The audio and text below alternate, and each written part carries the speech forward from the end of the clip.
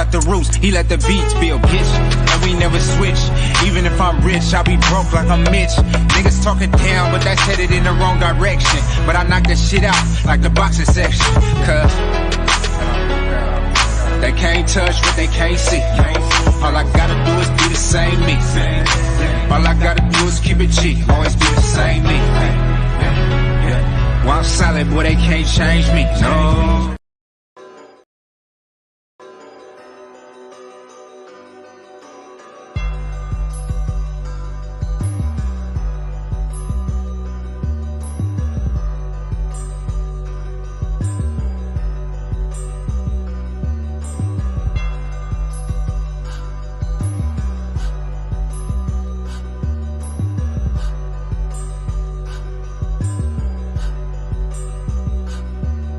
We live from the boxing section, you dusty ass niggas. What's going on, man? We live from the boxing section, man. What's going on? I got my dog with me, huh? The co-host, man, with the most hosts. You know, I don't even know what the fuck I just said. Shout out to my nigga DJ. Coop, what up? Well, nigga, hold up. Now, don't get me wrong. I love DJ. But why you get more enthusiasm than me? Why you don't say, oh shit, it's Coop in the building? Fuck that nigga. What's up? Yo, DJ? can you hear me? I just talked to you this morning. Yeah, we can hear you, nigga. Okay. Yeah. What's going on? Detroit BC. Piro, what's up, fellas? What up? Shout out Puro in Detroit, man. They always pull up on my panel whenever they got time. I appreciate the move. Yes, indeed. What's going on, fellas? You know, we're a few days away from the big fight. In the mill? I never got mine, bro. I never got mine. You never got them? I never got my joints. Did you get yours, John? Did you order twice or did you order one time? Because remember, the shipping day was different than when it first went up there. The first one was just like she had to deliver them to you. Yeah. Did you order before or after the 27th? I think I ordered before. Oh shit! See, I ordered twice. Yeah. I ordered 5 boxes twice. Okay. Okay. Let me. You got to send me your receipt, bro. Send me your receipt, and I'll make sure you get your cookies, man. Okay, for sure, bro. Yeah, because I was about to say I didn't see what you ordered, but yeah, the online orders didn't start until after the 27th of February. So if you ordered online before then, ain't no telling, man. But I'll make sure you get them. Down too. My kids, they opened the box before I could even tell them it was some cookies. They knocked them down. Man, bro, you don't even understand how it is around here with mine. But I thought they'd be tired of them by now, but they not, man. But yeah, good morning, man. Shout out to everybody in the chat. Detroit, Puro. Who is this? Rena? What's going on? What's up, Deuce? Hey man, when I tried to talk about 6ix9ine on my podcast last night, getting beat up, them boys was mad at me, man. They talking about we don't care about 6ix9ine. I was happy to see him get beat up. It is what it is. It is what it is, man. I didn't feel bad for him, but at the same time, like I was in a place where I was really indifferent. I didn't care one way or the other. It's like, oh, he finally got his ass whooped. Okay. Right. And then I just kept it pushing, man. It wasn't a big deal to me. It's like eventually, you know what I mean, that shit gonna catch up with you. But you know, I didn't care one way or the other. But what I do care about, man, here lately is all this goddamn crime Ryan been doing, man. It's just he going on a world tour. He said it was wink wink, it was a joke. But no, man, like you've been complaining about this rehydration clause ever since the fight was announced, man. And it's just, I hear you, Deuce. A lot of people laughing about it, but you know, and then you got some people saying that they went too far. But it is what it is, man. You can't. Eventually, that bill gonna come due because Karma know everybody's address. So just on the strength, bro, you was out here disrespecting everybody, telling everybody to suck your dick. You're ordering hits on niggas. Then you go to court and you fold. You got what's coming to you. I'm not feeling sorry for you getting beat up. You was Right. I mean, yeah, I didn't. If niggas never caught him, I didn't care. And when they did catch him, I didn't care. They said that boy was in the gym with box braids and booty shorts on. And got beat up. Like what I saw the picture, I was like, this man got a goose on? Like what we got going on? But got beat up in there, man. Yeah, man. He got what's coming to him, and so does Ryan Garcia, bro. Like I'm so tired. I'm so tired of it, man.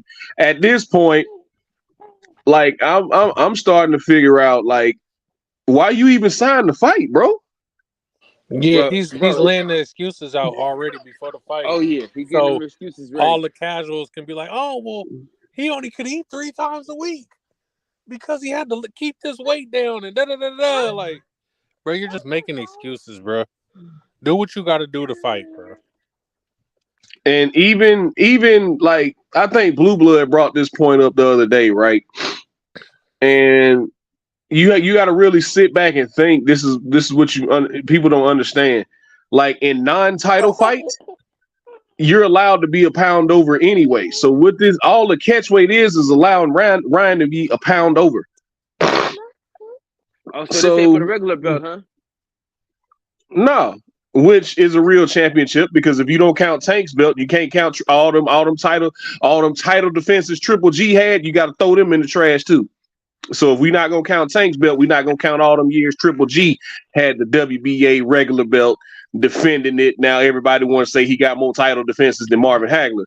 So if we're gonna throw Tank's belt in the trash, we're gonna throw Triple G's belt in the trash when he was defending it all them years. I wouldn't throw the belt in the trash. I thought they not you, Kyle. This was I'm not talking directly to you. I'm talking to everybody who say he got a baby belt, his belt. Now he can't unify with that belt, but you know, it's so when they get rid of the belts, right? Because I think 135, 168. And I think heavyweight and who else still carries the regular belt or the super belt? Which one they getting rid of? They getting rid of the regular belt or they getting rid of the super belt? I don't know. Good question. Depends on how you look at it, right? Hey, look. Whatever bringing the money is what they keeping. That's both of them, so they gonna keep them. So where does the winner I think they really want to get rid of them. I think they really want to get rid of all the confusion, man, because for a long time, like there wasn't as much coverage. People, they was just allowed to do whatever the hell they wanted to do. But I think now it's getting in that spot to where fans are starting to ask so many more questions. Well, how is this guy a champion? And this guy's a champion. This guy's not a champion, but this guy is a champion. So how does that work? Wait, I thought Devin had all the belts. How is Tank a champion at this weight class? Where does the winner of this fight go from here? Like after they gotta fight Dev, man. So one of them got to line it up with Devin after this. If Ryan somehow, by the grace of God, wins this fight, I think it'll be a rematch. And, you know, after that, we'll see what happens. But I think if Tank wins, which we all expect for him to do, I think him and Devin got to dance at the end of the year. Like it's time now. They got to. This is the biggest fight in the division, and there ain't even no belts on the line. Like, no, this is not the. It's the most popular, but it's not the biggest. Yeah, it's not everybody. The fight. I think it's a big fight. It's not.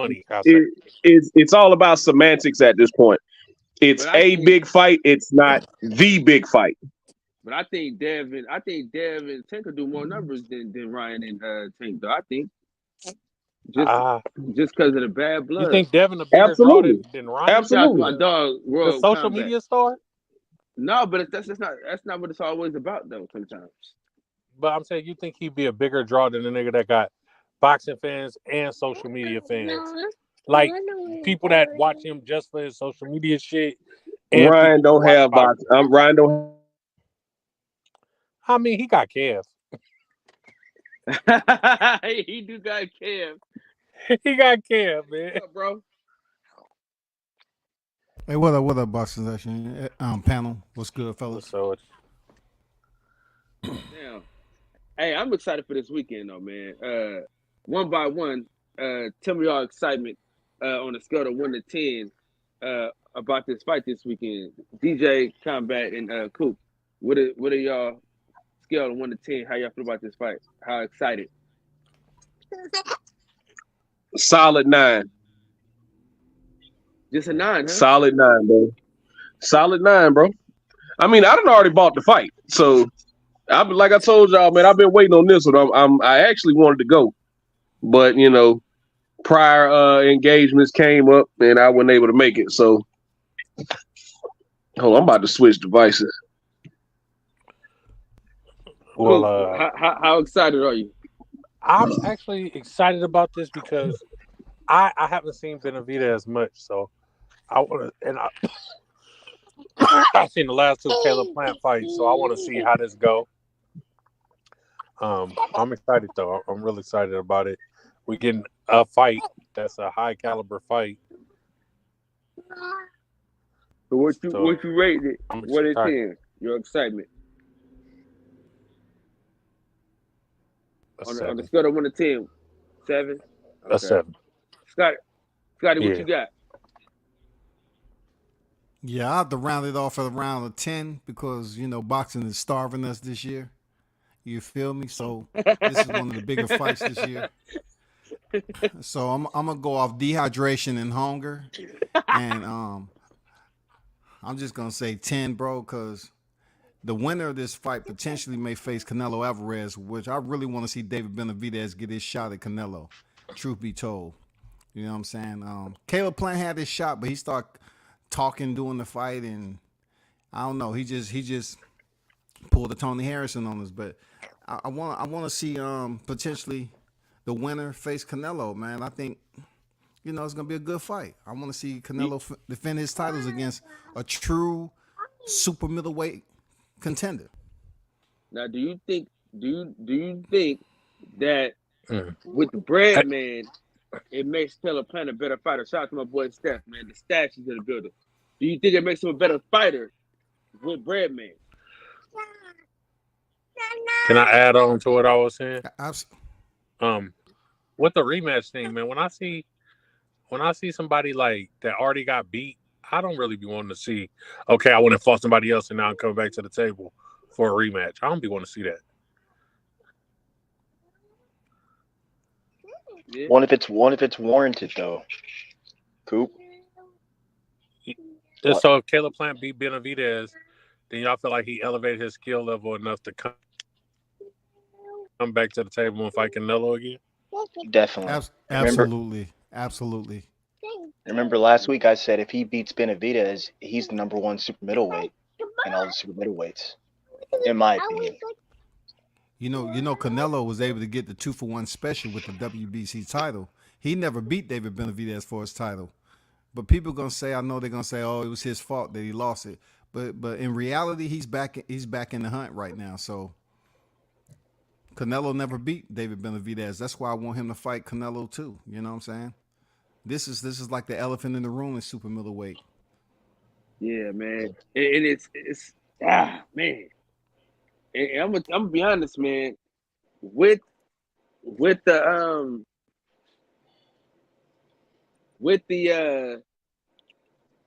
trainer switch, man, I just think it's 50-50, man.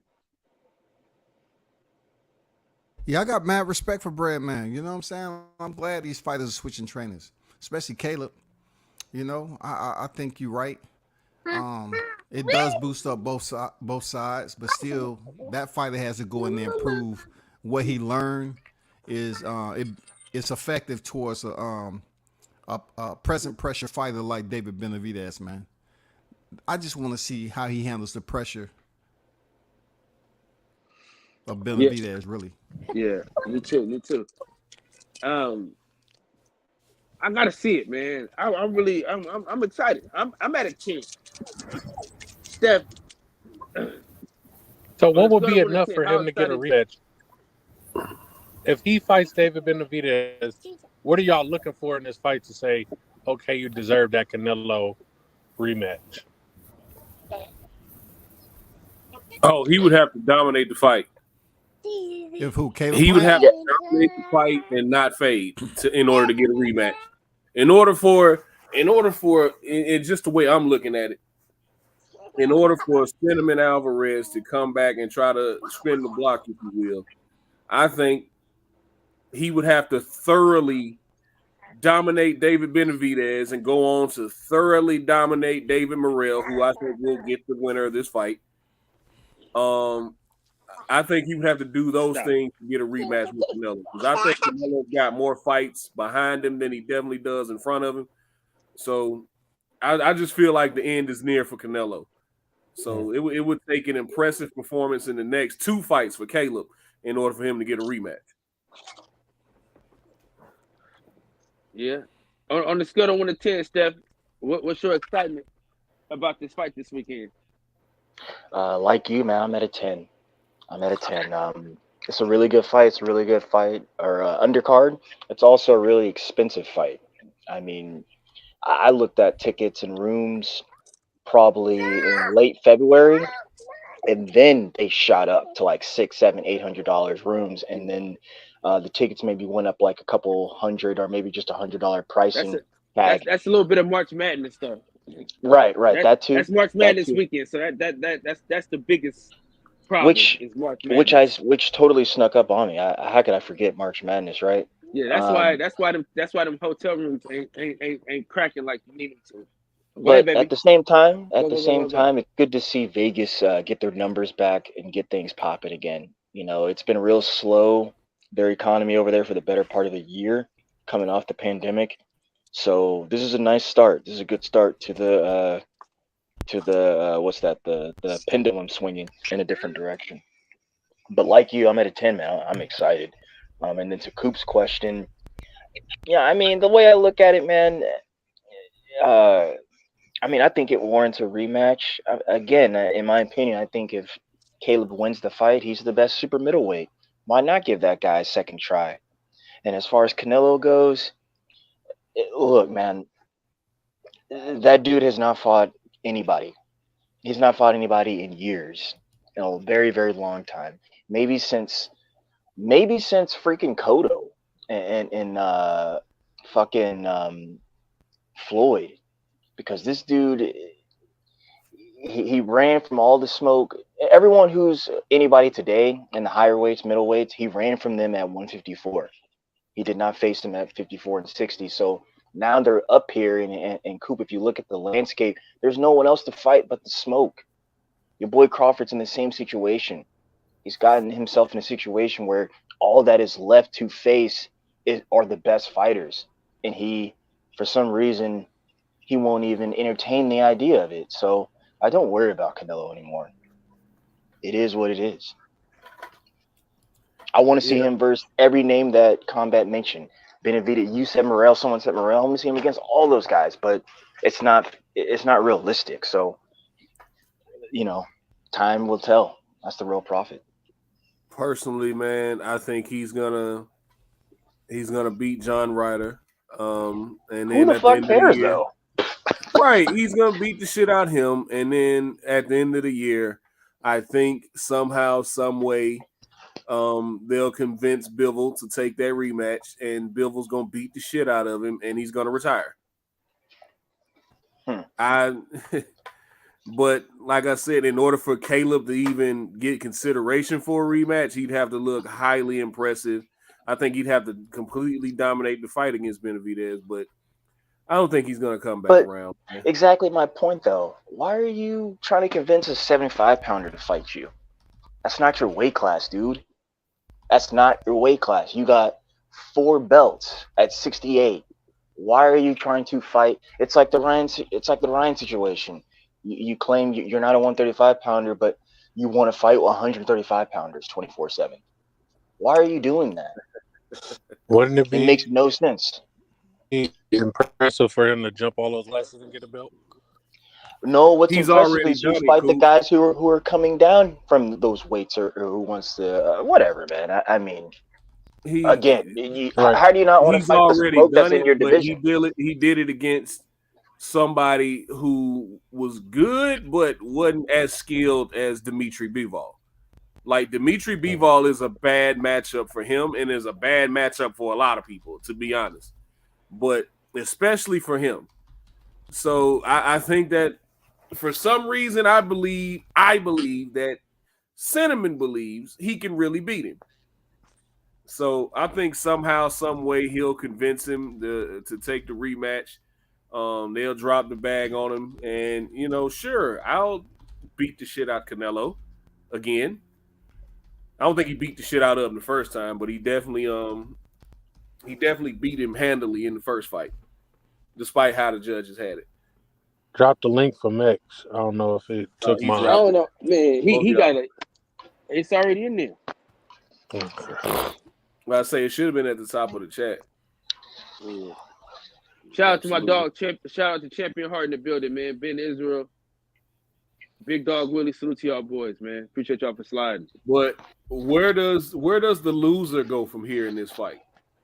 I mean, they still got another chance. Whoever loses still has another chance to build themselves back up because the 168-pound division is looking kind of good right now. I mean, the loser could probably get Charlo. You know what I'm saying? Okay. Well, you That got might be a good fight. Andrade. You got Yeah, Andrade. Andrade's Andrade, number one. yeah. Moving Yeah. up 168. Dave Morrell, he's a Reggie champion. Mhm. Is That's this it. We got like a 5 knock people for there. Plant if he lose to him? Like No. you lost to Canelo and Benavidez. Like, do you No. need another Yeah, big that's what I'm fight? saying. Like, Nope. No. you lost to the top two guys in the division, but yet there's still smoke for you there. And if David loses, goddamn, I mean, what happens after? It's his coming out party. This is his It's first possible. pay-per-view It's possible matchup. for him to lose. So he It has is. to. But listen, It is. there's It more. is. It's very possible. There's It's a closer so fight than people there. think. Yeah, but there's more pressure on David Benavidez than there is on Caleb Plant Absolutely. Yeah. because Explain. okay, Is it so a difference if he loses on the card versus knockout? Oh, David no, Benavidez is knocked out. It's Ooh. over. It's over. It's Yeah, not he gets over, the but bag. it's gonna be a long road back to the Oh, title. long road. Long road. It's I mean, damn near over. how's that? How do y'all believe that? Because Caleb Plant was stopped by Canelo, and he's right back in the hunt. He's right back in the That's hunt. He Canelo, knocked out though. Anthony Okay, I'm Durrell. about to say this No, because I'm talking about Caleb Plant though. Yeah, no, I know, I'm but I telling say you that's Canelo. That's like when Canelo lost against Mayweather. It's like, well, he's the best. Well, real fast. Well, He's just not that. Kyle was common explaining it, opponents. and then we started talking about. Go ahead and finish explaining, though, Kyle, because you're let about to me tell you, explain let how. me tell you why though. Let me tell you why. Because David Benavidez is on such a pedestal, right? We put him on a pedestal. Everybody say he can beat Canelo Alvarez, things like that. And the way he's been talking crazy. Like, I'm gonna knock this guy out. I'm gonna do this. I'm gonna do that. And if he doesn't deliver a knockout, we're gonna look at him a little different. Because then we're gonna say, well, Canelo knocked him out. Why you couldn't knock him out? There's gonna be a lot of different You're gonna things start we're gonna comparing. say. You're gonna start comparing the Exactly. performances. Real fast, Exactly. too, to add to that, I looked at the lines yesterday, and this was on DraftKings.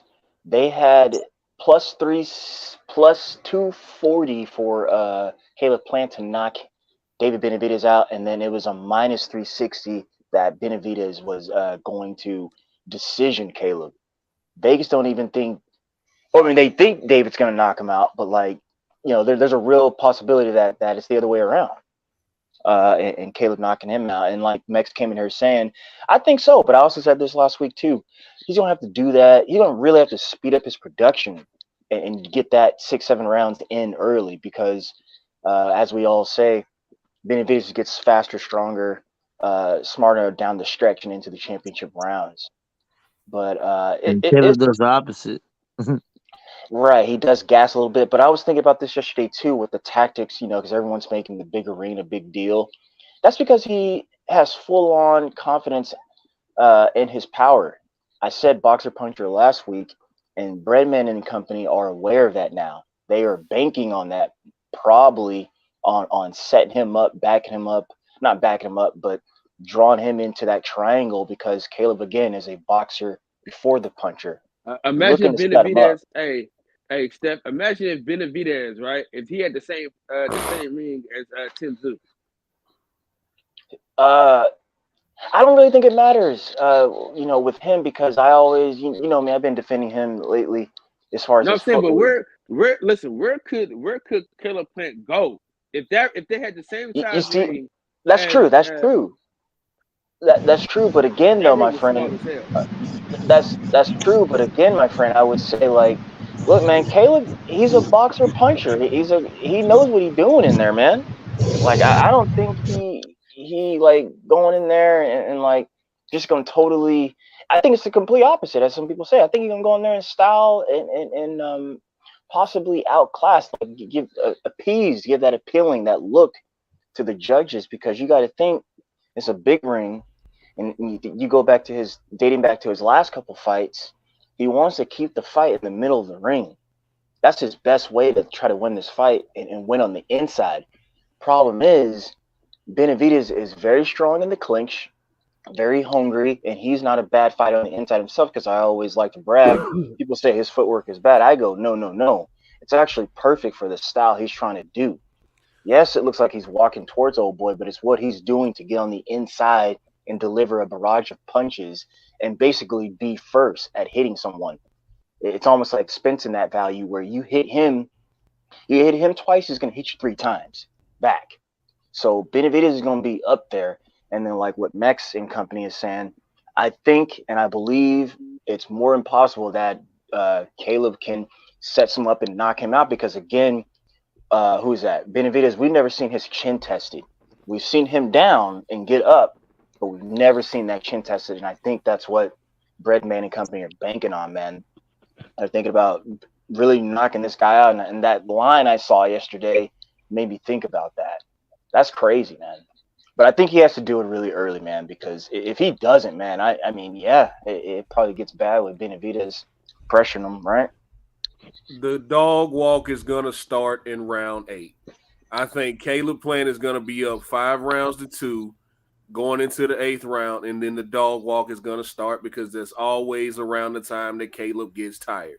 Caleb always gets tired around round 7 or round 8, and you see his activity start to taper off. We saw it in the Truax fight. We saw it in the Canelo fight. He gets tired around round 7 or round 8, and I think that's when David's going to start the dog walk, and he's going to stop him in round 11. Just my opinion, just my assessment. Don't I wish I was clairvoyant. I'd bet a lot more, but that's just the way I see the fight going. I think it's going to be a very tough fight for those first 7 rounds. I think it's going to go back and forth. But eventually, Caleb's going to get tired. And that's when shit's going to get bad for him, because David Benavidez is going to see that. He's going to step on the gas. And we do know Breadman will throw that towel in if he see his fighter getting his ass beat. Well, he's going to see it. And that's why I say he's going to stop him in the 11th round. Round 8, 9, 10, and 11, Caleb is going to get a thorough. Okay, Shelton showing off the titties today or what? Well, the character. That's you, fat boy. Let OG show. Hey, get in there, put on a filter. Put on a filter, Shelton. Put on a let bra. OG Shelton get in there, then A Scotty, filter? and we'll go from there. Go ahead, OG. Hey, what We'll the go fuck to, is a filter, Scotty. yo? Anything to cover that up. See what y'all young Thundercats don't understand. That's what retirement WCS look like. dresses on as me, nigga. Yeah, I didn't say I wasn't. I didn't say I wasn't, dog. That's why my camera is off. I heard Right. you, brother. I heard you. Hey, man, yeah. I think that's gonna be a great fight. I can't wait to bump into my partner Santos up there. We gonna check it out. I gotta agree with my man DJ, man. The only issue with Caleb is that he gets tired, bro. He gets tired. And we all know, you may not like Benavidez, but that motherfucker's all gas, no brakes. So if he gets tired, he gonna get beat up. He's looking at the best shape of his life too, man. That dude got a 6-pack finally. He got out of Arizona and taking life seriously up there. Been working hard for the better part of 8 months, 9 months. You know, you got to think. Some people are worried about overtraining because, you know, he's been in 2 camps. But it's funny. All the interviews on YouTube, I've seen him in a million YouTube channels, on a lot of y'all's channels, man. And he's been giving us nothing but truth. He's in a good space. He's in a happy space. He's in a good headspace. So I don't worry too much bit about the overtraining with him. I just think he's extremely focused. Vice versa with Caleb, man. A lot of people, I know you guys are attacking his gas tank and whatnot, but he knows that, and Breadman knows that, and they're very confident, man. They just ooze confidence and character. And as far as when he does get tired, that's when the fight starts for Caleb Plant. You got to think he's wearing that shirt called Revenge Tour. Something is on his mind, man. You know, when he did get knocked out by Canelo, it stuck with him. He is not. It seems like this is me. It seems like he hasn't gotten over it. So, you know, he's gonna be thinking about that as he's fighting this young kid in David Benavidez, man. This is a really good fight. I ain't gonna lie. I seen David Benavidez with his woman in the gym with him. I don't know how I feel about that, player. Mad Dog, salute to you. Gotham City Bullies. I mean, they always be with that. They always be with their women, bro. They always with their women. Kids. Yeah. And kids too, man. I mean, both of them had in that all access. Them Mexican fighters, they kids in the gym with them. They girl in the gym with them. That ain't nothing different, man. Why do you have a problem with that, Kyle? Some crazy superstition he got, man. He saw a couple dudes get beat up that had their girl in the corner, or that walked in with their girl, and he didn't like it ever since. Hey, listen. He was like, it's okay to have your girl at the fight, but don't have her walking in the arena with you. I was like, but listen. That's you want him comfortable. DJ, but keep it solid though. Every time, she is. But every time I see that and I call it out, what happens? Keep it a buck. I mean, they don't always happen, but that's why I say there's been a couple times. No, it's been a couple times where guys got beat up that walked in the arena with their old lady, and it happens. It's just one of them things, man. You never know. But let me ask you this, Kyle. So explain Nonito Donaire to me. Worked out pretty good for him. All the Asians, you know, for the most part. No, I mean it worked out pretty good for him, right? Mark Banksai, his wife is his trainer. Not the last time. Manager. Yeah, I mean, but you know, what about them other 4 world titles? What about them other 4 world titles? He up there training her husband getting beat the fuck up. Shout out to Nonito, man. You know, he's a legend. You know, it might not have worked out against the monster. You're right. But them other 4 world titles and them other 4 divisions kind of says it worked out pretty good. Look, I'm gonna hold up air quotes. We got another injury. The monster, yeah, he got injured. Yeah, you know what? And I was talking to the Oracle about this. I was consulting the Oracle. The Oracle is L-Dub. Y'all don't know L-Dub boxing. We know. I was like, yeah, it's kind of funny that all of a sudden he's injured after he was complaining about all the drug tests he had to take. You know, that's crazy. Oh, so you trying to say juicy, huh, DJ? I'm not saying nothing. I'm just saying, you know, I'm just saying I ain't saying nothing, but I'm saying it. That was a little weird to me. I can't accuse him because he ain't never tested positive, but that was a little weird to me. All of a sudden you injured after you was complaining about all the drug tests. So I think maybe I think maybe the reality of what he's getting his ass into probably finally set in. You think that ass whooping he had coming to him was starting to set in? I think so because I mean this guy started at 112. This is 122. This is to be his 5th division. Am I right? I think fourth. 112, 115, 118, 120. 4th division. This is his 4th division. Now we all know 115. He didn't do 115. Remember, he skipped. He skipped over 115. Yes, it went right to 118. Okay, so here's the thing. This is what we do know through the history of boxing: that eventually that fucking your power carries, that shit stops.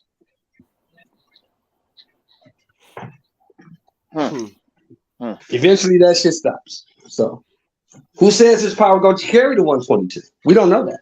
We've never seen him fight at 122. Yeah, but we know what the fuck Stephen Fulton is at 122. I don't know I don't know what to think about this situation yet. Like for some reason, like when it started being spoke about in late 2022 calendar year, uh, I don't know. I don't want to say it didn't sit right with me. It's just I don't know. It's one of those feelings where it's like too good to be true. So here we are now. Uh, or maybe I'm just listening to y'all too much. I don't know. I don't know what I think about this situation yet. It's the Um, fight is still on. It's just postponed. It's not gonna happen on May 7th. right.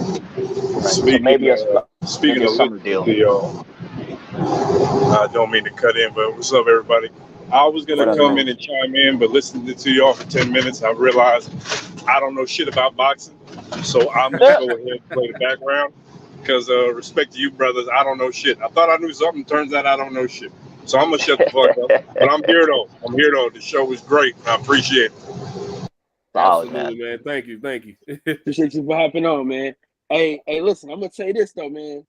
Steph, that's your boy. Yeah, I don't know what to think about this. That's your man's in them. Yeah, But I don't no, know what to the do. fight is still happening, man. They just got to find another date for it. But I just, like I said, I'm not accusing him. I just thought it was kind of weird. And then just it's funny, man. Naya anyways the same size as Tank Davis. So if y'all want to know how big this dude is, that's him. This is why I tried to way back when I was in my Twitter sphere days.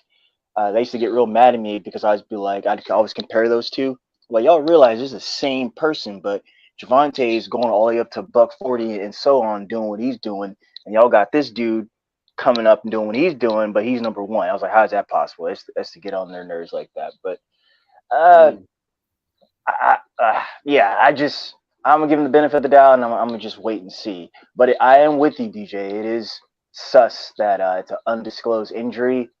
If I may, because like Couch said, that's my boy. He does do.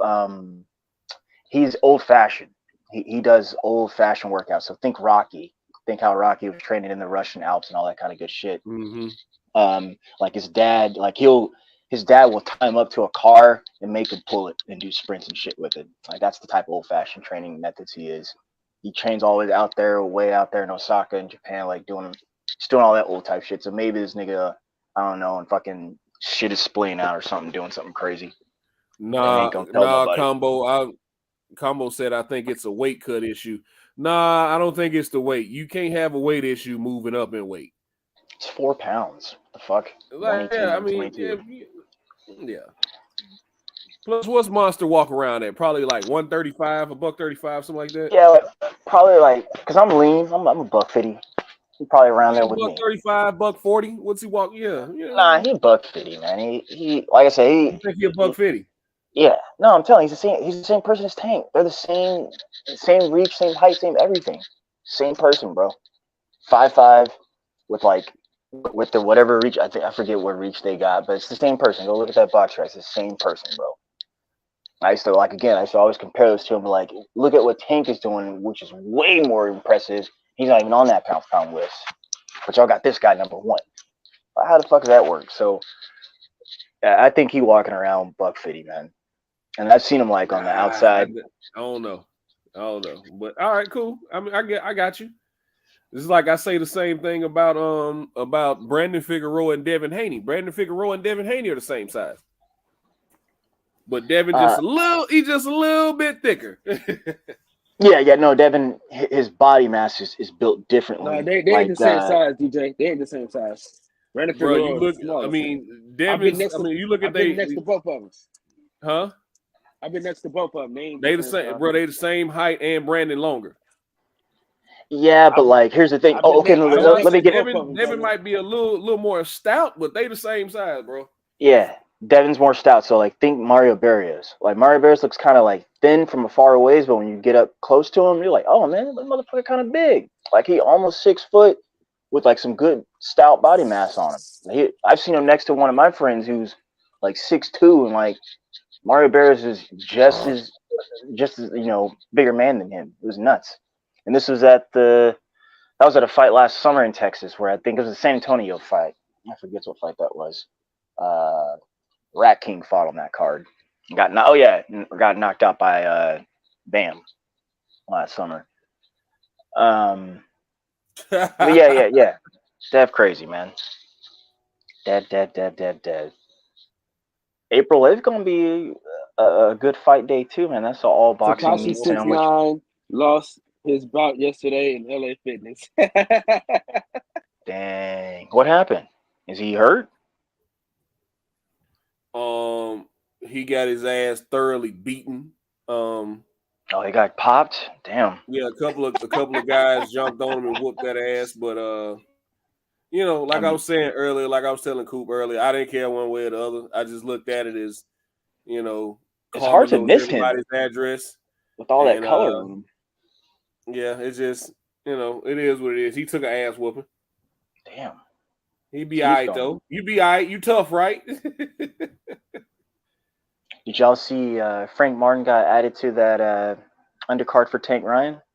Yeah. He's gonna be fighting the WBC silver champ. His promoter keeping him busy. And I also saw over the weekend that his promoter had linked him with a big name who just got to 135. And I thought to myself, look at that. They working. Trying to get a job. I appreciate EJ and Showtime and whoever else is responsible for this, keeping him busy until a title opportunity presents itself. That's what I saw. That's what I took away from that, man. Because I don't think they're actually gonna cross the street, so to speak. But I just appreciate them keeping him busy. I'd like to see him fight Pitbull at the end of the year personally, but it just because to me it just seems like Pitbull's keeping himself warm until a title opportunity presents itself. So we'll see what happens, man. Just rebuttaling you, DJ. Like I'm gonna keep it real, man. Like, look, I ride for Frank because that's my favorite fighter's fighter. But gotcha. But peeling back the onion and really looking at him, engaging him. He's with DJ, talking about Derek James, and I like the style that Derek James teaches his guys, which is punching for openings. I'm gonna beat your ass, but they all fight differently, of course. And having to look at Frank over the 3 or 4 fights I've seen him in 5 fights, all that kind of good stuff. Generally like the dude. He's really, really good dude and an excellent fighter. So I'm rolling with him, and I disagree. No, man, his promoter is trying to get him good fights. If you go back at his last fight, look at that All Access and look at the extra information that was coming from them. Fish was mad at him when he mentioned Rolly's name. He's like, no, we don't do that. That's trash. We looking for this. I'm gonna get you over here. Got to get you set up. Like, he's already teaching this young man the mindset of what you got to have to be the best and what it takes to do that. So I think it's more impossible for him and Shakur to get it popping. And then with this opportunity now with Artem, who he's facing this German dude, this guy's already the silver champ. I think Frank is top 5 in WBC. Top 5. He's top 5 in everything or top 2 in WBA. He's right there with the regular champion Tank. Yeah, I'm about to say, I think he's number 1 or number 2 in the WBA. I have to go back and look at the rankings, but I think that's where he's at in the WBA. So just keep him busy, man. But he's in that spot now where you can't go backwards, Steph. You can't go backwards. Well, again, he said in his fight debut last year that look, we're looking forward to get a championship opportunity in calendar year 24. It'll be here before you know it. And by the time we get there, the landscape will look drastically different than what it looks like now at 135. Just think Game of Thrones. We're going to play with this shit, and someone got to go. Scotty, what you got on that, Scotty? Go ahead.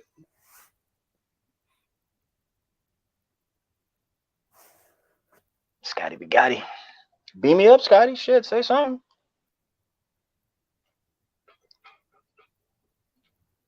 Go ahead, Steph. Go ahead. I think DJ was about to answer back to something. I was just replying to the chat. Swaz Best was like, that if that's true, it was like he had a chance to fight Prograis. I don't think he had a chance to fight Prograis. But who's that? He did. We talking about Pitbull Cruz. I said Pitbull Cruz is staying warm until a title opportunity presents itself. I don't think he's necessarily I don't think he had a chance to fight Prograis, but at 35, he had a chance to fight Shakur and turn that down. He had a chance to fight Ryan Garcia, turn that down. So I just think he's in that spot to where he's waiting for Devin to move up, and I think he's ranked like number 1 in the WBC, either 1 or 2 in the WBC. So he's just waiting on, at this point, I just think he's staying warm until he can get a Tank rematch, which Tank has already told us he's not going to fight him again. I think he's at this point, he's just waiting on Devin to vacate. Either Devin or whoever Devin fights, or Lomachenko if Lomachenko wins. I think he's waiting to fight one of those guys. I think he's waiting on a title opportunity. And he's just staying warm until he does that. I like what you said. Yeah, kind of staying warm for a title shot. But fuck him, DJ. Seriously. Fuck Isaac Cruz. Like, why are y'all so gassed up on this dude? This nigga has done nothing. This nigga took a L to Tank. He lost to a man with one hand, and then you fought Gamboa, and all of a sudden you get to say no to like who and when you're gonna fight someone. Fuck you, dude. Like it just. It's if not anything, that he should be building himself up though. Fight the guys who you need. Against who? Against guys he's gonna get beat by. He's not stupid. So great. He understands. All right, now we're making excuses. Listen, he understands that he's in a position for a shot. He knows he's not gonna get in there with Shakur because Shakur gonna beat his ass. He's not trying to fight Devin because Devin gonna beat his ass. He's not trying to fight anybody who could bump him out of that spot. He might not even fight a Frank Martin. Might be scared of that. He don't want nothing but a rematch with Tank. Because I've been telling y'all for a year, this guy is famous for losing. That's the only thing he's famous for. Nobody heard of this motherfucker until he got his ass beat by Tank. Can we not dignify him anymore then? Who the fuck wants to talk about a loser? They always talk about this motherfucker. I don't even know why they bring him up. He's famous for losing. I said this last year after he knocked out Gamboa last year. When we were in the arena, right, at the Errol Spence and Ugas fight. Yeah, I remember. The eruption he got when he knocked out Gamboa. I was like, I've never seen anybody get this kind of praise for losing a fight, all because he didn't get knocked out by Tank. And all of a sudden, like he went the distance with Gervonta Davis, and that boosted his profile. Hell, even Rolly getting knocked out by Tank boosted his profile. Mario Barrios getting knocked out by Tank boosting his profile. Like, yeah.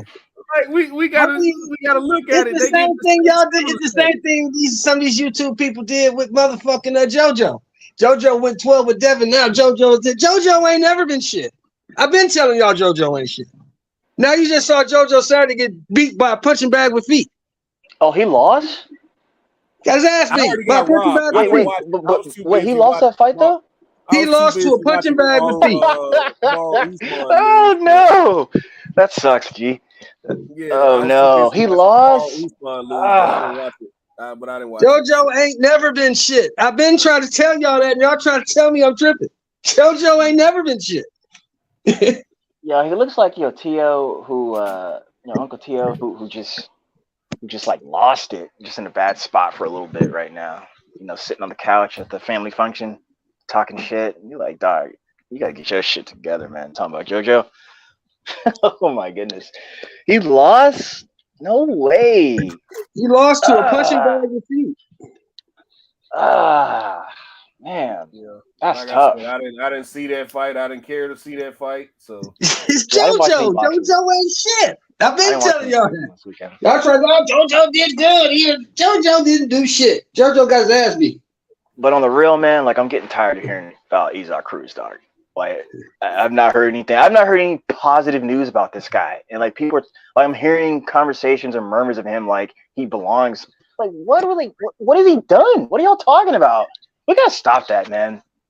We're giving people passes and just anointing them to be like this when they've done nothing. I'm not saying it's okay to like praise people. I'm just saying I'm not gonna give them credit where they don't deserve it. What the fuck are we like? No. Gotta stop that, man. Really gotta stop that. But hey, I'm telling y'all what to like and what not to like, so don't listen to that. But man. Isaac Cruz, stop. Champion Heart, Champion Heart said there are many journeymen that get praised for losing and they make a career out of it. Yeah, the biggest example of that right now is two of them. It's Gabriel Rosado and Derek Chisora. Yep. So don't forget JoJo. Don't forget. I guess you could add him now. He's famous for losing too.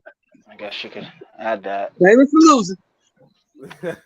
He did good. Where's the did good column? Where's the did good column in box rec? Give him a little respect, OG. Give him a little respect. No, I want to ask you. I asked you. Where's the did good column on box rec? Where's the I did good column? Where's that column at?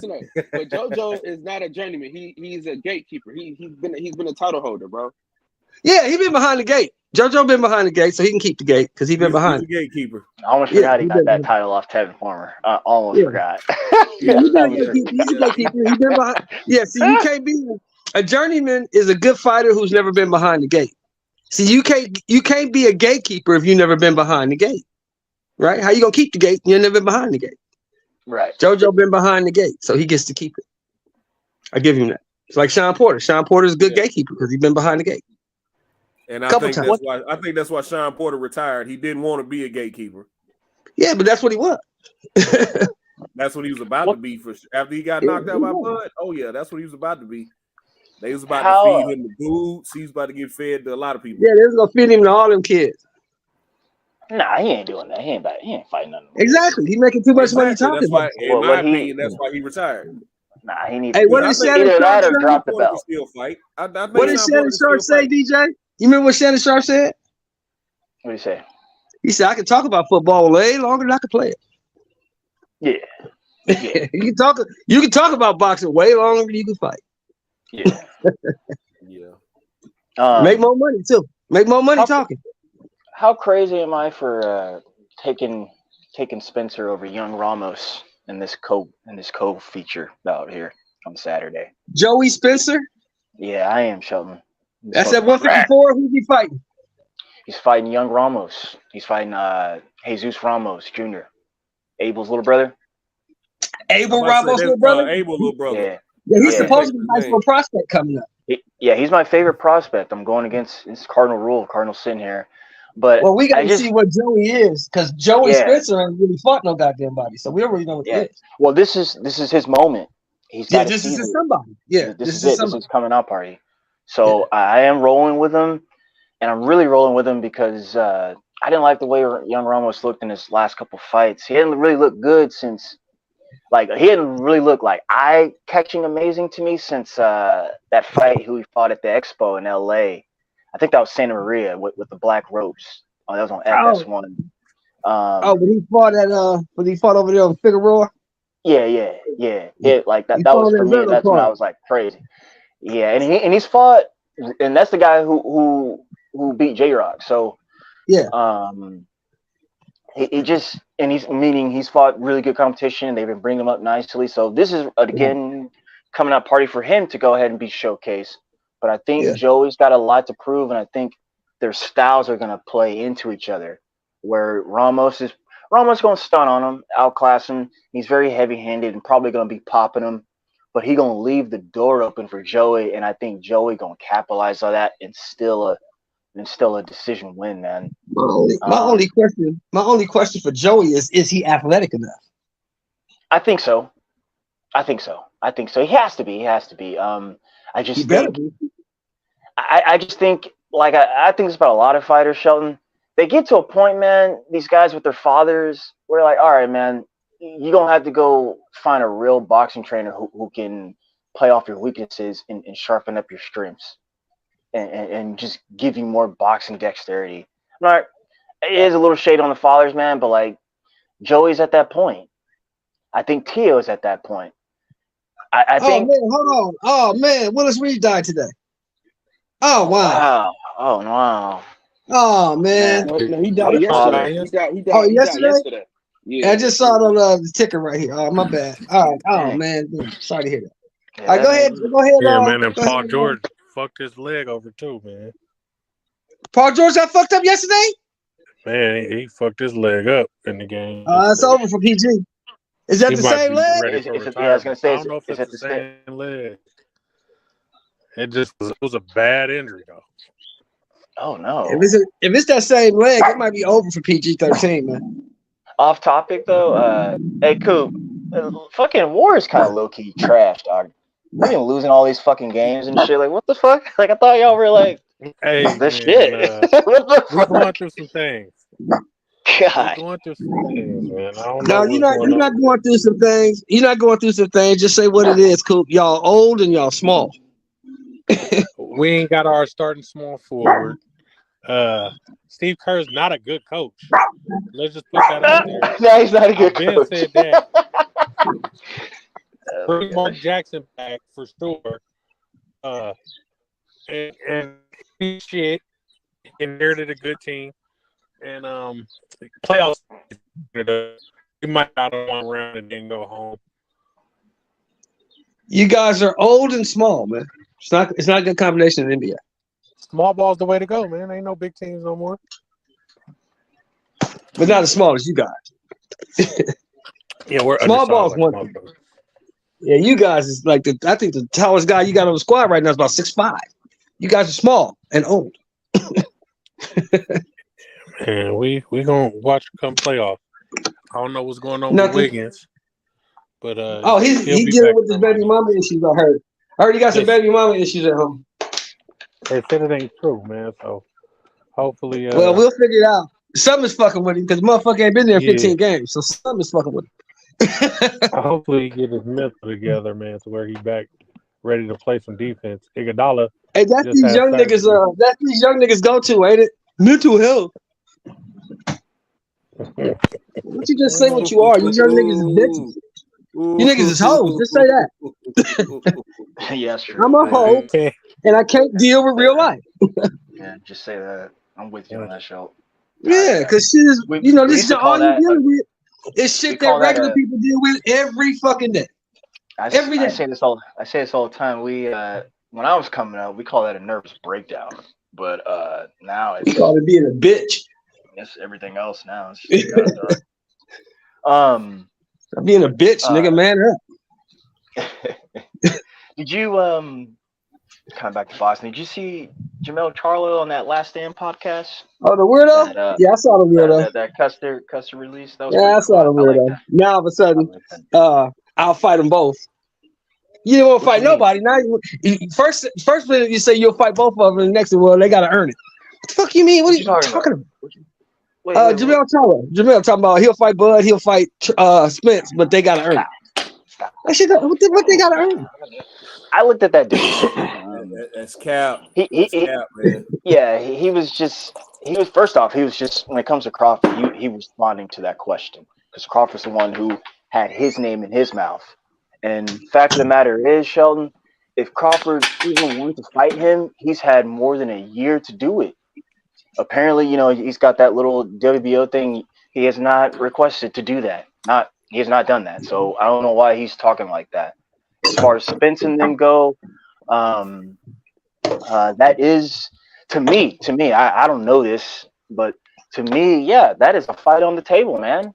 If Spence moves up and you're still there, I mean, regardless of petitioning, that's a foregone conclusion, man. This is the best fighting the best in the division, simply. And then if you want to mix in the technical rules, he could make that happen. And yes, my only thing is this, man. Don't say you're gonna fight a motherfucker in one breath and in the next breath put all these stipulations on it. If you want to fight, the motherfucker called you out. You say the little man is too small. He called you out talking shit. Then go beat him up.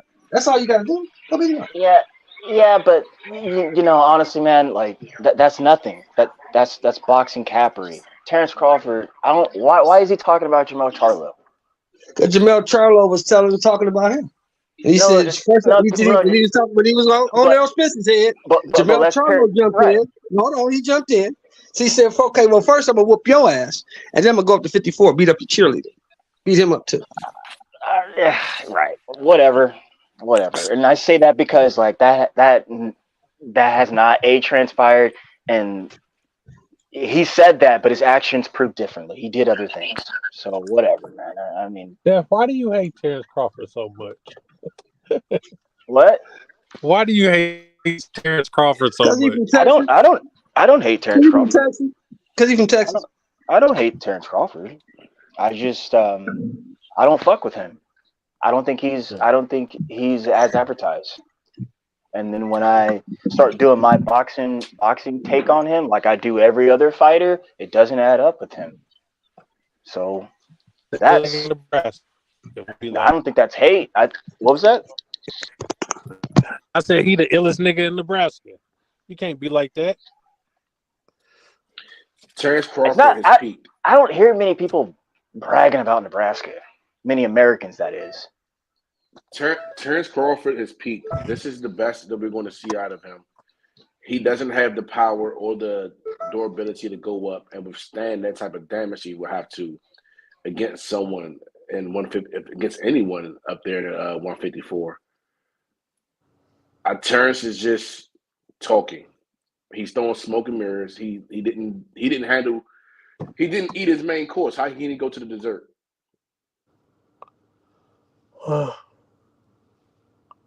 I really hope they make this fight, man, so y'all can get off Bud heels, man. I'm a Bud fan, and it seems like there's no way you can make this fight.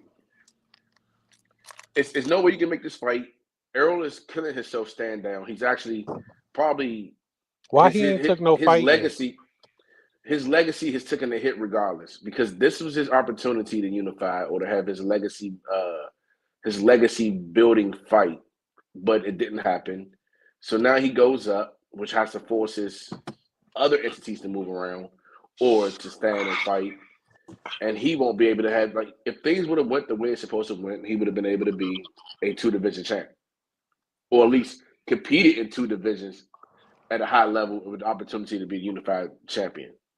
So what's going on with Earl? Why he ain't took no fight yet? Like, he ain't fought nobody? He ain't fighting nobody? I think the biggest thing was Earl was sitting waiting for that Bud situation. Like, he waited. Like, he literally kept himself down at fighting weight.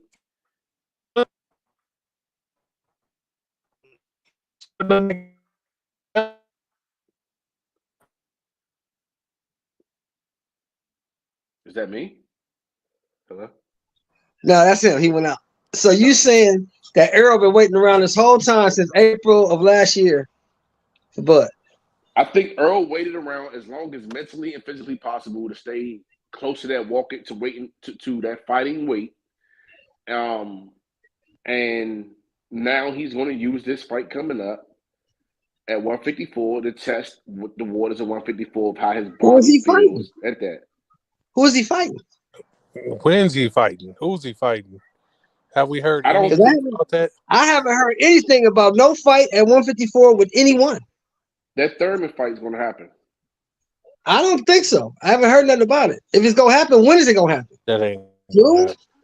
They have to. I think they want to look at the. Thought he said he would never fight Blood. PBC put out a lot of work lately. They've been dropping a lot of work, so they probably want to see when they can get this out, where they can really continue to compete and continue to slaughter the competition. I don't know, man. I think that fight should have already been happening if it's gonna happen, or at least been announced. That fight hasn't even been announced.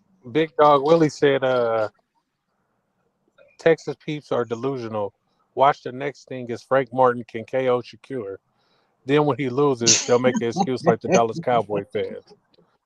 But Frank Martin can KO Shakur. Yeah, come on, man. Why? There we go. We got another Eastside Cruz incident. This dude beat up a guy who was a hype job that we know now. We thought the guy was good, but he actually wasn't. And now Frank Martin. Not gonna let y'all do Lazar's Ali like that. Frank Martin is the next Devin Haney, the next fucking Tank Davis, right? That's what we're gonna get. That's how we do it. I'm gonna tell you the guys guy a with secret. 16 fights who ain't fought no goddamn body is now the next guy. I'm gonna tell y'all a secret. There's about 40 nobodies, and there's about 3 somebodies.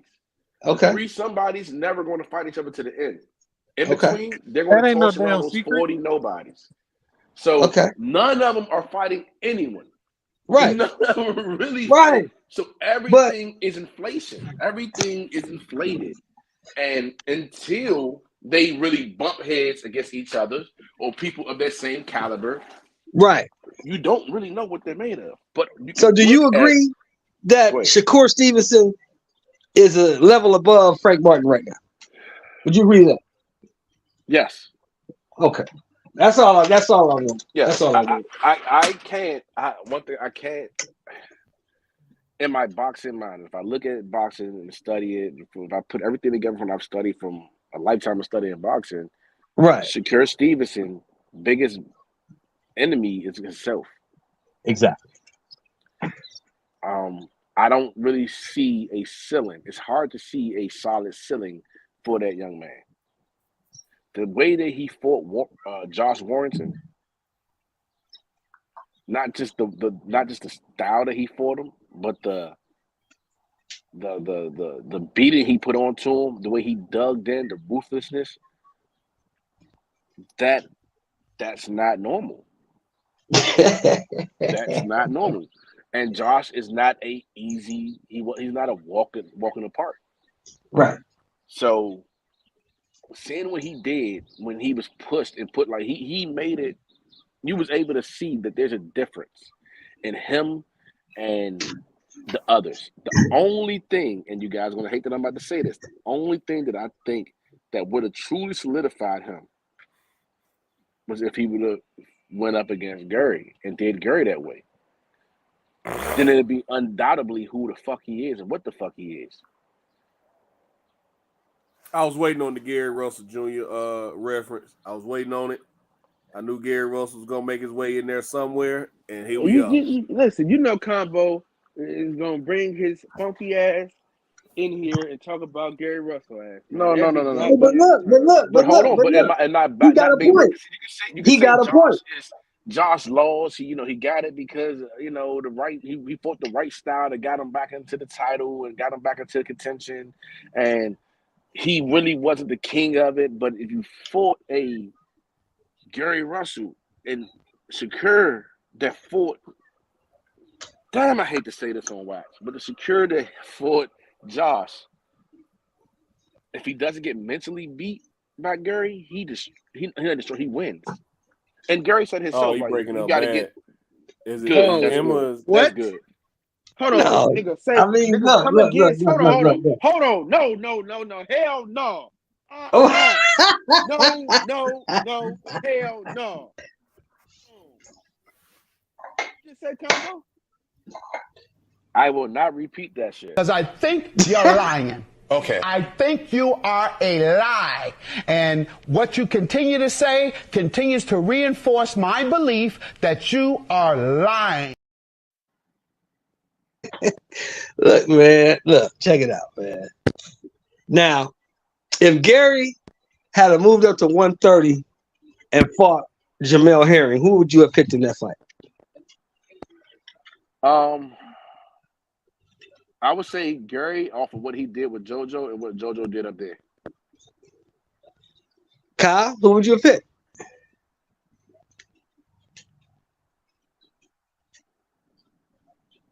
Kyle ain't answering. DJ, who you would have picked?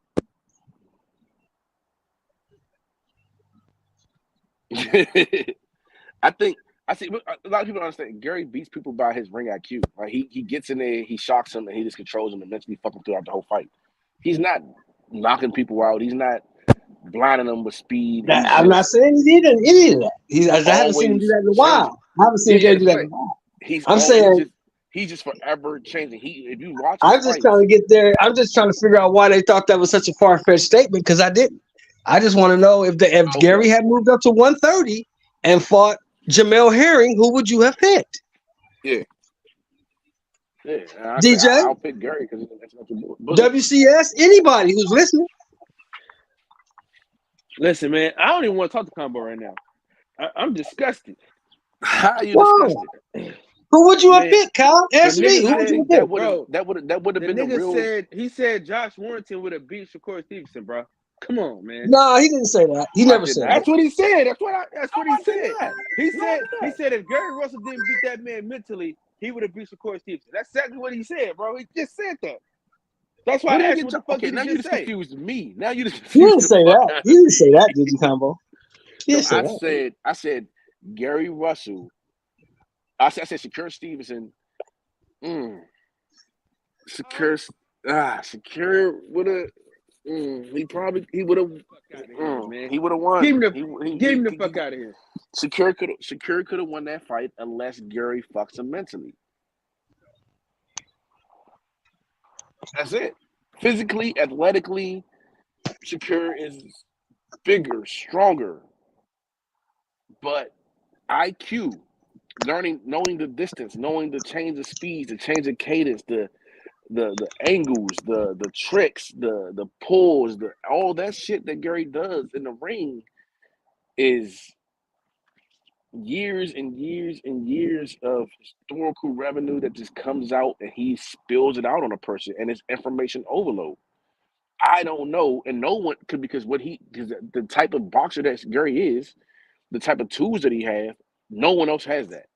So we don't know if Shakur can handle that type of information overload. The same thing I think was going to happen with Devin and I'm not Devin, with Ryan and Tank. There's going to be information overload for Ryan.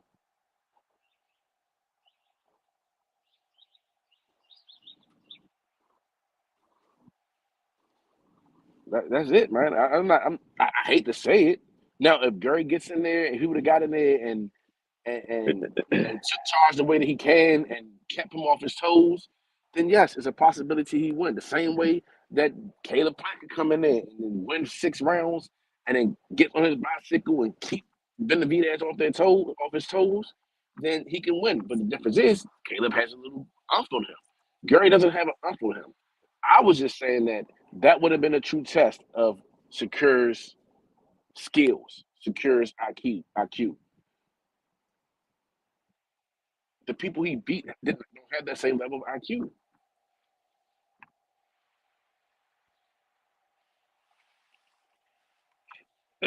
Yeah, buddy. I thought you said that Josh Warrington would have beat Shakur Stevenson. That's what I thought you said. He beat him already. Josh Warrington never beat Shakur Stevenson. Nobody's beating Shakur beat him. Yeah. Nobody's beating Shakur. That's what I'm saying, like, now is probably. I was going against Shakur in that fight, to be honest. He didn't fight Josh Warrington. No, he didn't fight Warrington. He fought I'm thinking about Oscar Valdez. Oscar Valdez.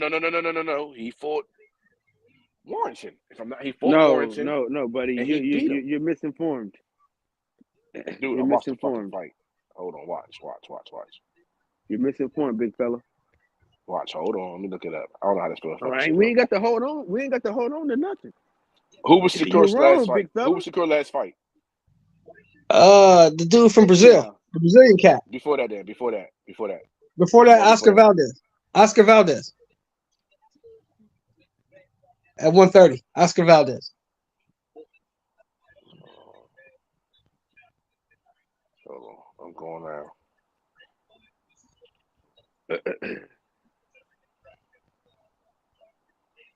Okay, I'm sorry. I'm thinking about Jamel Herring. I'm thinking of Jamel Herring and how he did Jamel Herring. I was going to ask if you meant Jamel Herring, but I thought you was talking about somebody else, not Shakur Stevenson. When you brought up Josh Warrington, I was like, does he mean Jamel Herring? Okay, I'm sorry. I meant Jamel Herring. Now, DJ, you back. So answer this. If Gary Russell had moved up a couple years back and fought Jamel Herring, who would you have picked in that fight? Gary Russell. Okay. That's all I'm trying to say. That's why I'm saying that if Shakur and Gary had fought at 26 or 30, he would have more faith in Shakur. That's not really a far-fetched statement because nobody thought Shakur was really what he was until he beat the shit out of Jamel Herring. And then once he beat Jamel Herring, everybody knew that what they thought was the truth. I would have picked Gary because at that point, Shakur was still wet behind the ears, breath still smelling like Similac, didn't know enough. Right. He didn't know enough. That experience and hand speed alone and that IQ would have beat Right. Shakur if he fought Gary at 26. Yeah. But at 30, shit. Yeah. Unlike I Devin, think he would have who did you the wonder same if he thing has to Gary power. that he did to Jamel Herring. But I don't disagree with that. But like unlike Devin, who we wonder if his power if his power goes up or does he gain power when he goes up. The way Shakur looks against I don't want to say Josh fucking the way he looked Yeah. against Jamel Herring, he Grandma. he knows and you Heading out. you see that he got some fuck you. He knows that he has some power that's just being taken off of him. He knows it. Devin, you're not sure.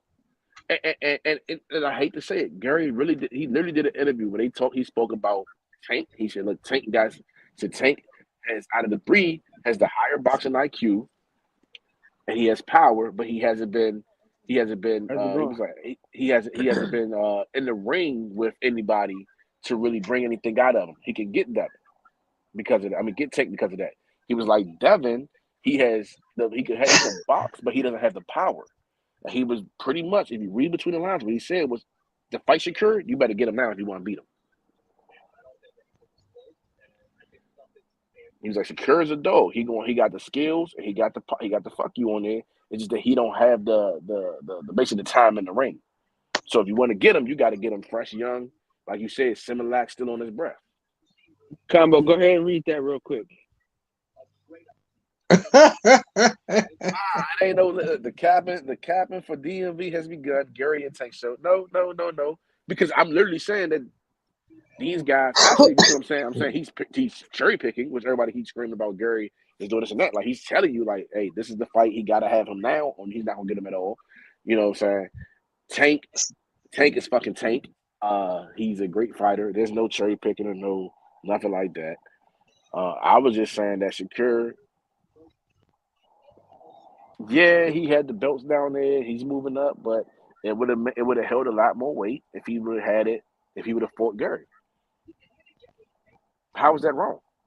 So let me ask you this: what would you say to people that say Tank is cherry picking as long as he stays at 35? It's obvious he is. He doesn't have to fight at mandatory, so he gets to fight perfect skills.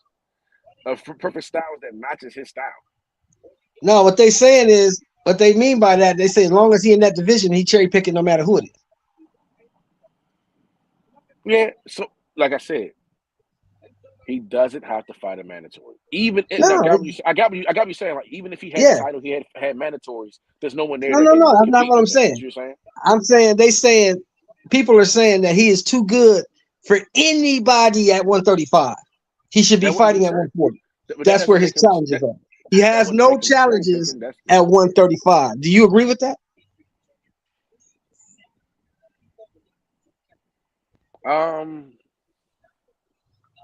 As of right now,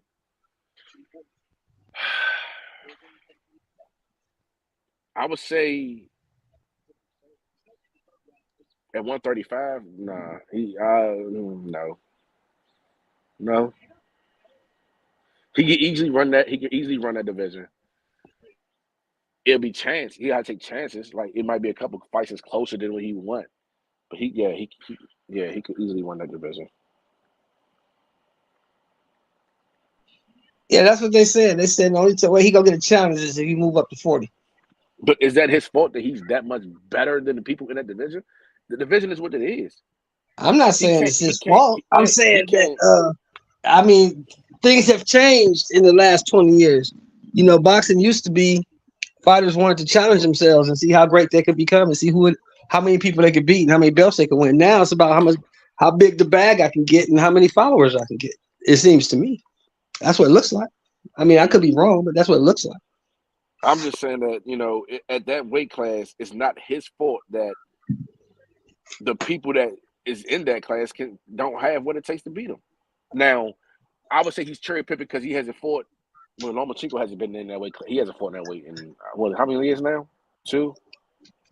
Lomachenko been there since what? 15, 16, 17. When Lomachenko get to 135? Yeah. Shoot, is that long? He's been there for that long? No, I've been there a while. Lomachenko been there a while. Yeah, like I was saying. He been there a minute. Yes, he can get Devin. Yes, he can get Lomo. Yes, Frank Martin's not mature enough. JoJo, we already know what happens with him. Huh? JoJo ain't shit. Yeah, Javier. I got you, but does he need to go up? Like, what does it look like for him to go up? That may just be his. Like I said, in my estimation, it don't look good if he goes up to 40. It don't look good. Well, no, like I said, what I said about Bud, that's his weight class. That's the class that he owns. You can't take that from that man. I mean 47? Who at 47? You said Bud. You said Bud. Yeah. Tank should. I think the only Tank should. person that gives him a challenge there is the guy that he's. I don't know who's not making the fight, but the guy that he needs to fight that he ain't been fighting. I don't know. Now, if he goes up Tank, go back on Tank. If he goes up to 140, the first thing he need to do is see Gary Russell. Why would he see Gary? Gary don't even fight at 140. You talking about Gary Antoine? Gary Antoine? Yo, Gary Antoine. Yeah, that's a good fight. That's a good fight. That's a welcome home for both of them. Or Victor Postile, which would be a good fight. But I just think, we kind of know how that would end. I like to see the Gary Antoine fight. I like to see him fight Regis. I like to see him fight Matisse. I like to see him fight Taylor. He can do good against Regis. I think Regis. I think Regis beats his ass. He looks too good. I don't want to say that. I think Regis beats his motherfucking ass. The full Tank. We haven't seen the full Tank. We only seen the Tank half empty. We ain't never seen it quarter to full. But it's just hard for me to. What I've seen of Regis is it's hard to be like, oh, he's hard to bet up too. Yeah, it's kind of hard, right? It's hard to bet against Regis. Regis is killer. Easier for me to say Gary fights Regis and has a competitive fight, possibly pulls something out, but we haven't seen him go into the trenches either. Yeah. So it's kind of hard to go. Like right now, it's hard to forecast against Regis. Do Gary do things that will make it difficult for Regis? Yes. But I see Gary Antoine has an aggressive style of Gary Russell. It's a more aggressive style of it. But when you make it aggressive, it leaves opportunities for counters and catches and pulls and shoots, or however you want to call it, which leaves opportunity, vulnerability to be caught. I don't know if he has the type of chin that can take a shot. We haven't seen it. And Regis is southpaw, and Regis got some crazy angles, so he gonna catch you with some shit. He gonna catch you. They both are southpaw. They both are southpaw, but I just don't know if he can. I don't know if he can take the shot. Because his style, he's going to have to take a punishment. Can he? Right. Can he take that punch? Because we know Regis is going to give you some punishment. We know that, and we know he can take some to give some. Yeah, Regis gonna come get you. Yeah, Regis gonna punch on you for a minute. Regis gonna put the paws on you.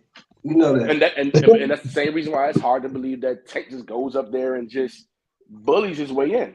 Now, just like boxing is like anything else, or like any other weight class, you look at the forecast and you say, this guy fights this guy, he wins. This guy fights this guy, he wins. I can go this way, or I can go that way, and I can maneuver myself into a way of getting the belt. Yeah, anything can happen. We had a heavyweight champion who all he could do is throw one punch. Yeah. Couldn't box for a lick. Can't box for a lick. We had a blunder of a heavyweight champion. So they say he's the closest thing to Ali they ain't seen though. That's what they say. Who we talking about though, that's Combo? Like saying the crackhead is close to a Dauphin. He's talking about the Alabama Slammer, man. Hold on, I'm on the phone with my wife. Hold on, I'm gonna get back to you in just a second. Hold on. He's talking about the Alabama Slammer, man. Man, that Bama. That Bama to Bama. I thought he was from Mississippi. I don't know where that man from. Wherever he That man from Alabama, man. He's from Alabama? Tuscaloosa, Alabama. I wouldn't claim him. Tuscaloosa. Don't even Hey, sound that's like what the University of Alabama is. That's what the town at, man. Tuscaloosa. Yeah, he should have been a tight end. He was on the basketball team. He just kept getting into fights. Yeah, you know why? Because he couldn't fight the football players because they was whipping his ass probably. That one player wasn't working. Come on, man. You know, big bad basketball bully? players ain't nothing but the pretty boys who can't fight. The big bad bully was getting whooped on. Come on, man. You can't say because that. when a street fight takes more than 2 punches, what you got? Well, you know, the big bad bully was the man. Everybody was scared of Deontay. I thought. Except for that dude from Manchester, he wasn't scared of. I will admit that. Yeah, so my wife could hear y'all the whole time, right? And she was like, yeah, go handle that disrespect. So about the Alabama Slammer, come on, man. Ain't Everybody disrespecting that dude. This is what I got to say, right? For a lot of guys who say my man Wilder can't box, right? Okay. First of all, you don't hop off the couch, train for a year, and win a bronze medal in the Olympics if you can't box, right? Because it's guys who've been training since they was 14, 15 years old, all kind of Golden Gloves, national champions, all and they didn't win shit. I got you. And don't win, and go to the Olympics and don't win shit. They come back with their nuts in their hand. Anywho, and another thing, right? If he sure did knock out a lot of guys who could if he can't. So what does that say about him? That's it. That's all he can do is knock guys out, but he can't. I mean, I think that's a pretty guy. I mean, you don't get paid for overtime in there. You're right. But guess what happens when somebody get back up? When a person gets back up from him, he loses. Hey, but one person got back up though, Combo. Okay, he lost. And you talking about she wouldn't even claim him. Shit, I wouldn't claim Jared Hurd, but hey, here we are. Hey, I don't claim that nigga either. Why you wait? How you not gonna claim Jared Hurd? Hold on now, nigga. Hold on now. How you not gonna claim Jared Hurd? I wouldn't claim the run of the litter, Gary Antonio, but here we are. Oh, Antonio just got mollywopped and beat down on national television, man. Come on, man. You see how that sounds? By a journeyman. Antonio is the one that never haven't lost yet. Antoine is the one that has a hot. No, Antoine is at 140. Antonio's at 118, and Antonio's the one that's got beat down and mollywopped by Journey. Okay, I got it mixed up. Yeah, okay. That's the one you talking about. Yeah. But you see how that sounds? He's busy being a good father, so. Yeah, right. He's busy licking his wounds from that ass kicking he just took. That's what he's busy doing. Nah, I wouldn't say that. You wouldn't say that? Getting knocked down 3 times in a fight is not an ass kicking? He was. That's kind of the definition of ass kicking, ain't it? He was overzealous. Hey, babe, can you reach this on the top shelf for me, please? Yeah. Reach up there and grab the rest of this ass whooping you finna get. Babe. Can you get it on the top? You can't explain away Gary Antonio Russell. He got mollywopped and got his ass kicked. He got mollywopped and got his ass kicked. That's what happened. Yeah, little Gary Russell, man. The 118 Gary Russell. Yeah, he ain't nothing but an oversized one-hit wonder. That's what the hell he is. That's a good goddamn hit, son. One-hit wonder. That's my bamboo. The fuck. That's a good hit though. It keep working, don't it? let me tell you something. See, that's the thing right there, right? Let me tell you something about our military. You know why? You know what makes our nuclear, our bombing system so well? We don't just have an ability to deliver it. We have the ability to deliver with accuracy.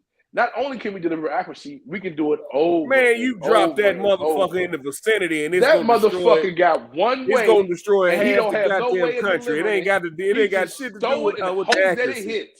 But here's what you got to look at, Combo. This is the part you're forgetting, right? But this is the part you're forgetting, Combo. This is the coldest part about Wilder, right? Everybody that he fights knows what's coming. They know exactly. That was about to be my next point. And ain't shit they can do about it. Shit coming, and they still ain't shit they can do about it.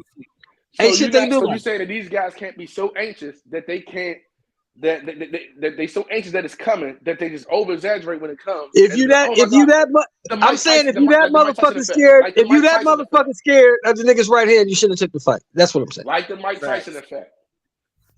If you that goddamn scared, why did you even sign the fucking contract? The Mike Tyson effect. I don't know. That'll be a good fight. That'll be a good fight. Gary Russell We'll would see. destroy Deontay Wilder. That's not Okay, even. now That doesn't make now you on sense. that big dog Willie shit. Now That you doesn't on make that big dog sense Willie because they're not even in the same anyway. But anyway, Well, I get what you're trying to say. It just don't make sense. But yeah, that's the thing with Wilder. That's the intrigue of Wilder, because it's not like you going into a fight with Wilder thinking he gonna do something different. so listen, this is You what know, happened. at some point, I was away I'm from gonna boxing get for clocked. so long. I'm gonna get Yeah. you know, at some point you're gonna get clocked. Yeah, I Yeah. mean, That- and it all only depends on question how I you have do it. going into the Okay, fight is, can I take the shot or can I avoid the shot? That's the only two things I'm trying to do: either take it or avoid it. You Let me better explain avoid something it to you because you guys. can't take it. I love this Well, sport. I well, love that this one sport so guy much could, that when it hurt me, DJ. I That didn't one guy watch it could for take it years. because he kept Everybody getting ain't up. him. And Everybody He ain't kept everyone him. kept getting up. screaming and hollering that I need to see this Deontay Wilder guy. So I said, okay, let me watch it. And I sat down and I looked and I'm watching his feet. I'm watching the separation of his feet, how wide his stance is, the way he's holding his hands. And within the first 30 seconds, I said, this guy can't fucking fight. Now, is he And then exciting? wham. Yes. And then wham, they trying to pick somebody up off the canvas. Is he with a spatula. exciting? Yes. Don't get me wrong. Is he exciting? Yes. And trust me, I said the same thing. And he knocked the guy out.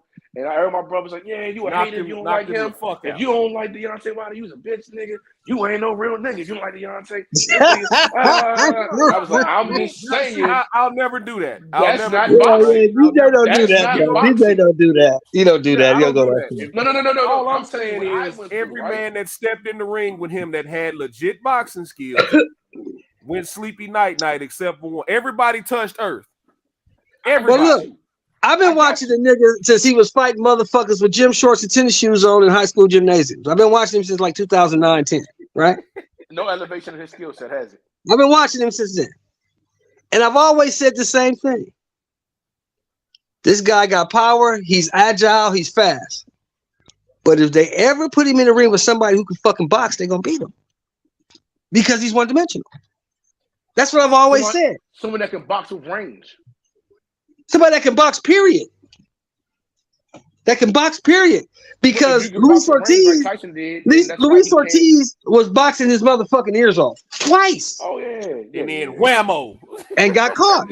And got caught. That whammo don't mean Whammo. nothing, man.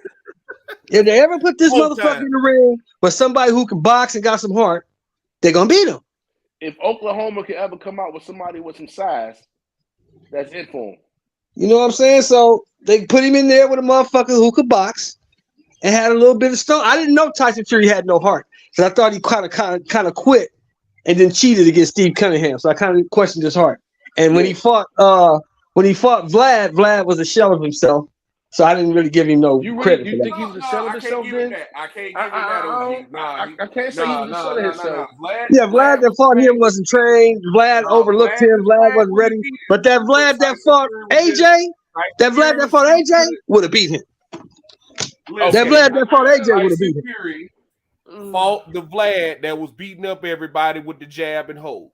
Yeah, but there wasn't nobody there. There wasn't nobody the there. problem was Tyson Fury was juiced to the gills when he fought Vlad. Oh, okay. Well, that just goes to what I'm saying.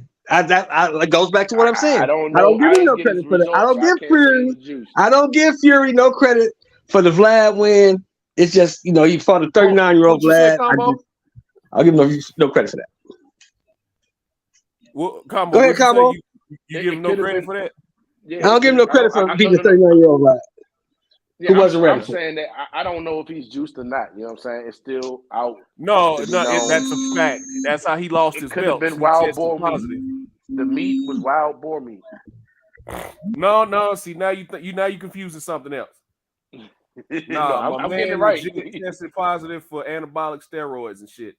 Well, I But it forget was in exactly. the food. I'm not It gonna was put in the that out food. there. It I was in the forgot food. exactly what he tested positive for, but after Because it was in the food. steroids.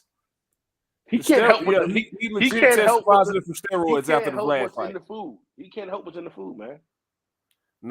Nah, he was on some shit in that Vlad fight, but it's all If you, good though. if you drink soy milk all the time, your estrogen level will go up. Man, shut up, Combo. Y'all ain't gonna just hold. Y'all It's- gonna keep you know, putting y'all foot it on the might white take me a man's while, neck. but I eventually I know what I'm being fucked with.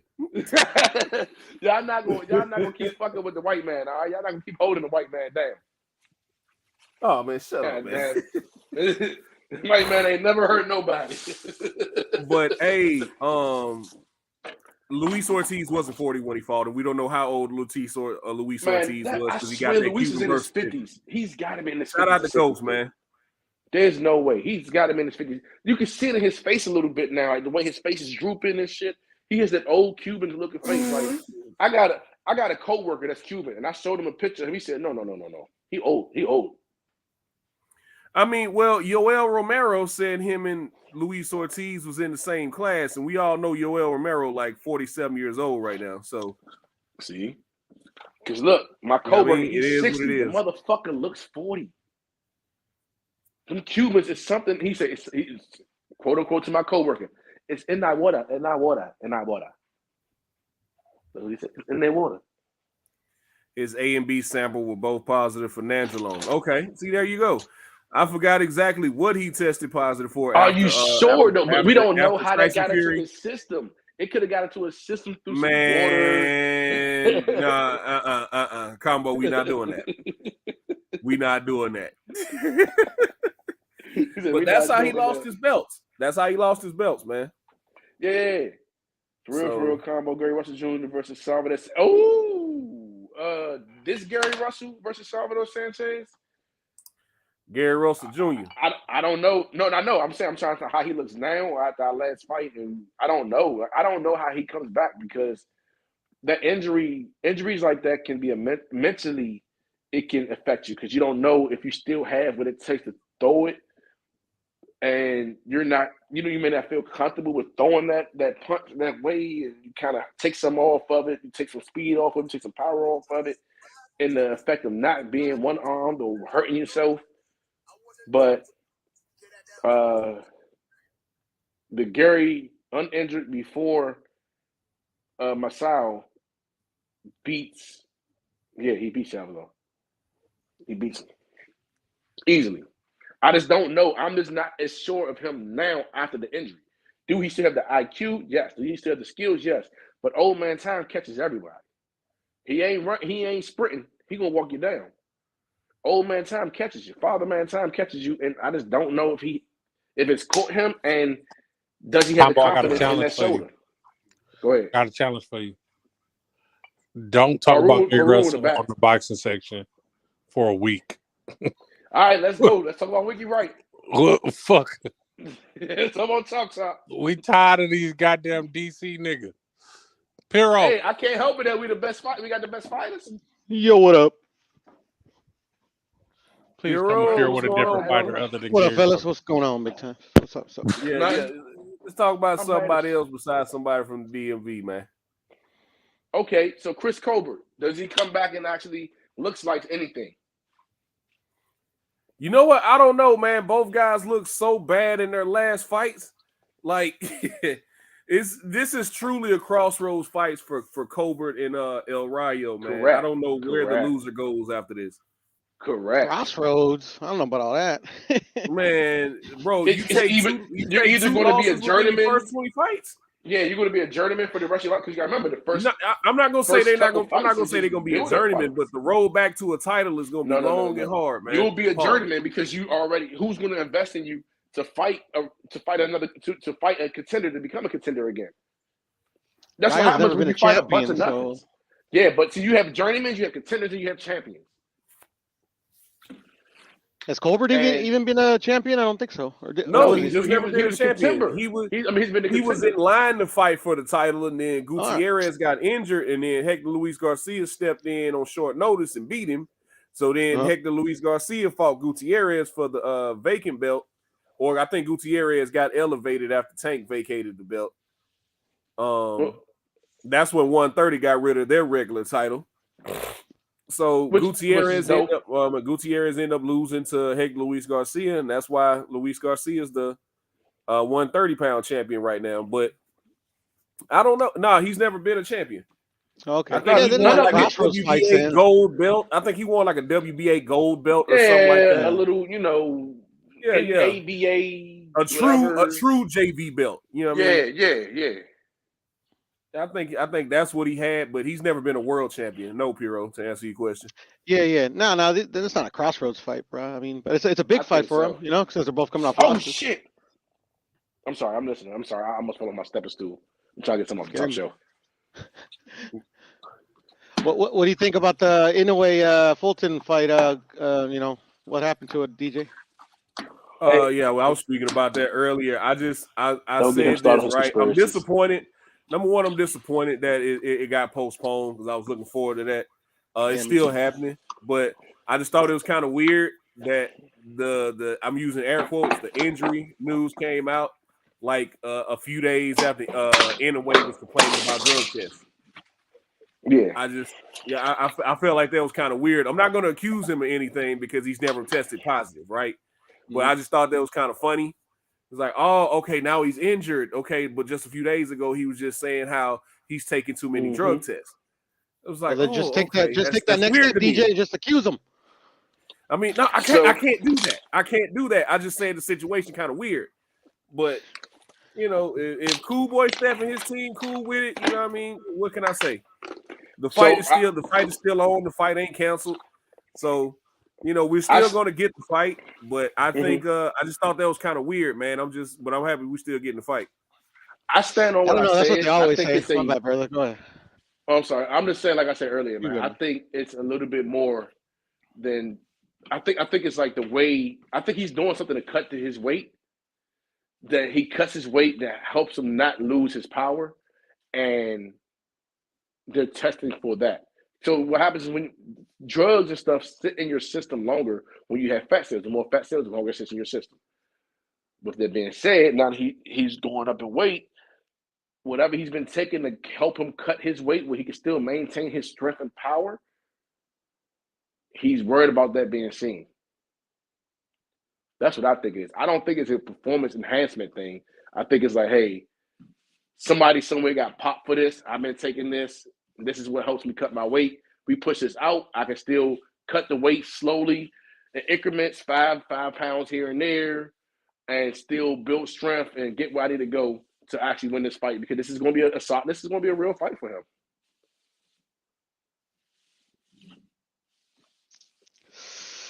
It was. It'd be all right. It'd be all right. He listen, he has enough push behind him that his career is good. That man has enough push behind him. Which man? Monster, in a way. Oh no, yeah, no, he got nothing to worry about. I mean, he got enough push behind him. Now, I think if they don't fight, it hurts Steph more than it hurts him. It hurts Fulton more than it hurts in a way. Just because he has a whole nation behind him. Yeah. And then, you know, for him, he could go back home and, you know, do whatever. But with Fulton, it leaves a question mark. Well, it ain't on Fulton though, you know. Anyway, got injured, so. I know, but it still leaves a question that what if? Well, he didn't really beat him. You know, that bull crap that people go through. No, I believe you know, since they postponed the fight and we know about the injury now. So now it's whenever Top Rank has another date, I say probably July or something. I think it'll get pushed back to July, August.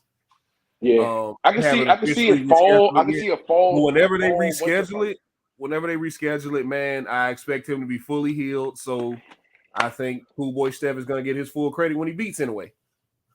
I think he's gonna box Inoue's nose off. I don't care when the fight is. I can see a fall winter fight just because what's been going on so far. The fights we've been getting a lot of competitive fights. They're all competing for the same dollars. So you kind of got to let that. It's like you got an engine running at full rev. You got to let it cool down. We know you got it, baby, but now let's let it cool down and then we can run it again. Nah, keep them coming. Keep them coming. Yeah, we love that. Especially that fight's not gonna be on pay-per-view, man. Only problem I ever had with that fight, right, was that it's in Japan. And it's Yeah, only that because was the only only problem. because I don't Time feel problem. like waking up at 5 a.m. to watch the that time. fight. My local time. The time, yeah, the I hear time. you. That was the only issue. The time is the That was only my issue. only issue with this Yeah. fight. Other than that, let's get it. We got the fight we wanted. Yeah, no. You're right. I loved it. I love the fact that was coming. Like that one, and then I think Devin's fight isn't pay per view. Him and Lomo, if I'm not mistaken, is a pay per view. They haven't even announced that fight.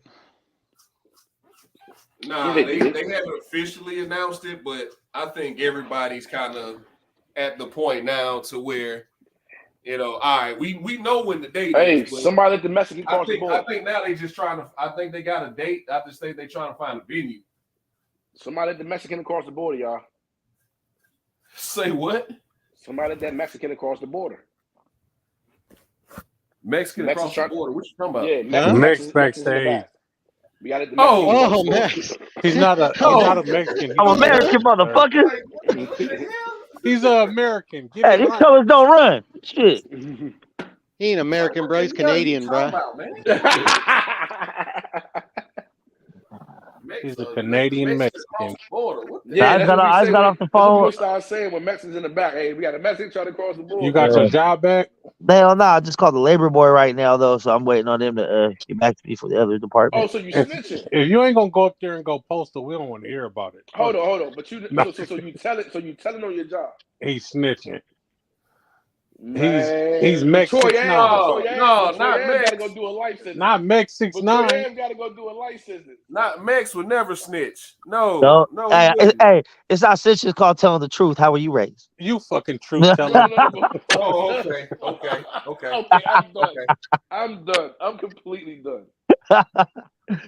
Hell no, man. I need my money. Them motherfuckers owe me money, bro. Like That's their money now. You sure? they've been giving me $1 less on the hour since probably at least October, possibly further back than that. And that's 40 hours a week, $1.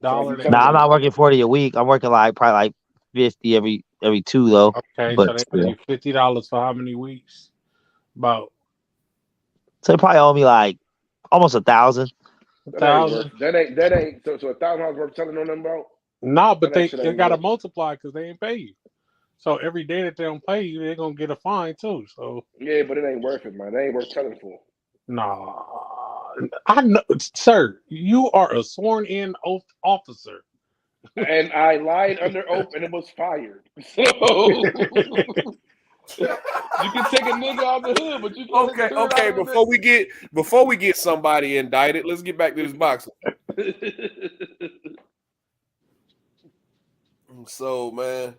So yeah, but no, I don't think. I think that fight, like I said, I think he's looking like you said. I think he's looking for the venue, and I think they're trying to. I think now all the best fights we're looking at coming up, they're trying to time it out. I hope so, man. I think that Charlo seen something in Tenzou, and I think he thinks that he could still beat him, but I don't think his body can do what it's supposed to do. I don't think I think he's going to have a Tony Harris moment where in his mind. Listen, I remember the first time I got back in the ring. I want to say 4 years ago. And I'm sparring a guy. He's some trash. And I'm telling myself slip. And if I'm telling myself slip, I'm getting hit right in the motherfucking face. And I'm like, why didn't I slip that? And we keep going. And I'm like, oh, he's throwing this. I'm a counter. I didn't fucking counter. I got hit right in the motherfucking face. My body and my brain was doing this. My body was like, no, nigga, you're not doing this. And I think that's what happened with Tony. And I think that's what's going to happen with Charlo. Man, Jermel's gonna beat that living shit out of him, bro. Nah, man. Facts. Listen, old man. The hell you old talking man, about, Combo? Old man time catches everybody. I'm trying to tell you, these guys. Yeah, ain't young. Father Time catches everybody, but it won't be in this fight. Facts. You don't think it's gonna be in this fight? He Hell ain't been no. I active. think Charlo He gonna ain't been stop his active in ass over a around year. 9, bro. He ain't been active in over a year. So you got to keep that engine running. You got to get them. You got to get yourself to those high RPMs. You got to keep every once in a while. You got to go push yourself. That's why every once in a while I go out. I find 3 Mexicans and I fight them. like one what? Hold on. First of all, we gonna keep it going. We gonna keep it going. I go to a construction site and I go gonna get act in. like you didn't say what you just said, but we gonna keep going. Because you got to keep the engine revving. Because if you let it cool down too much, it's hard to get her back. Like my grandfather told me about drinking. If you put the fire out, If you never let the fire go out, you ain't got to never restart it. I mean, you got to look at it like this, bro. I think the Charlos, both of them, because Jamal's been out for an extended amount of time because of injury. I think both of them have been in multiple camps. So is Errol. I think Errol has been in multiple camps since he fought last. But I think all guys are in dog shape and they ready to go, man. They just chomping at the bit to fight. I don't think we're gonna see any type. I mean, that's why I say to be round 9. Because if Jamel was actually coming off of a fight, like I thought he should have fought his IBF mandatory back in October. I figured he could have got that guy out of there in like 5 rounds. Easy work. Mm-hmm. Hell, I still think he should come fight him and, kind of like see where he at, test and hand out. But unfortunately, or fortunately, depending on how you look at it, he's gonna come right back into the Tim Tszyu fight. The only reason why I say round 9 is because it's gonna take him about 4 rounds to warm up, just to knock the rust off. But once he realizes that Tim Tszyu ain't got shit for him, as good as Tim Tszyu looked against Tony Harrison, like, I'm not gonna lie, I felt Tony Harrison could beat him going into the fight. But what I saw in the fight changed my opinion. Mm-hmm. No, Tony Harrison's punch resistance and his legs are completely gone. Completely. Dude, he's like a deer. He's like a baby deer. Like, every time he got hit, it hurt him. And he had to recover it. I was like, I don't like this from Tony. I personally want to see Tony retire. Doing his neck personally, I do want to see Tony retire because he has no punch resistance in his legs. You can see it looked like he stopped doing his that Tony saw the punches coming. Neck snap. Tony saw the punches coming. He knew what to do. His mind is there. But his body just wasn't reacting, man. And I think Charlo's body is going to react. Because I think, contrary to popular belief, man, the Charlos in the prime of their career. They're only 32 years old. I think they just turned 32. So that's we'll see, man. So look, we'll see. That's but what I personally that's I got same, to get Tim out of there at 9. But that's the same thing I was just saying. Like, you gotta get that engine revved up. Is that my internet or his? What happened? That's you.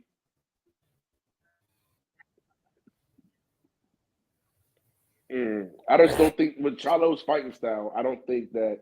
See, that's the difference between a boxer puncher, and I guess front-footed downhill fighter, whatever you call it, a slugger, whatever you want to call it, a brawler.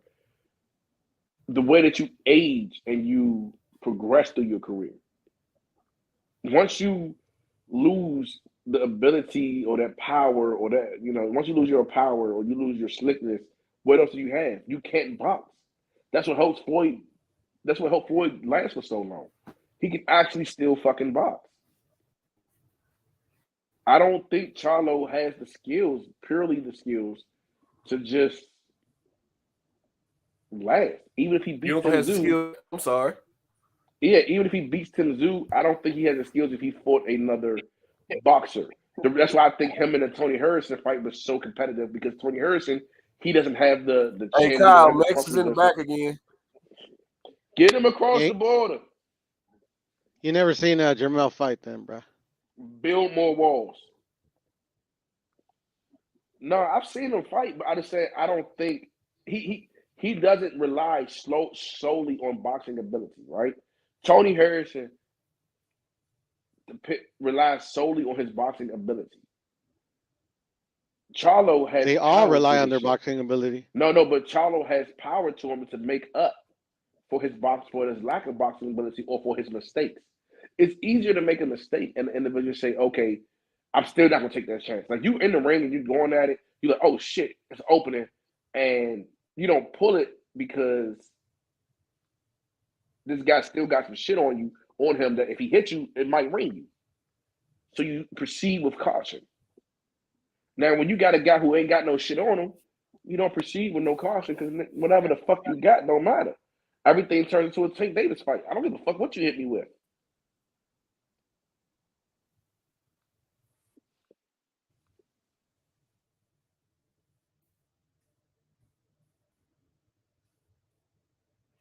Combo, that's either me or Combo breaking up real bad. I think it might be me. Yeah. I just heard a bunch of white noise myself. Okay. Yeah, he rolled by in real bad. But Kyle,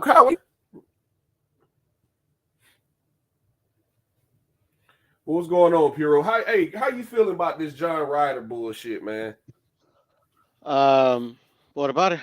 Well, it's a fight. How you feeling about the fight, bro? I wish it was fighting Bivol, but that wasn't gonna happen. Me personally, I wish it was fighting Bivol, but that wasn't gonna happen. His first fight back from surgery. Okay. So do you think he rematches Bivol at the end? Do you think he fights or do you think he stays at 168 and the end of the year? No, he's gonna rematch Bivol. That's what he said he's gonna do. Okay. You know. But he opened up the possibility to fight David. If he goes back up to 175 and gets go ahead. No, I'm saying that they asked him about fighting David, and he said, well, you know, I have a fight, he has a fight. You know, if he wins and I win my fight and then my fight against Bivol, then, you know, we'll see what's up.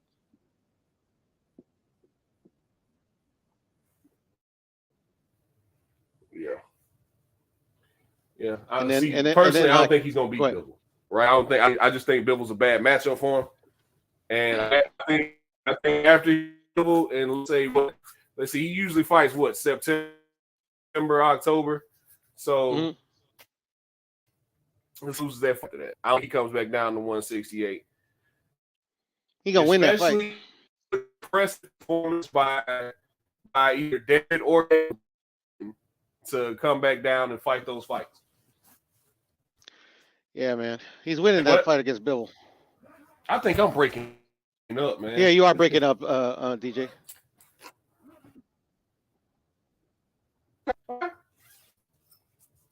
Yeah, you're breaking up pretty good.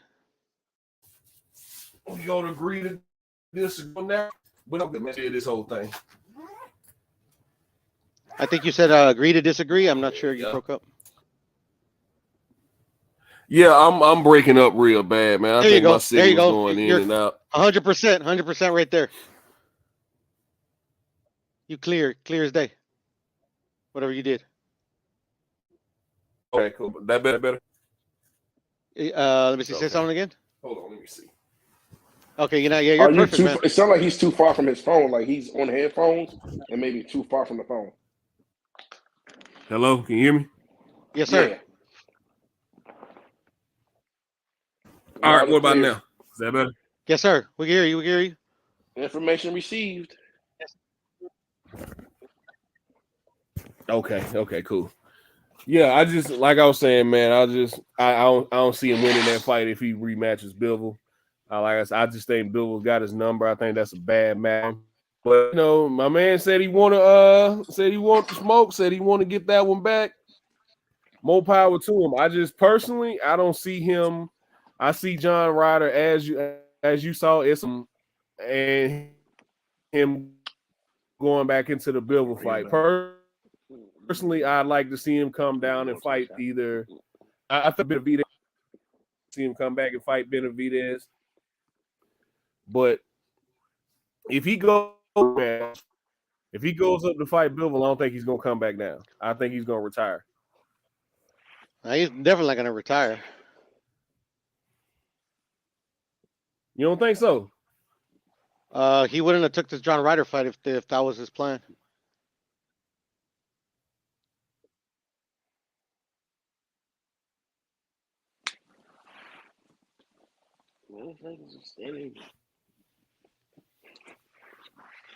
So Peru.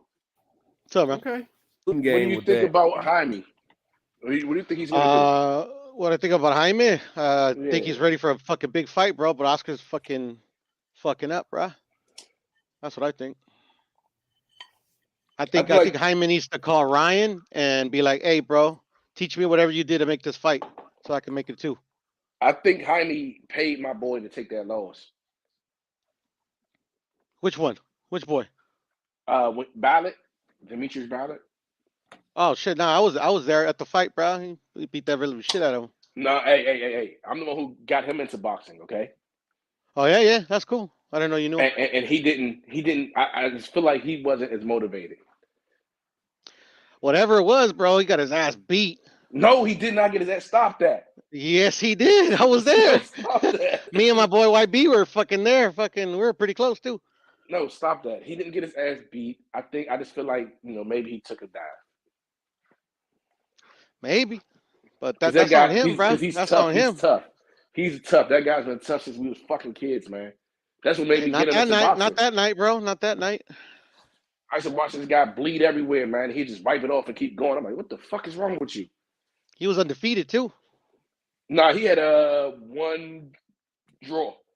But I'm talking about he was undefeated though. Yeah. I guess you don't count. I count draws as losses. Oh well, yeah. It's either you won or you over lost. Over here in the real world, we call it. We don't call draws as losses, bro. You call it a draw. You call it a tie. I'm fucking with you, but no. Yeah, I did go to that fight, bro, and shit, we never heard from Demetrius Ballard ever since. He has a fight coming up. His wife just posted something that he'll be back soon. Dude, he used to bang the shit out of Jared. He used to fuck Jared up in the gym. He used to fuck Jared the fuck up.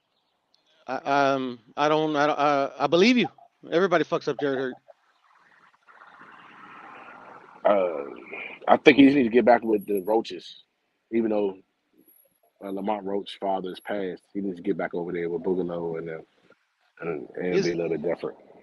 His issue's always been defense, bro. Like he's like in the top 10 of fighters that like opponent punch connect percentage. Like he has zero defense, bro. But he can hit hard as a fucking ox, and he can box real well, bro. But you burn out really quickly when you fight like that. Yeah, but it's just he's really fucking. He's a tough ass dude. Yeah, he's tough. But Lil Michi is tough. But like the old adage says, tough ain't enough. Yeah. He had that problem in the amateurs. But his problem in the amateurs was that he was a bleeder. Oh shit. Yeah, he's a bleeder. I do not know how it hasn't affected him in his professional career, which is weird because he's been a bleeder his whole fucking life.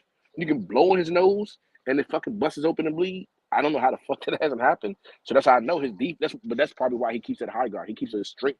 He says he comes in behind a high guard. He does everything. I think that's a lack of iron, bro. I think that's a lack of iron. Nah. I think that's what they say. Like if you have like an iron deficiency, like you're like a bleeder. I think. I'm not sure. I'm no doctor. Yeah, I heard something about that. Yeah. Like your blood don't clot, or maybe sickle cell or something like that. I have no idea. I've only been busted up probably a few times in the ring. Busted lip, if that. I never had a busted nose. Never in my life. Not even a street fight. I can't. I wouldn't do it. What about when all the Mexicans kick your ass? No. In Texas, they did try. Listen, in Texas, the Mexicans jumped the fuck out of me. They used to jump the fuck out of me. Nope. Just bust my lip, never my nose. Haven't been in a fight in forever. All right, man, you got to get the bloods going, man. Go back out there and find something, man. Welcome to you're Latino, so you got to go into a construction site and find a white guy and beat him up. Nah, man, I don't fight no more, bro. I'm fucking 41 years old, bro. It's okay. That's the hierarchy. Black guys beat up Mexicans, Mexicans beat up white guys. It all works out. Shit, man, nobody ever beat up this Mexican. I'll tell you what. I know. You did, bro. You're a racist, bro. I know, right? But no, man, Jaime, man, I want to see Jaime lose. I want to see him get destroyed. I want him to get a fucking fight, bro. I'm tired of all these fucking little like soft touches, bro. But you know what's weird? And this is why I said what I said. And I don't. Hopefully, Big Meech or Lil Meech don't call me and be like I'm on some weird shit or whatever. I love y'all. Y'all always gonna be family. But I find it funny that he was dropped from Golden Boy and picked up from Golden Boy 2 months before that fight. Who? Ballard. He was dropped from Golden Boy. Hey man, he must know something I know I don't. He was dropped from Golden Boy.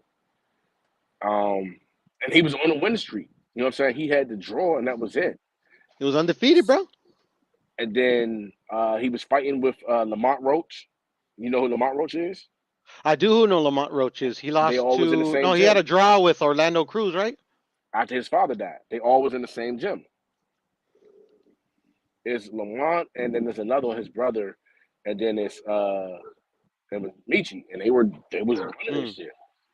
And he had the draw, and then he had which I think that could have went either way. That was I'd say it's fair. That's fair. It was fair judging, but he had that draw, and then he sat on a shelf for a while. They didn't give him another fight. Sat. Then he was dropped, and then all of a sudden he's back signed to Golden Boy and back in the ring. That leads me to believe that they're spoon feeding Jaime. No, I mean, because at some point he was supposed to fight 160. They've been spoon feeding him. Remember, he was supposed to fight. Boo Boo's a YouTube boxer, bro. Boo Boo's a YouTube boxer. Michi was Ballard was supposed to fight Boo Boo. Boo Boo was like, "Who is this guy? I don't know who he is. This not. I'm not fighting him. I'm fighting." That would have been a good fight. I think that fight he shows up for. I think that fight he's more motivated for. It's hard to get a guy. The shit out of him, bro. It's hard to get a guy to, not to put too much of business out there, but he working at the car wash washing cars. You know what I'm saying? Like, yeah, you got to make money, bro. No. I'm saying it's hard to get a guy motivated to get in there and be in the gym 24/7 when you got wife, kids. You got a whole life. Hey man, if you want to be successful, you got to make some sacrifices. Well, that goes back to what they were talking about earlier. That's why I believe that women and children, when it's time for war, they go away. Women and children make you domesticated. The old combo was far from, I know me. The old me was far from domesticated. But it took me to get married to have guaranteed pussy and something to protect. It ain't always guaranteed either. No, I know. I learned it the hard way, right? But it domesticates a man, and it makes a man more docile. It makes him more cautious. More apt to shoot himself. And I just fucking around. You probably won't be allowed to do that if you're married. Like, how dare you shoot yourself? You can't do that without my permission. Right? Fucking hell, dude. Shit, how dare you stand in the bathroom and masturbate? You're rude. That's disrespectful. Go pay a bill. Like, no, I can't even touch myself. God, you're right. Shit. But no, I just when is there people still backstage or am I late? I don't know. Is there people backstage? I'm not sure. Oh no, that was like a lot of minutes ago. You said a lot of minutes ago. No, I just think that when you got one minute out, right? It makes you hostile. I think that's what Charlo was going through. If you see what his brother said in the interview, he hopes to get his life and his family situation back together. He's going through a lot in life, and I think that's what he's going through. I don't think it's truly an injury.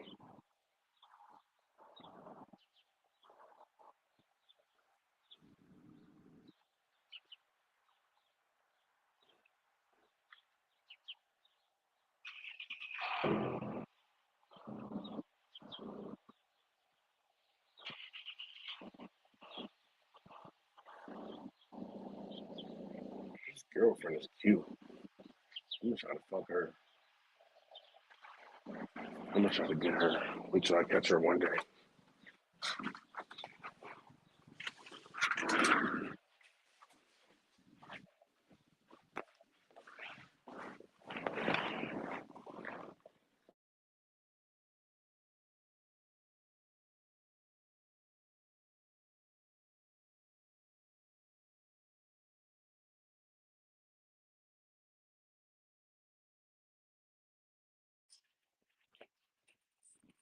Yo, can you hear me? Yeah, I hear you. His phone cut off. Okay, I was wondering what happened. All right, we back. All right, we put this link in the chat one more time. Yo, what up? I'm positive. What's going on, man? It's been a long time since you last got down. Man, look, I be up here, man. I be trying to get up. I be coming in on the tail end of y'all things and stuff, man. I be busy a lot, you know what I'm saying? Hold on, let me turn this camera on. Hold up. Nah, not all positive cutting his camera on. Yeah, man. Hell no, he ain't turned his camera on. Oh, he got his What's going on, fellas? everything. That boy got a Hey, shiesty mask on. yeah, look at him. Hey, I real got- quick, I got- man. Shout out to Money from the Demon Time 26 Exotic. little diamond-shaped windows. Oh, look, Shout out Money from the Demon Time Exotic. Hopefully he get that situation taken care of in the clinic. You know, he out there, you know, sizzling. What was that? Why would you say that man sizzling on wax? Yo, what was that? Man, you gotta be more. Man, my boy got into a car accident and he checking on his back, man. Dang. You talking about that boy sizzling? Yeah, I gotta Better keep a low content. profile, man. You know what I'm saying? They jumping dudes at the gym now, man. You know what I'm saying? So what happened 6'9"? Gotta keep a low profile, man. He deserved that ass whooping. Of course he did, but you know what I'm saying? I ain't got no beef, but you just I don't want nobody know who I am, man. You gotta keep that hammer on you at the gym at all times. Nah, Fuck man. it, I'm gonna show my face. I want a good fight. I might forget. I might forget and leave it in the now I don't want to get caught with it. I have it at the gym with me most of the time. I keep it in the locker room, in the bag, and John keep a couple in the car. But now Shit, I don't. you can't even do that out here though in the Bay. You don't These feel nervous motherfuckers with it in breaking the in all locker? the lockers. That's what Nah, I'm no, saying. you Yeah, wasn't like supposed to have it in in the gym DC, anyway. You're not I even feel on the premises. yeah, but in DC, I'm here in DC. I feel nervous leaving it away from me. I can't do it. Like when I used to go to the gym. I mean, where am I gonna have it at if I'm out here? If I'm out there lifting weights and I'm in a sauna, where am I have it at? I go So in the sauna. maybe I was too obvious because I would carry a book bag with me to every station I went to. Not in the sauna, man. It's like 180 degrees. No. Yeah, I put that outside with my phone right there. So if you move my phone, I can hear through my headphones that shit's getting far away. Man, when I'm in that sauna, man, I ain't got on nothing but some compression shorts. What y'all talking about? The boy get beat up? The boy man, beat up at the gym. I mean, look, I'm not into all the streets and stuff and all that, man, but he Right. had it coming. He had it coming, you know. Well, when you put yourself out there like you doing this, that, the other, and then when you get busted for doing what you say you love to do, and then you tell on the niggas you did it with, you don't think somebody eventually gonna catch up to you? And Yeah, nobody right. should feel sorry for you. Oh, I definitely I don't just feel don't sorry know. for him. I Do just that. don't know how he got beat before my baby mamas got beat. Come on, man. Not your baby mother, man. We can't have Your violence. baby mama snitching? Yeah, man, they telling the child support about how much I make. No. Hold on. Now that snitching. right there, you can't consider that snitching because that's kind of like what they supposed to do. No. Yeah, the baby, you gotta look out for the baby. Gotta come first, no matter who it is. The baby gotta come first. No. But when you agree, give them to me. no. Give them to When me. you agree, hold on. No, they're not gonna give them to you because you can't even figure out if you want to be poly or monogamous. So why would they give them to you? I'm poly. I'm poly. Yeah, and the I'm one is, fucking- and what judge is gonna give you a child in a poly relationship? I got two I'll mothers for wait. that child. She I'll only wait. just got her. It's I'll only wait. her. I got two mothers for that child. No, this is what I'm saying. What judge is gonna allow that? I'll wait. Okay, so we got that out the way. Number two. This nigga agreed to join a criminal organization and commit crimes. He agreed to that. And then when he got caught, or the shit didn't turn out the way he liked it, it didn't turn out the way he wanted it to. It went bad, because that's what happens when you're in the street, shit go bad sometimes. Instead of being a man and riding his beef like he's supposed to, he decided to tell him. No. I think it's a little Your bit baby more mamas complicated. ain't than doing that. nothing. I Your think baby his mamas situation ain't a doing little nothing complicated than comparable to that. Nah, His that situation man. a little more complicated. I think that's pretty much it. That's No. it. And then he lied and tried to say No.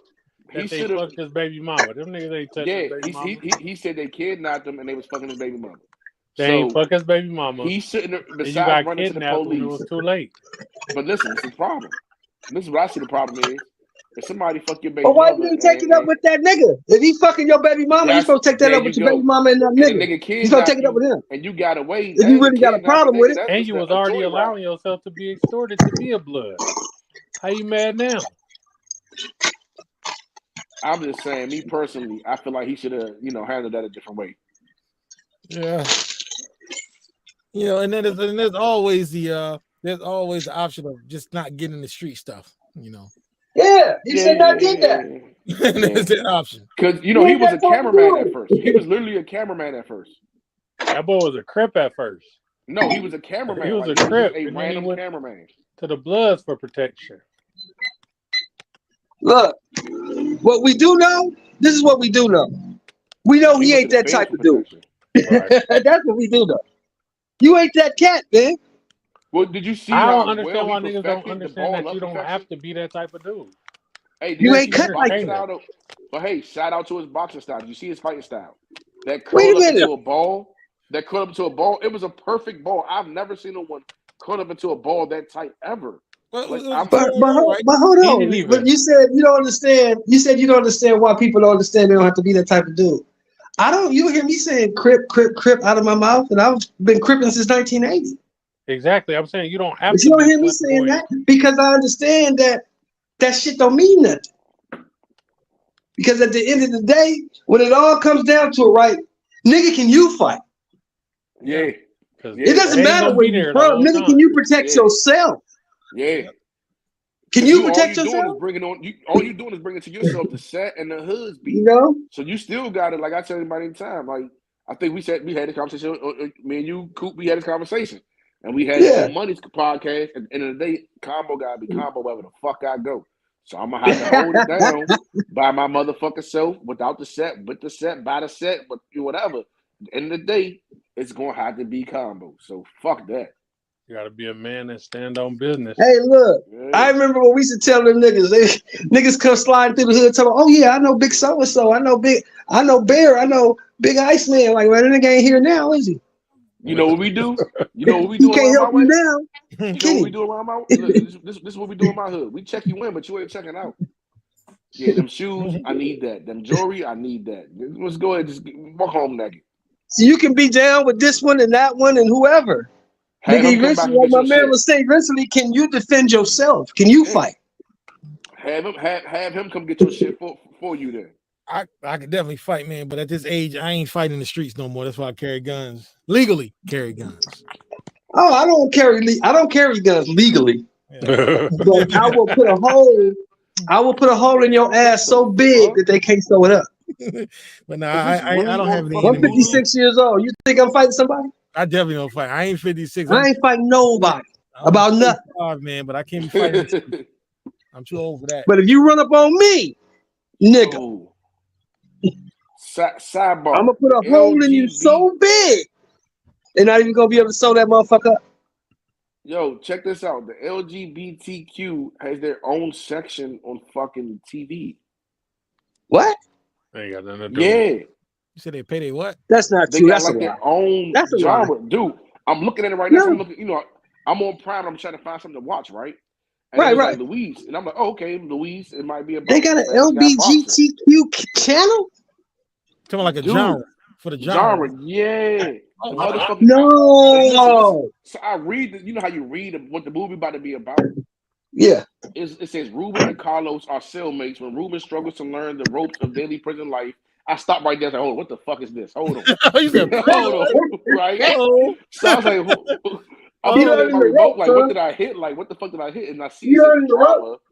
I see it says drama, LGBTQ, and then the next one says romance. Oh, man, I need to protest this. Romance? Oh, This guy my get the fuck off God. my TV. This guy get the fuck off You my gotta TV. be fucking kidding me, bro. How did this even get in my shit? You know what? This is what happens when you scroll too far down in Prime. I need to stay in the first two bars. Yeah. This type of shit I watch. Now, can we admit after hearing that? Can we all now admit that it's an agenda that they pushing, bro? Yo, that went too far. That went way too far. That was Man, yo, it I really was ain't sticking to watch nothing again. on Prime lately. Prime been hurting lately, man. They ain't got the But movies you like ain't gotta they hurt that bad that you gotta have a whole. Come My on, kids man. watch this shit, man. Come on, man. You gonna tell me that it's not an agenda that they pushing, bro? Oh no, they pushing the agenda. They pushing that agenda. Shit, remember? No, they put. You can't have a show. When is that cool, though? without a How is that fucking presentation cool to of be on TV, homosexuality. bro? There's How's that no fucking show without a cool? presentation of homosexuality. But meanwhile, they don't put polyamorous relationships on the TV. Yeah, cause that's why I stopped watching. That's why I stopped watching Ghost. Ghost was cool, but Tyreek, that shit was cool. Yeah. Until Mo'Nay's son came out and was, I was like, oh, shit, I can't watch that. Oh yeah, he is gay. Yeah. So look, all right. What you got to have enough murder to balance out the homosexuality. Like I watch P Valley. I watch P Valley. I get my wine. I light my candle. I watch Can't Lucky watch that shit, Valley, man. and I'm I don't cool know on if a that. nigga gonna suck a dick or pull a lick. I don't know. That's we gonna figure out. He's sucking a Even dick or Alex pulling a did lick. it too. I don't I know. like that, man. I like the storylines. And then you got the Shy. Like, is a nigga gonna ride out? Is a nigga gonna ride out or ride on? Yeah, I the don't Shy, know. yeah. I don't know. Last season, the I shot, had to man. stop watching that shit, cuz. I had to stop watching that shit. Too much When I'm looking, I'm like, wait a minute. Is that a dude? Oh, hell no. I didn't know that. I didn't know that was a dude. I thought it was chicks, man. Like who on the dude Luke James. I never knew. I didn't figure that till later. I didn't know. Hey, so real quick. Shelton. I knew you was a cuz. I knew you was a loc, but I didn't. You never verified it until today. I just knew it. Something in my heart let me know that you was a cuz. I just feel. You ever get that feeling when you just like, oh no, that's a cuz. You been around you probably been around some Crips. You know how we talk, the niggas mannerisms. I am one, nigga. Yeah, I started cripping in 79, 80, man. I was like, shit, 13, 14. Yeah, I'm 4 straight East Coast. And motherfucking only thing Pushing Rolling 60s ever got me was 12 years, 85% in state penitentiary. That's all it got. But I ain't never. I never rocked the Crip card when I was in. I always just rock DC. It was just straight me. Fuck it. Just because coming out of DC, you know, it ain't. Yeah. You know, DC really, niggas, you gotta roll with your crew, yeah. But Crippin', man, that shit, you know, it just took me a long time to finally realize that all that bullshit I learned in the hood was exactly that. Bullshit. It was a few things you said that made me know, but then like the way you just said cuz, I said, oh, yeah. The way the cuz came out, that shit sounded so beautiful. Yeah, nigga, I've been cripping a long time. I cripped a long time, don't good man. guys, man. Don't good guys coop, because man, y'all be killing me. Bush lines in the penitentiary, on the streets, did all of They that. be killing me, cooping them, be killing me with the what's up, blood. I'm like, God damn. That's them Bay niggas, man. Them Bay niggas is Don Moon. What you talking about? Are you serious? That's the Bay niggas. That's 415 card, nigga. Them niggas is bloods. I didn't know. No, I thought they don't have that at all up there. No, But you gotta remember though. That was back in the day, the 70s, the early 70s, 60s, 70s, 80s. That's what the old niggas used to call you. Come here, young blood. Young blood. Come here. Yeah, but they said a lot. Yeah, a lot of older guys said that even in the 80s and 90s. We'll say blood and cousin in the same sentence. Like, I know y'all be confusing the fuck out of me. I be mad, but then be like, what he did, just say, I don't know. Like, I don't know. No, we're not under that politic up here. It's been a few times I hopped on your shit, man. You like, what's And up, them Bay blood? niggas Like, in the joint, you could either go 415, just the whole Bay car, or you just, you know, you push your area. You from the town, you from EPA, East Palo Alto, you from Frisco, you know, you push your town. Comey or Jami or something like that. Yeah. Them Yeah, 415 niggas is under that shit. Mm-hmm. And then you got niggas from Vallejo, you got niggas from Hayward, you know, they push their town. Yeah. I heard about Vallejo, Hayworth, and Richmond and all that. Yeah, Richmond from Richmond, yeah. Oh, I told y'all about my boss. I told you about my boss, right, Coop? Yeah. How he He from from Richmond, Richmond, right?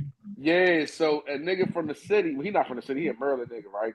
But where he from is kind of like DC. My boss just, he ain't really spazzed. He's from Richmond, Virginia? Nah, Richmond, California. California? But he, oh, wow. What are you doing out there in DC, nigga? He said, well, shit in California. He got the fuck away from it, right? But And came to DC.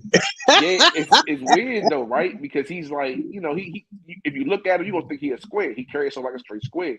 So the nigga tried to play with him. And from what I heard, so I wasn't in the room. From what I heard, the way my boss pressed him, like maxed out on him, I started laughing because they all came. He's like, yeah, you know, he said this and that, and he just looked at him and said, man, don't. He's like, they say my boss looked at him and say, man, don't let that motherfucker happen. He said, don't let that shit happen again, motherfucker. I was like, y'all better stop playing with him. The nigga from Richmond. The nigga, when I heard about Richmond niggas, they don't play. Y'all better stop playing with him. No, them Richmond niggas ruthless. And then he came to me. He was like, man, I kind of feel like I messed up, man. You know, can you talk to him, see how he feeling? You know, I didn't really mean to do it like that. It's just the way he looked at me when I was talking to him. He gave me a look like, fuck you, and it kind of slipped up. And I was like, oh, yeah, he still got it in him. He still got it in him. Hey, so Like, look, because I tell niggas this all the time, right? I say this shit all the time. A lot of times when motherfucker walk away from some shit, you think the nigga walking away because he's scared because he want to save himself. And that usually don't be the case. A lot of times nigga walk away because I he's want to saving save you from him. Yeah, I don't want to do what I've had that Yeah. conversation with people so many times. I'm saving you from me, nigga. You really don't Just know who let you me- fucking with. Yeah, let me just go away because what's about to happen is not good for nobody, and it's just walk What's about away. to I'll happen? be the Damn bitch. sure gonna end I'll up be the good for bitch me. right now. Yeah. Yeah, I'll be the bitch right now because what I'm about to lose is ain't worth it. But I was just Yeah, I know what the white folks gonna do to me. I don't know he what's walk gonna happen to around- you. Hey, But I know what say the that all fuck they gonna do to me. Look, but funny thing about my boss, he walks around there all day. He just, he quiet, he chill, he stay to himself, tall nigga, you know what I'm saying, light skin. Yeah. He mixed breed, mother white, father black. And he, Mhm. he be goofy. He's not goofy, he don't pull off the image of a street dude. He wear little khakis and a button up. You know what I'm saying? He stay to himself, but I peep, he always looking at pussy. He always looking at ass. 24/7 looking at ass. The niggas on ass like it ain't no tomorrow. So basically, don't let the smooth taste fool you, nigga. Yeah, I was surprised, you know what I'm saying? Because me and him had an issue before when he said something. I guess I caught him at the wrong time. He looked irritated. He looked at me like, get the fuck out of my face. I just looked at him and laughed. Like, yeah, all right, man, I'm going to catch you. But it ain't phased me because I kind of understand, you understand that. But the nigga who he did this to, he walks around all day like he's some big gangster. He about this, about that. And he was scared as shit. How dare he talk to me like that? Who does motherfucker think he is? I'm a grown ass man. I'm like, you ain't do shit, nigga. Why you ain't tell him that? You ain't do shit. Hey, look. You know what them old people used to say back in the day, bro? What? They used to say the empty wagon makes the most noise. You ever heard that? Yeah. Yeah. Empty wagon makes the most noise. Man, I was so surprised, man. But no, I thought Cuz was gonna do something. I thought he was really about that shit. Oh, Because he talk a good one. He sound real good. There's another saying: the quietest person in the room, the most dangerous person in the room. Man, And that nigga is extremely quiet. And apparently the way he turned up, I wish I'd have been in the scene. I'd have been busting my ass. I'd have been laughing. I'd have been laughing my ass off. Because what happens is, you're not really close with your boss, right? Nah, he keeps a distance. Like he keeps So it he real, probably like, not really telling you really why he left Richmond. Oh yeah, it could be. Yeah. Could be. Maybe it was in his best interest to leave Richmond. You understand what I'm saying? Because Well, he Richmond said on the that. same He shit said- like LA. He said it ain't shit there. He said that, even his property, like he had a house there, or he has a house there. He getting rid of that joint. He like, it ain't nothing there. It ain't nothing there for him, and no reason to be there. Because you got to think, of all places, nigga leave from Richmond, right? Of all places, you're going to go to Washington, D.C. Most niggas leaving California, they go to New York, Atlanta, Texas. Vegas. You going to go to Washington, D.C. Now, I'm a boxing fan, so I talk to a lot of niggas from D.C. I know about D.C., Maryland, Baltimore, shit like that. Yeah. But what I'm trying to tell you is, being from California, right? Maryland, Virginia, Baltimore, D.C. is not places Y'all you go don't look come for. here. Yeah, y'all don't come Yeah. here. It's the weather is wrong. Like, we go out Yeah, there. you're not going to look for a nigga over there because you don't think a nigga from LA or from California finna go there. We go out there. We come out y'all way. Yeah. We migrate west. Mm-hmm. So if he picked DC, Y'all would go to Florida. yeah, we go to Florida, Go to yeah, Carolina. just like LA. Yeah. The weather's the same. But the thing is, what I'm saying is, if this nigga went from Richmond, California to Washington, D.C., more than likely there's a reason why he left Richmond. Yeah, ran out of Oh, town. that's what you're saying. More often than not, there's a reason why he left. He didn't just wake up one morning and say, you know what? I want to live in DC. It didn't happen like that.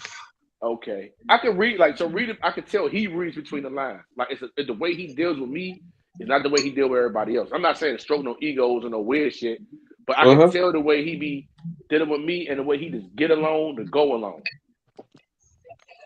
You know what I'm saying? Like, he don't really be, Well, what it is, he's not even logged in. Like, he just, his mind he's your is- boss, right? Yeah, he my direction. So he's obviously a pretty intelligent dude, and he's probably just peeped your style. He's watching you. He's watching everybody, and he's seeing who he can fuck with and who he can't. Could be. But that's what I do. When I was still working, when I go to any job, I fill it out. See who's there, watch their personalities, see who I can deal with and who I can't. That way I know how to maneuver. You see what I'm saying? Because some motherfuckers, you can just read them off the bat. Okay, I can't fuck with you. All right, can't fuck with you. Oh, big loudmouth nigga right there, damn sure can't fuck with you. But I can fuck with you though. You cool. So far, I'm gonna keep watching you though. I'm gonna watch you and see how you act. Because I've always was taught, right? Yeah, you might be on something. You might be on, but it's crazy. It's the same thing I do, but I don't expect other people to do that. And it's weird because I'm not gonna say it's weird, but my older brother told me this shit he just told me this all the time, like, Combo, stop thinking that you different. Everybody is just like you. Start treating niggas the way you think. Like, I would do some shit to, I ain't gonna lie. You know what I'm saying? I would do some shit to a nigga and be like, man, fuck that nigga. He ain't gonna do nothing to me. Fuck that nigga. I'm rolling out. I'm gonna do what I'm gonna do. They ain't gonna do shit to me. That nigga a bitch. And my brother like, cuz, what would you do if a nigga did that to you? I'm like, yeah, I'm gonna go like that. So why the fuck you think this man gonna go like that? I'm like, man, that nigga's a bitch. I was watching until the nigga walked up on me, was like, a nigga I did something too, walked up on me, him in the back. I was like, bow. Oh shit, hold on, he not a bitch. Oh shit.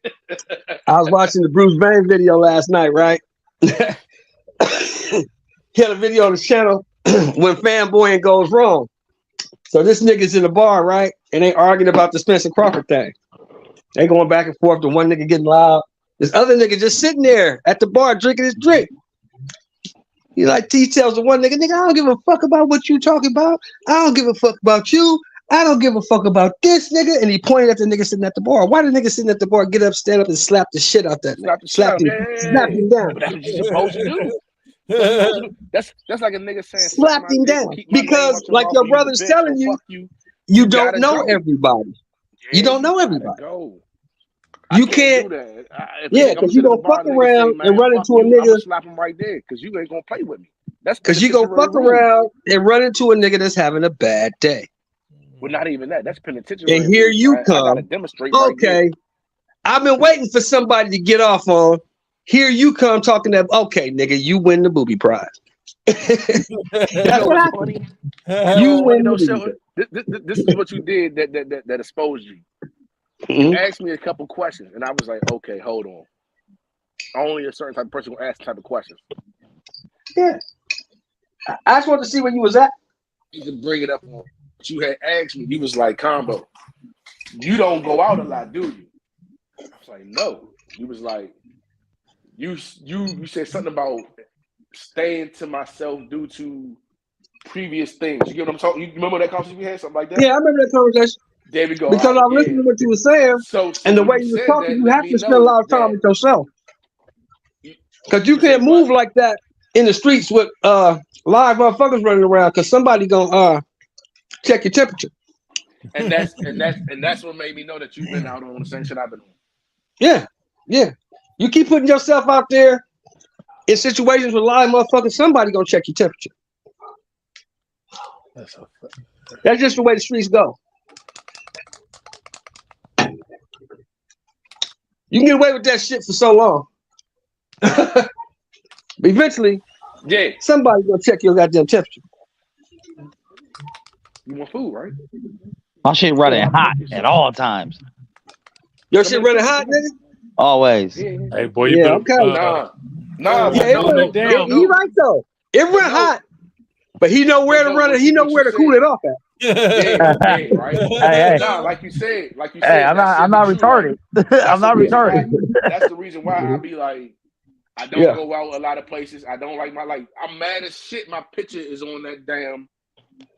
Shout out to the podcast about nothing. Shout out to 7 Media, which is the media group. I'm mad as shit. My photo on that joint. You know what I'm saying? I told my man, I'm like, cuz take that shit the fuck off. Like, you know what I'm saying? I don't need a nigga that I asked my big bro, like, bro, can he come on to the channel and to the podcast about nothing? He's like, I want to talk about a couple things. Somebody was asking some questions before. It was actually the message. So somebody was asking some questions before that I have an intimate knowledge in, but I don't feel comfortable talking about. I was wondering if he would talk about it. And like he said, nigga, you bring up some old wounds. Now niggas back on some old shit. It ain't worth it. Let that shit be. How old are you, Combo? I'm 34.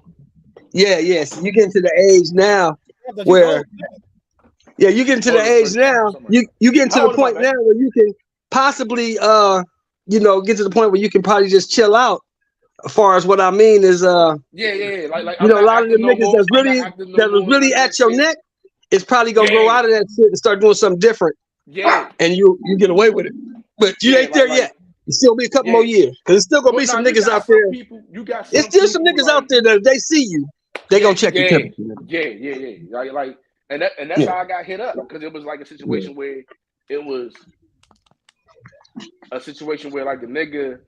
I thought he was. I ain't gonna say I thought he was a bitch. I just figured, nigga, you was a bitch. You ain't me. You ain't gonna do. Yeah, you thought he was a bitch. You thought the nigga was soft. I'm gonna do to you, and you gonna deal with it, nigga. Fuck you. And you gonna accept it, yeah. And he caught me slipping, and I was like, "You still a bitch?" You know what I'm saying? Like I didn't have it on me. I ain't have it on me, but you still a bitch. And he called my bluff, and you know what I'm saying? I started feeling that temperature rise. And I'm like, oh, let me just try to back out and turn away. And when I turned around, that motherfucker hit me. Too late. Yeah, it was too late. And it's funny because my brother was like, yeah, nigga, I told you that nigga not a bitch. Now I got to go do something because your dumb ass is on some bitch nigga shit trying to be a bully. You was a bitch. Like, he called me all type of bitches. I'm like, nah, bro, I just didn't say he was a bitch. I'm just saying that when you something like that happens, you gotta get off on your ass. You don't play with a nigga like that. What type of nigga play with a nigga? I would do that to you if you play with a nigga. If a nigga play with me, what the fuck I'm gonna do? I'm like, damn, bro. Okay, cool. I don't want to hit your mouth. I got a hole in my ass. I got a hole in my back, bro. Yeah, you don't want to. You didn't think that nigga was gonna get off on you, but he did. Yeah, because you pushed him to that point. You thought that. That's what you thought. Turned out that wasn't the case. If he was a real nigga, he could have fought me. Why fight you? No. I'm not trying to fight you. I'm trying to hurt you. Fight for your life. I'm trying to injure you. Nigga. That's a good movie, though. Fight for your life. It's a great movie. I'm not trying to. Hey, you gotta remember this, Combo. I'm not trying to hurt you, nigga. I'm trying to injure you. Incapacitation. I'm trying to injure you. I'm trying to put you into the position where you need medical attention, nigga. Well, I'm trying to hurt you bad. I like my man. What my man Mickey say? Who got all them records in the middle right there? Hurt you permanently, nigga. I'm trying to hurt you permanently. So all right, since it's, I can tell you what happened. The nigga, so it's something in DC called Unifest, right? And that's normally for the Southeast niggas. So all the hoods, that's all hip hop come together. Yeah, it's hip hop, go everything like that. And we all come together. We're supposed to be about uniting the Southeast and united. Oh, it's like a rap battle shit. No, how you gonna come on camera and still not come on camera though? It's a concert. On camera. So how you gonna be on camera and still not show you face? What the fuck is the point of being on camera? The fuck. The nigga, you know what I'm saying? This motherfucker got the fans after him. He don't even got a light on. It's closer to my hood than any other hood. So we all at University, we having a good time. We partying. The Farms niggas get into it with the niggas they beefing with. They get into it with the Chester niggas. They right beside each other. They get into it with each other. It's like Fort Trey and Avalon. They right there. Right beside each other, so they get into it, right? So they getting into it, and let's say we like Hollywood. So we down the street. The Fort Trey niggas is good with us, but you know what I'm saying? We got our own situation. So we get into it with niggas. We having a good time.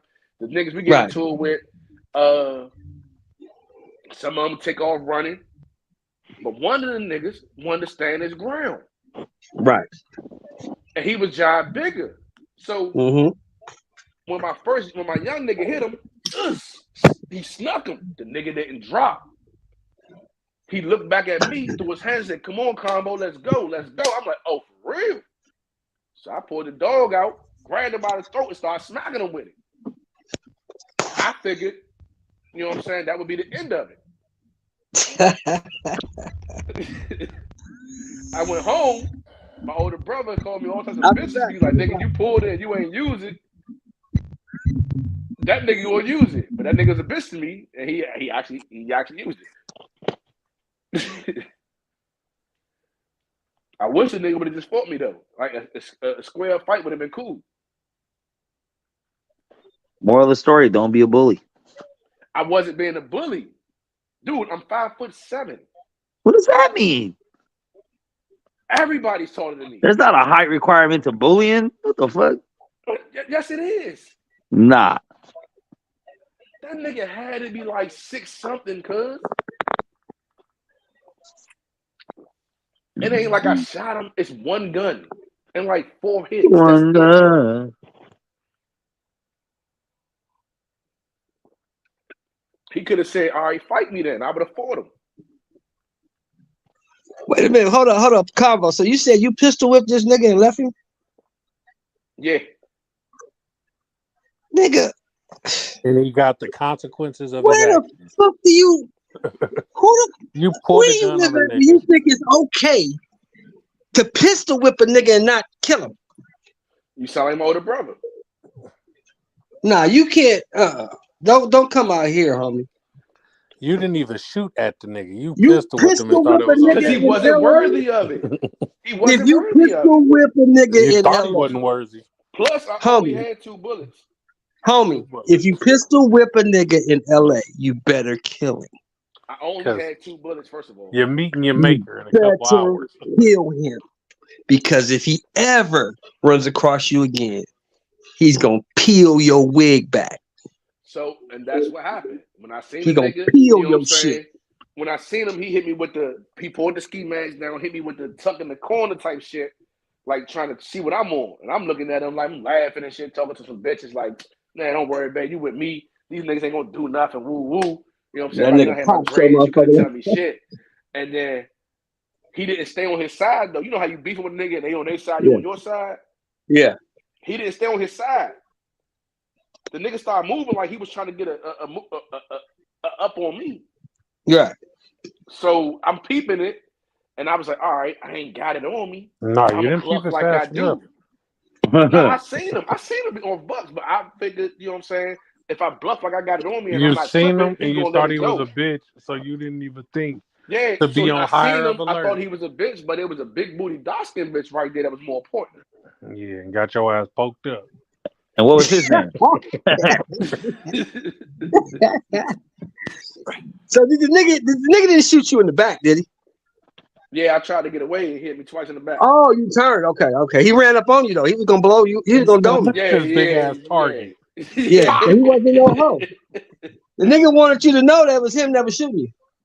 Yeah, Yeah. So he wasn't no hoe. Okay. Yeah. That's not some hoe shit. Cause that's what you do. I say the whole shit to me is getting in the car driving past a nigga and shooting out Oh the window. no. That's the hoe That's shit. niggas do. I will say niggas do that in DC, but in my hood, Yeah, that's if some you hoe do shit. that shit, you gotta get the fuck off the block. You Yeah, gotta that's some get hoe out the shit. car, walk Yeah. down. It's about to Go walk shoot down. the If you nigga you don't want walk to shoot. down, don't come Don't shoot around. the kids out there. Don't shoot the grandma. Shoot the nigga that you want to shoot. Go shoot him. Oh no. So back in the day, and this is what put the conversation up. Back in the day, Yeah. I didn't believe in those rules. Grab whatever. If you out there, you getting it. I don't give a fuck. Yeah, you can't do that. But Because your that's what kids people might be told me. I out was there like, right now. nah. Now I got kids. I got a Yeah, wife. your I kids might got. be out there. You know what I'm saying? I got kids, I got a wife, I got shit. Yeah. I can't. That's why I live in the suburbs. Far the fuck away from niggas. Far the fuck away from niggas. That's why I can't drive without a rearview mirror. Yeah. You know those big ass Yeah. passenger vans, but you ain't got no rearview mirror. Yeah, I can't fuck with that. I can't even drive in them motherfuckers. 'Cause I can't see if I can't see what's in my rearview. I don't want to be in this damn vehicle. I make random lefts and right turns. Well, actually, lefts. I do everything to the left. So I make random left turns. I might not make it home for 2 days. I done made a bunch of lefts. You know what I'm saying? I don't stop at red light. You know, I'm just different. Yeah, man, you can't. You better look at my tickets. You can never underestimate niggas, man. So that's what my brother tried to say. He was like, man, yeah, you play with niggas- the nigga like a bitch. You got what you deserve. The nigga not And a the bitch. last thing you want, I'm gonna tell you the last thing y'all want. The last thing you want on this earth is for another grown ass man to be afraid of you. I fully no. agree with that, I man. learned I agree. my lesson. I learned my lesson. Because when a man's afraid of you, you know what he'll do? Shoot you. He gonna do. He'll He gonna fucking deal with kill you you. right then and there. He'll fucking He kill will you. definitely shoot you. He will kill you. He gonna do He's not some gonna hoe shoot shit. you. Anybody be He's gonna kill you. He's gonna make sure you can't fuck with him no more. You know what, Sheldon? That it did actually happen in my family. Yeah. My cousin was ruthless in the streets. Like people, it's like, you know how Omar is on The Wire. This happened. Right. Just a Like, ruthless, scary, yeah, scary ass nigga. Yeah. When my cousin would roll up on people, they would just give them their stuff because he ain't because they knew what time it was. So, and you know, someone 92. Yeah. 2 guys called him. He rolled up on some guys and they put him down. You know what I'm saying? Yeah. I mean, you know, that's what happens. Yeah, you're not gonna keep punking me, nigga. You're not gonna have me uncomfortable. If I'm trying to get money out here in these streets, like you getting money in these streets, and we both in these streets together, you are not gonna make me uncomfortable, nigga. Because if you making me uncomfortable, I only have one option. Yep. I gotta eliminate you. Get rid of you. I feel you on that. Like, I don't make me have to worry about what you gonna do. Hey, what about sitting down and talking about our problems? No, we don't do that in the hood, bro. They do that. They do that in Hayward. Where you at? Nah, I'm in Salinas. They don't do that out here. San Jose? They do that up there, I guess. He's in Salinas. Salinas, yeah, they do that up there. They don't do that shit in Compton. We don't talk about shit. Oh, that's what it is? All right. That's what it is? Cool. No problem. I'll see you, nigga. Hey, here's the saying. I know y'all done heard this before, right? Don't worry about it, nigga. I'm gonna catch you in traffic. Hey, that's my shit there. Because traffic is where you gonna catch a nigga. I'm gonna catch you in traffic, nigga. But I'm gonna be honest with you. What I've learned at my older age is DC is too small. The city. All you niggas know each other. They're gonna bump into you. They gonna bump into. So I had it, and I can speak about it because you know what I'm saying. It is what it is. I had a situation when I got out the streets. Lil Bro got me a job at a place called Starbucks.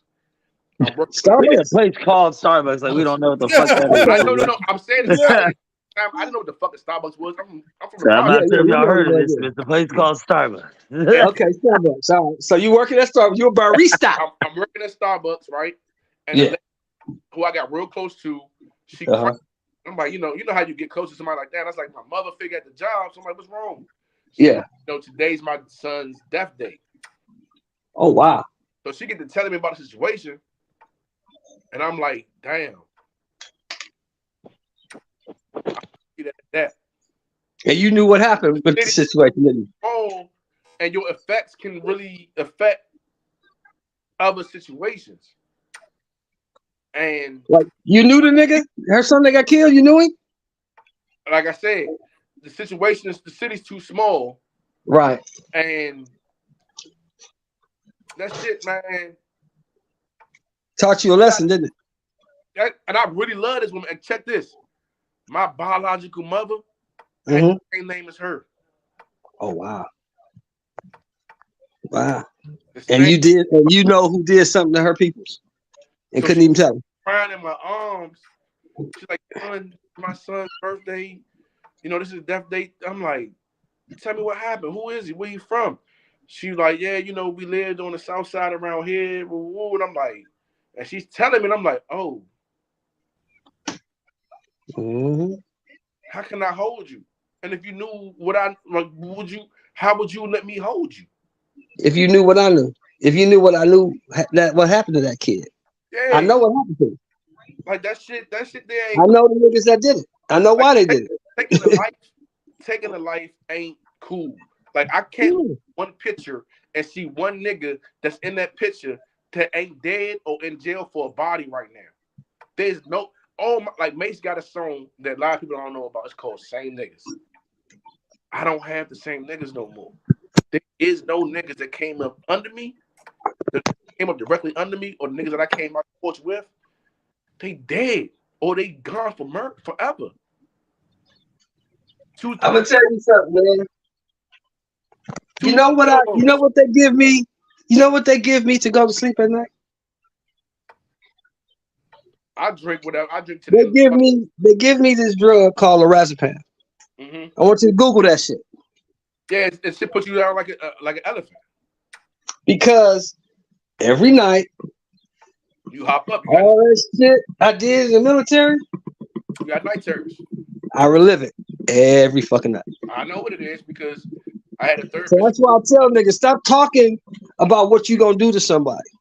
So I have a therapist, and I'll be honest with you, I got a therapist I've been going through, and she try to refer that shit for me. I'm not taking nothing. Yeah, well, I have to because my wife get tired of me jumping up, screaming, and doing shit like that. She get tired of that shit. I had to do something. But what I'm saying is, I tell niggas all the time, stop saying what you gonna do to niggas. Bottle of vodka, you ain't waking up. I'm telling you. Stop saying what you gonna do to niggas, right? Because most of you niggas ain't willing to do what you say you're gonna do. And then once you do it, you never, ever, ever forget it. It never goes away. You're gonna see that same motherfucker over and over and over again for the rest of your natural born days. But see, this thing, when you say that, a lot of people think that you're physically seeing it. When I'm saying, what I see is it's like a third party version of it. Does that make sense to you? Yeah, it makes sense to me. But what you did was you compartmentalized the shit, is what you did. It's like I see it. I don't see it. I see. It's like you looking down at a movie. There you go. It's like you looking at a movie. You watching the shit happen. Because it's a movie. And you just above it, and you just seeing the shit happen. Whereas when I was in the service, I physically did all this shit, so I'm right back there. I'm right back there in the battle, in the same situation, and I see it all. It's right there. Hey, Steph, somebody named Nardi asking for your number, man. What's good? You want me to press him out, or you want me to? Oh, that's Nardi. That's the homie from Oakland. He cool, Steph? Or is he on some funny stuff? No, Nardi cool. Nardi straight. Okay. That's the homie. All right, yo. Shout out to Nardi. He said, Steph, I need your number. Shout out to Nero McGrow. He said, crazy. Nah, but no, I understand exactly what you're saying. Like, that's it. It hit a little different. And a lot of motherfuckers be talking that shit like they do a lot of this and not understanding behind that shit come a whole lot of drama and controversy that you really don't want to carry for the rest of your life. Mm-hmm. You don't want that. You don't want that. But that's why me personally, I draw a line where it's like I'm here. Yeah, you don't ever want to do something like that. That's not something you want to do. You do that, you take a life if you have to, but that's not something you want to do just for clout or try to be cool. I gotta do, but yeah, that's not something you want. You don't want. I don't wish that on nobody. I don't wish death on nobody because that shit never goes away. She slammed the door, but you can't come back from it. You can't come back from it. You say what?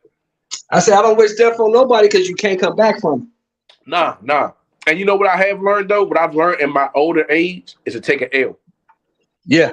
It's okay to lose. It's okay to take an L. You know what I'm saying? So I had to take. I miss the days of catching ass whooping, man, and then going on about your business. No, I'm not even taking an L that way. Like, so I remember I had a play over there in Hollywood. You remember they got the Popeyes right there by the Hollywood in Hollywood. When I talk about Hollywood, I'm talking about the hood. Oh yeah. They got the Popeyes right there. You know what I'm talking about? Hey, Mom. Right there by where the I forgot what that restaurant that carry out is, but they got breakfast food and that shit was good as shit. Where you was at? In Hollywood. They call the hood Hollywood. Well, you was at you over there. You was in you probably talking about was you off of Hollywood Boulevard in Gower over there? Something like that? No, not in Hollywood, California. Like the hood is called. They call the hood Hollywood. I forgot what. Over there in DC somewhere? No, it's a Crip set out there in LA. They call it Hollywood. It's a restaurant over there. You get the breakfast food. It's good as shit. It's a gas station with the McDonald's, and then you buck the right. You go down the street. You go down for a little bit. You go on the right hand side. You gonna see the Popeyes. On the left hand side. You talking about the Harlems? You talking about the 30s? Harlems, yeah. I said Hollywood Harlems, yeah. Yeah, the Harlems. You talking about the 30s, nigga? You talking about Jack's over there, the breakfast spot? Jack's, yes. Hey, that's my shit. But they got the Popeyes right there. Yeah, Popeyes on the corner, yeah. So the first time I went out there, I made a play. I got played. Who played you? Who was it, your homies? Nah. I'm before Trey. Yeah. So you came out just to deal with your homies, or you just came out to fuck with some Harlem niggas? What? I didn't tap in with nobody. I just went out there. Oh, you just came out there. Oh, okay. You did that dumb shit. All right. He said I did that. So I'm like, cool. And my folks been out there for a while. He said he got a nigga that said he could do the woo. I'm like, all right, I'm gonna get out there. I'm gonna come in, you know what I'm saying? We're gonna make it happen. Okay. And we sitting in the Popeyes parking. We sitting in the Popeyes for like at least an hour. Nigga never come back. I'm heated. I'm like, yeah. Oh, no. I'm about to slide around and fuck this joint up. Right. Somebody got to give me something so I can do something, or something got to happen. Right. But in my old age, it hit me, and wisdom hit me like, bruh, you out of bounds, you out of pocket. You never tapped in with the homies. And is this 7,500 worth what you about to do? No. You gave it to the nigga. The nigga ain't robbed you for it. He ain't put a gun to your head to take it. Where you meet this nigga at? My man met the nigga. Working at some I want not UPS. Was it UPS? I don't know, something out there. So your man's meet a nigga. Your man's tell you, hey, I met this nigga. He said he got the line on the shit. We finna slide over there and pick up some work. And you say, okay. Like, let and me go with it. But he done fucked with him a few times. Oh, okay. Well, was your boy that fuck with you a few times? Was your boy with you? He was with me, but the problem was, so you know, a lot of people play middleman. Right. So if I'm saying I need 6, 7, you know what I'm saying? You right. But I do fuck with that breakfast food over there. That food was good as shit. Yeah. Yeah, Jackson's the shit. It is. Jackson's is world famous. So let me ask you this. When I tapped in with the homies, with my big homie and let him know I was out there, he was like, why you ain't call me? Boo, boo, boo. You need to go holler at this person, that person. If you go back, you need to talk to this person. And I was like, all right, cool. And he like, I told him what happened. He was like, nah, we cool with them. Yeah. That's they cool. He broke it down in DC term. That how y'all cool with such and such. We cool with them. I was like, cool with the Harlem. Yeah, we straight with the Harlem. Yeah. Yeah. He was like, if you would have told me, then you could at least have something with you. He's like, I know you probably got something. I'm like, nah, I was out there ass naked. He's like, he's like, you that desperate? I'm like, yeah, bro. The numbers are so good. Why not? And the first thing your homie probably told you is why you didn't call me. I could have got you the same shit. It's like, yeah, you know what I'm saying? Like, this is so when I did tap in with the homies, they like, we about to go around it. We going, yeah, you know what I'm saying? You know how the situation go. Mm-hmm. So, but I had to learn in my older age now that at times you just take the L's. Yep. Because the L's comes with wins and learns. Where L's don't mean loss, L's mean learn. Right. So basically, you talked to the homies, they went around there talking to some other people, and something got worked out, correct? Nah. So it could have. I could have got everything back. But to be honest with you, your people's like, fuck it, you need to learn this lesson. No, I feel like if I don't get what I want out of this shit, I don't feel it. I want to be able to something else. Yeah, but see, here's the problem with that. You can't really be mad at the nigga because, like you said, the nigga didn't put no pistol on you. He didn't rob you. That's what everybody kept trying to tell You got it to him. He just came on you. Yeah, everybody trying to tell me, but I'm like, still, like, I'm, you know what I'm saying? Okay, we can shoot the 6. We can shoot the 6. No, because he came up with out of town niggas and was doing too much. He didn't know who I was. I never, you know what I'm saying? Okay, let me ask you this. If the roles was the reverse and he was in DC, what would you have done to him? Okay, there we go. Me personally?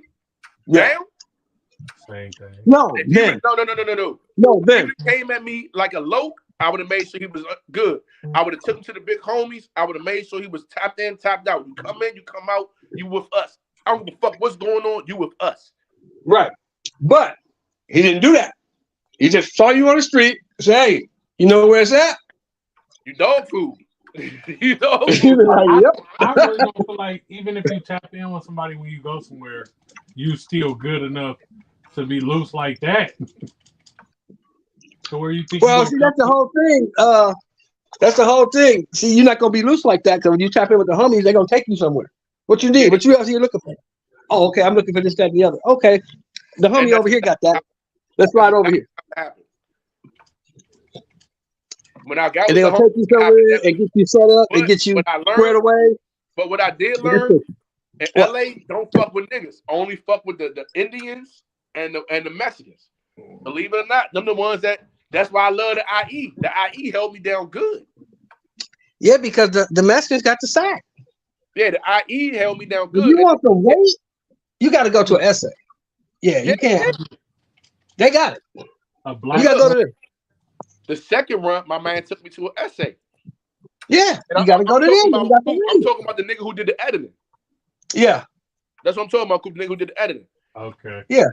So he took me to an essay. He like, man, I'm not fucking with no more niggas. Yeah, babe. Yeah, and they got the sack, man. Spend my money will come in the kitchen. Figure that out. Yeah, they got the bag out here, man. You got to go to them if you want some weight. Now, if you just want a couple stones, you can go fuck with some brothers. But if you want some weight, you got to go to Mexico. Like that. Stop playing in my kitchen like all I got is noodles, man. Stop playing with me. I got some peanut butter and jelly. Oh my God. This nigga's a PB&J. They got 2 mediums for 23. This nigga's a nigga for real. You's a real nigga, Cabo. Yeah, I am, nigga. He got PB&J and noodles, nigga. Hey, you ever been? Listen, she said, "What you made for breakfast today?" I said, "I hook up." I made a hookup. I eat hookups for breakfast. All right, so listen, I got 4 pieces of shrimp. We got 4 pieces of shrimp. I'm not trying to be irritated. I'm being honest with you. I got some lemonade. Lemonade was a popular drink. Hey, what about an egg roll? I got 3 egg rolls left. I got 3 egg rolls. No, what do you want? I'm just ready to say I eat. My nigga Big Guy Willie said Charlo versus Hagler. Who you got? Nigga, who you got? Man, come on, man. Nigga, who you got? I know who I got. That's a career ender right there. I know who I got. Purple Prime? Hell yeah. Hagler all day. Hagler beat that nigga down. He gonna get beat. He gonna get his career beat out of him before he stopped. Yeah, Hagler fucked him up. Hagler's different. Yeah, There's gonna be no more of them cats. Well, man, what's today? Wednesday? Today is Wednesday. Hump day. Yeah. Tomorrow I gotta start packing my clothes. What's going on? Oh, Saturday I leave Saturday morning at 6 in the morning. I go to Vegas Saturday morning. Oh, you going to the fight? Yeah, I'm going to the fight. Yeah. Lucky ass nigga. I should have banked on that fight and not the You had to go see your boy Tank, nigga. You wouldn't have been a real DC nigga if you didn't go see Tank, nigga. You know you had to go see Tank. Combo, what seats did you get for the Tank fight? You got the ringside seats? Who, me? Hell no, you got no ringside seats. Nah, nigga, I ain't getting no seats for Tank fight. Now I ain't gonna lie, my man, he got some seats, and then my cousin, he working there, he doing some bodyguard work for somebody there. I was trying to fly on one of their situations, but I'm not about to spend no 15,000 on no fucking midget to fight. Yeah, and they have a undercard. Well, I think did they say something like the ringside seats was like 30 racks? Now Ellie reported it's 49 because they all sold out and they resell. Wow, 49,000? Yeah, man. Wow, that's crazy. Yo, that's the highest selling ticket in the history of boxing, man. Hell yeah. Because Floyd and Pacquiao was like only 35. I said only. And that was too much for that shit. That was a lot too. So that was too much for that shit. Yeah, 35. That's a lot, man. Man. Just think back in the day when we was getting great fights, Hagler Hearns, the motherfucking ringside seats was like $2 grand. Yeah, man. 2 minutes. You lunch the fuck out. I didn't lunch the fuck out. You been disrespectful while you're doing in the hospital. So how much is this Tank and Garcia pay-per-view is gonna be though? They haven't put a price on it. Oh, it's $80. It's $80. Oh, 80, okay. It's 80. I ain't see it. All right, that's not bad though. So if it's 80, so how they gonna Okay, yeah, for the ticket price. That's how. Okay, that's how they gonna pay their salary. All right. Oh no. That money is coming. They purse money is coming from the respective promoters and the fucking sponsors. That's where that money comes. So what is that Tank though? What is that their purse price? What are their purses? What they get? Huh? What are their purses? What you say? Yeah, okay. Somebody got to go on mute. Somebody do What's their purses? Okay, so what's that now? Hey, somebody got some cracking. I said, what are their purses? Oh, I don't know. I'm thinking Tank's biggest purse so far with pay-per-view and everything, I think it's been like 5 or 6. I want to put you on my desk at work. Well, they should get about 20. They should get about 20. So I'm thinking, no, they're not getting that. They're not getting that. Ain't nobody getting that. Unless your name is Joshua. 49,000 ringside seats. Ain't nobody getting $20 million unless your name is AJ or Canelo. You're not getting that. But $49K for ringside seats, though, man. You're not getting that. Those are resale prices. Those are resale. Yeah, I think I think they probably go get somewhere like it's gonna be somewhere in the range of Amir Khan and Kell Brook, 10 and 8, something like that. Yeah, but that was in the UK though. It was still 10 million and 8 million. And that's about what they're gonna get. I'm just saying that was a UK fight. You know how they pack their stadiums though. Yeah. It's not gonna be 90,000 people at this fight. They said it was fucking it was like 30,000 people at that Kell Brook fight. Yeah. Oh, this gonna be packed out though. It's at the T-Mobile, ain't it? Combo? It's gonna be packed out, yeah. Yeah. That's at the T-Mobile. It's at the T-Mobile, so it's gonna be 21,000 screaming fans in there. I mean, the main fight, man. It's gonna be packed to the gate. Main fight, I want to see the main 2 fights. I want to see got canceled, man. I mean, because Oh, in a way, Fulton. Yeah, and I want to see Serrano and Taylor, but Cameron and Taylor. I think that's a better Cameron fight. might get her though. Chantel Cameron can fight, man. People, man. I'm like, yo, you saw what she did in McCaskill, so that bitch can fight. So this ain't no fucking pushover now. But the thing is, you got to knock her out because she ain't gonna win a decision. Yeah, you ain't get no decision against Katie Taylor, especially in Scotland. Especially in Scotland. That's not happening. She's gonna have to knock her out, man. You're gonna have to knock Katie Taylor out. I think McCaskill can do it though. I think she can do it. But we'll see. We'll definitely find out. Yeah, but it's some pretty good fights, man. It's dang, everybody's go. But it's been some pretty good fights coming up, man. I mean, because like it's been a slow year so far, man. The first 3 months has been kind of slow, man. There ain't been no big fights. I mean, Benavidez playing is a good fight. It's a good fight. I give you that. I mean, I wonder where they go from here. I mean, I wonder is Canelo really gonna face the winner of this? I mean, he already beat Plant, but I mean, if Plant wins, but I wonder is he really gonna fight Benavidez this time?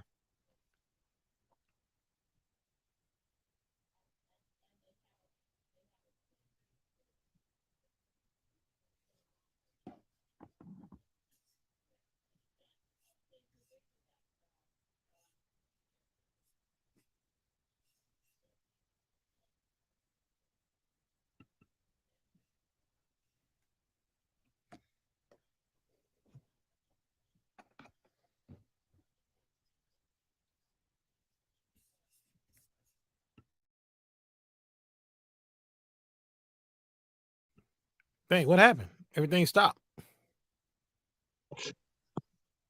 Hey, I'm back.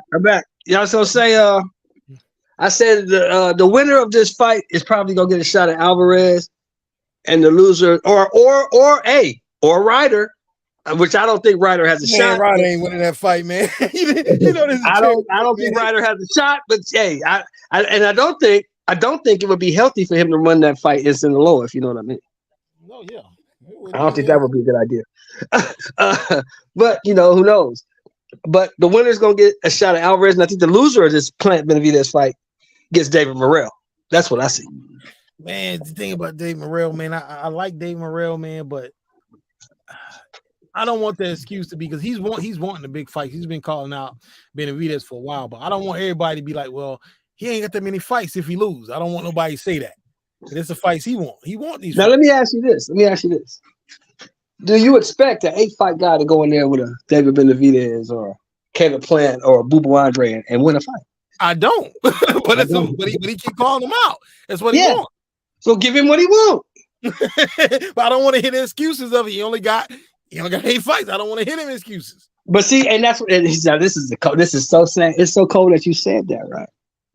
Because I remember when they was talking about Boo Boo fighting Janibek, right? Yeah. Why Boo Boo turned down Janibek? Boo Boo scared of Janibek. I said no. It's a lose-lose for Boo Boo.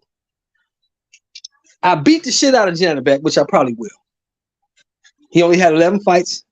He wasn't ready. Right? Mm-hmm. I go in there and I lose to Janibek. Nah, I ain't shit, and I'll never get another title shot. Yeah. So either way, I don't win. You see what I'm talking about? Either way, I lose. Fucking with this dude. And now you gonna tell me you ain't gonna pay me $350,000 to fight this dude? Fuck you and this belt and that dude. I'm gonna go 68. See what I'm saying? That's what Boo Boo did. My thing is, man, I don't know if the guys. Look, you just saw Janibek. You know goddamn well Boo Boo Andre would have beat the Hebrew shit out of Janibek. Yeah, I agree. What the fuck Janibek up? I told everybody that, but nobody won't believe me. Oh nah, man, he's scared. Man, he's not scared. For what? How's you scared of an 11-fight dude? Dude got 11 fights. How you scared of him?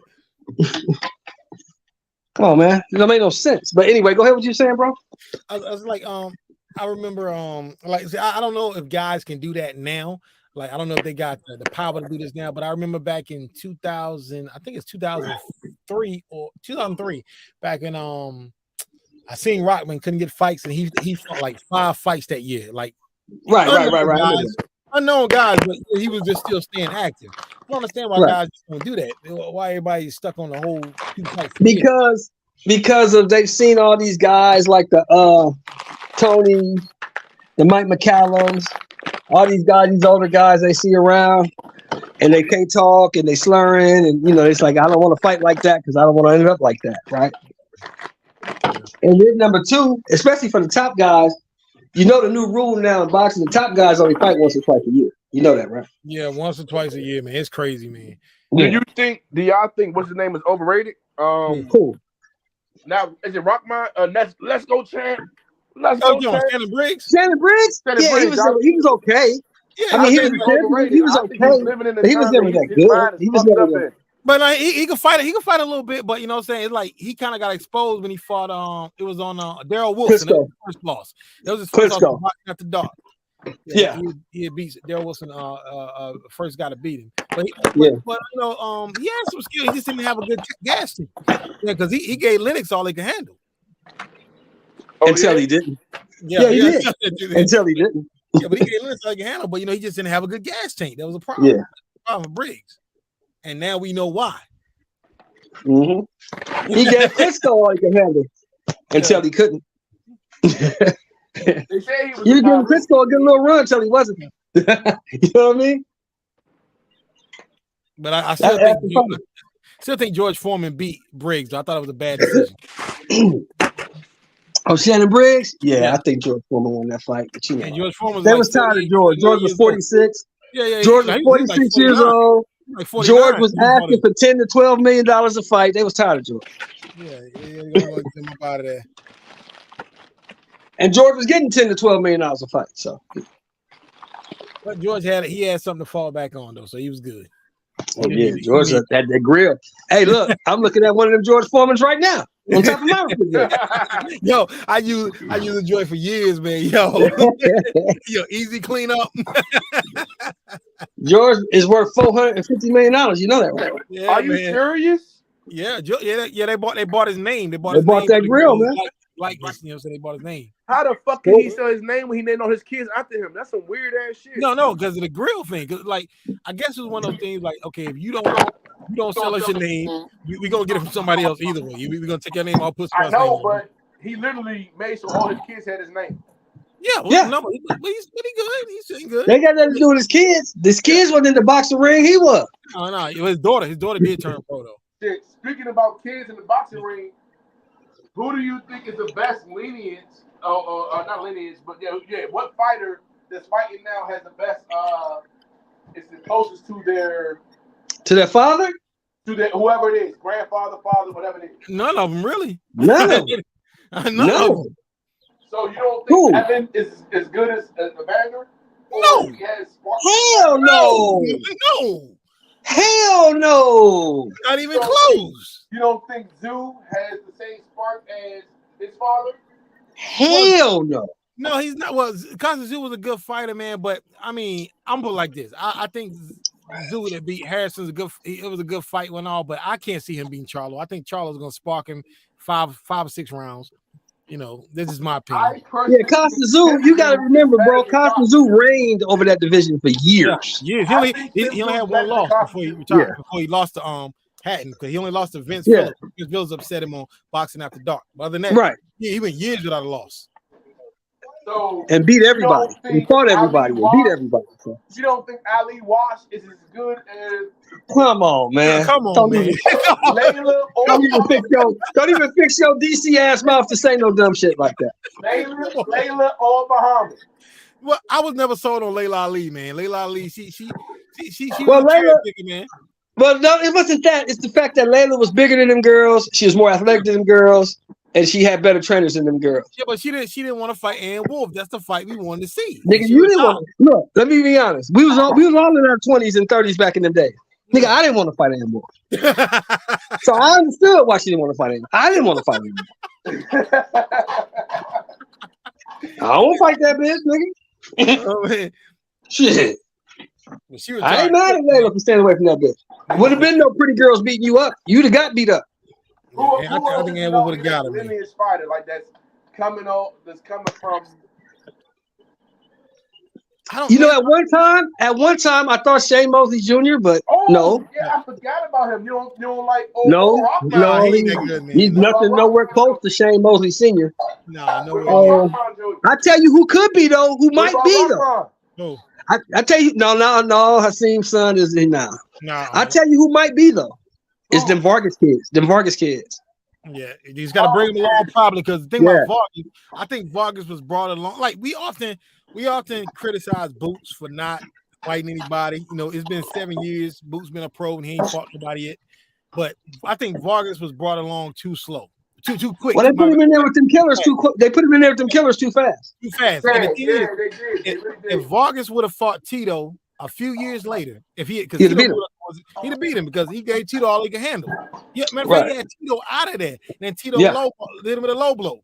He had him out of there. Hit him with a low blow. They put him in there with Tito. They put him in there with Mayorga. They put him in there with Oscar, and he wasn't ready for none of them dudes. Put him in there with Shane. He wasn't ready for them dudes. Yeah, but that was the problem. I like Vargas, man, but yeah, he just moved up too fast, man. Too fast. I mean, your 4th year as a pro, you fighting Hall of Famers, man.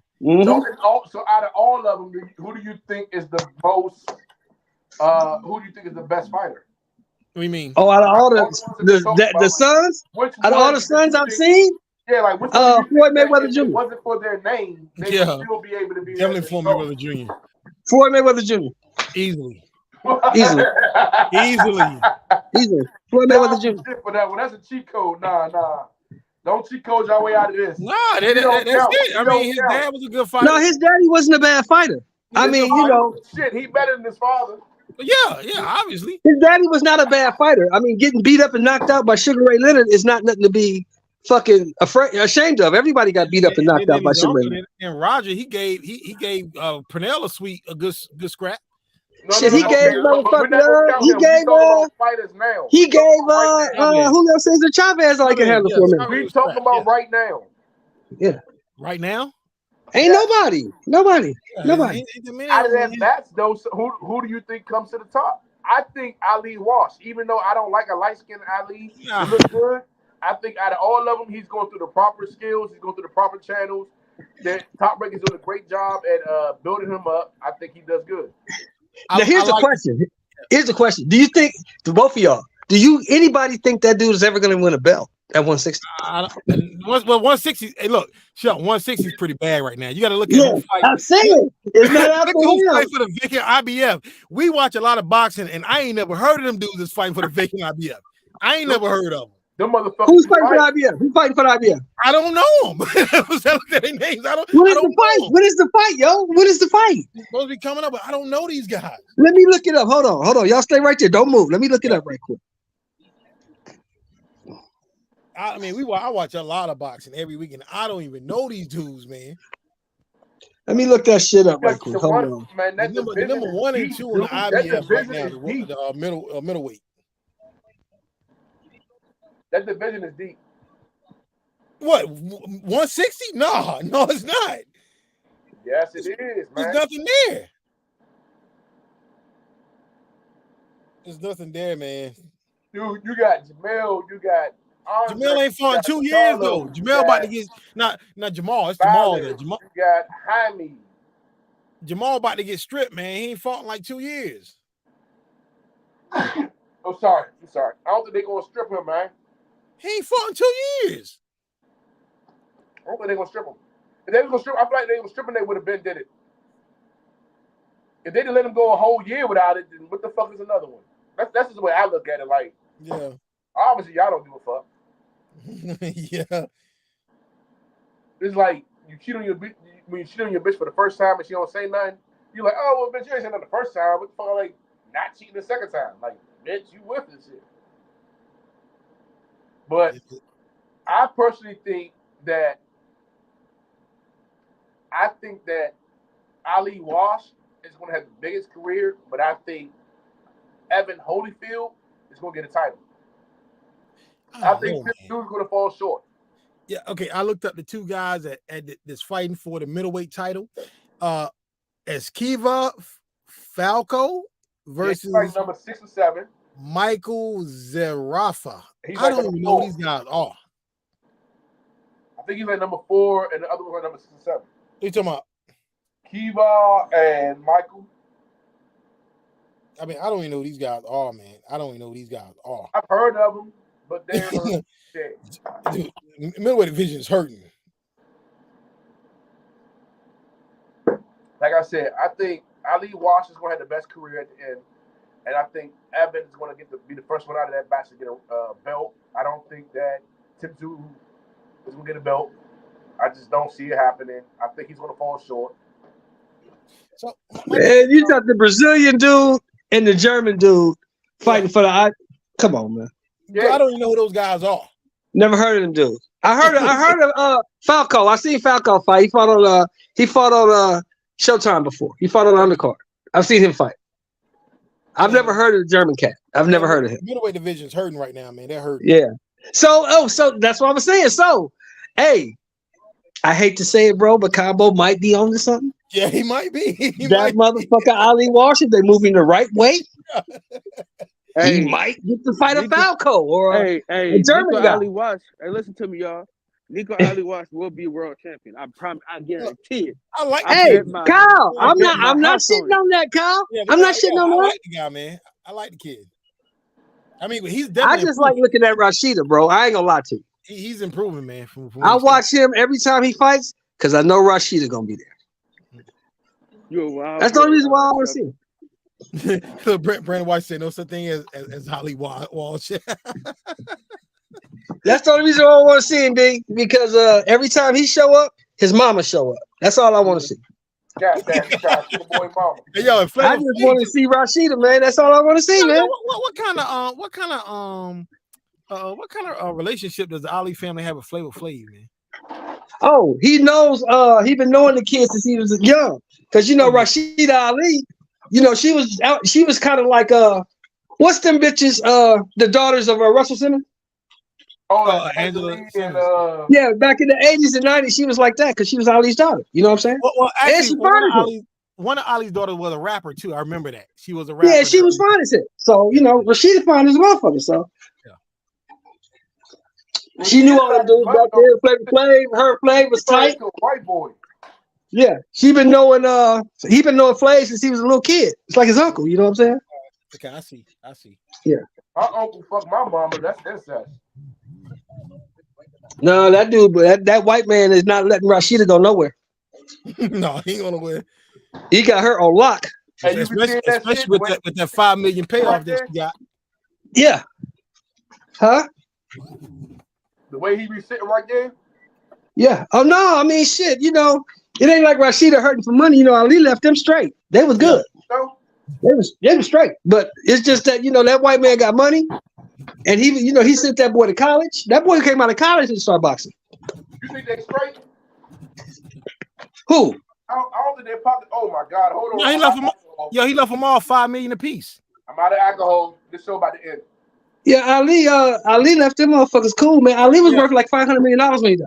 Yeah, he left all his kids money, man. Are you serious? He left all his kids money Ali, apiece. Yeah. Ali sold his name, image, and likeness.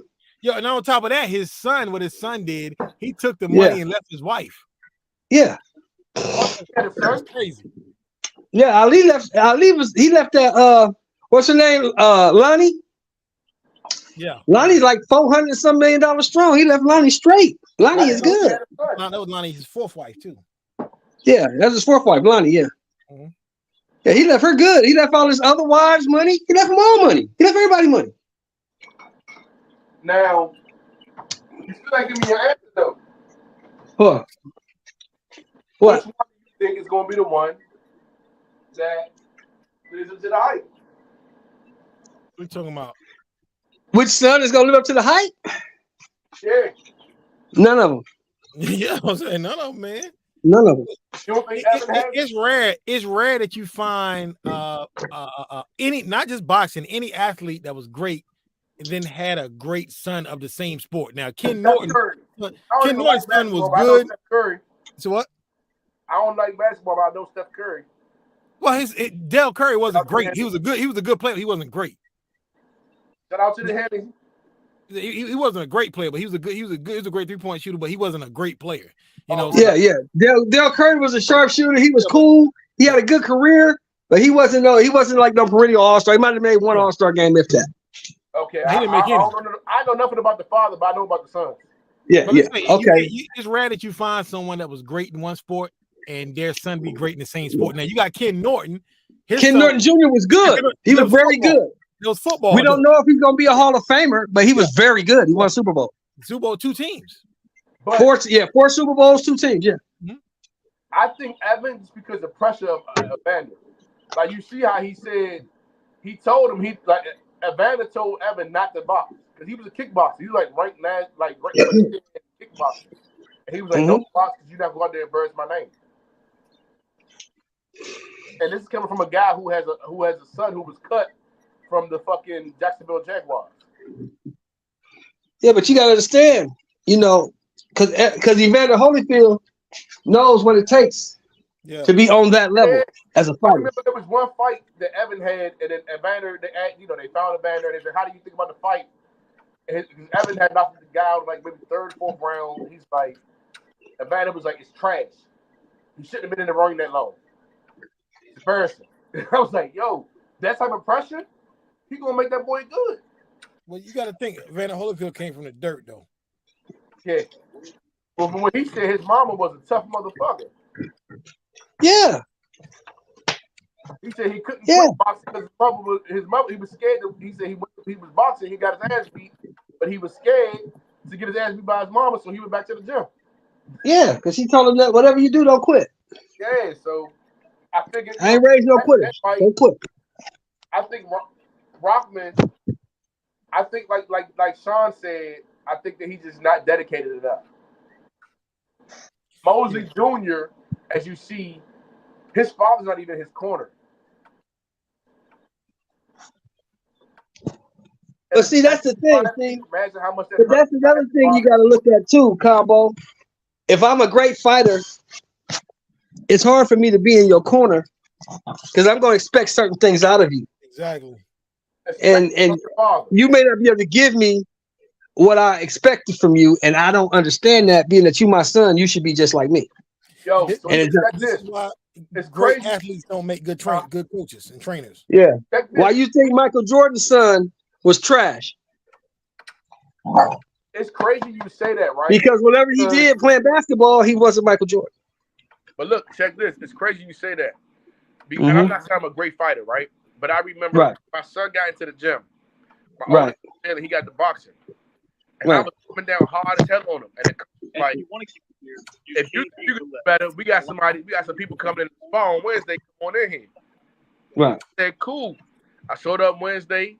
I came in there. He said, you get your registration? I said, yeah, I'm registered. Okay. I get in the ring. I do what I do. Now, this is what makes it even funnier. My grandfather was there. I was mad about my son's performance. My grandfather was mad about my performance. Right. My grandfather was like, man, that was horrible. I'm like, I ain't been in the ring about 14 years. He like, that's horrible. Why was you getting hit? What was you doing? This, that, he was tearing me apart. I was tearing it apart the same way. And I was like, yo, my fathers can't train sons.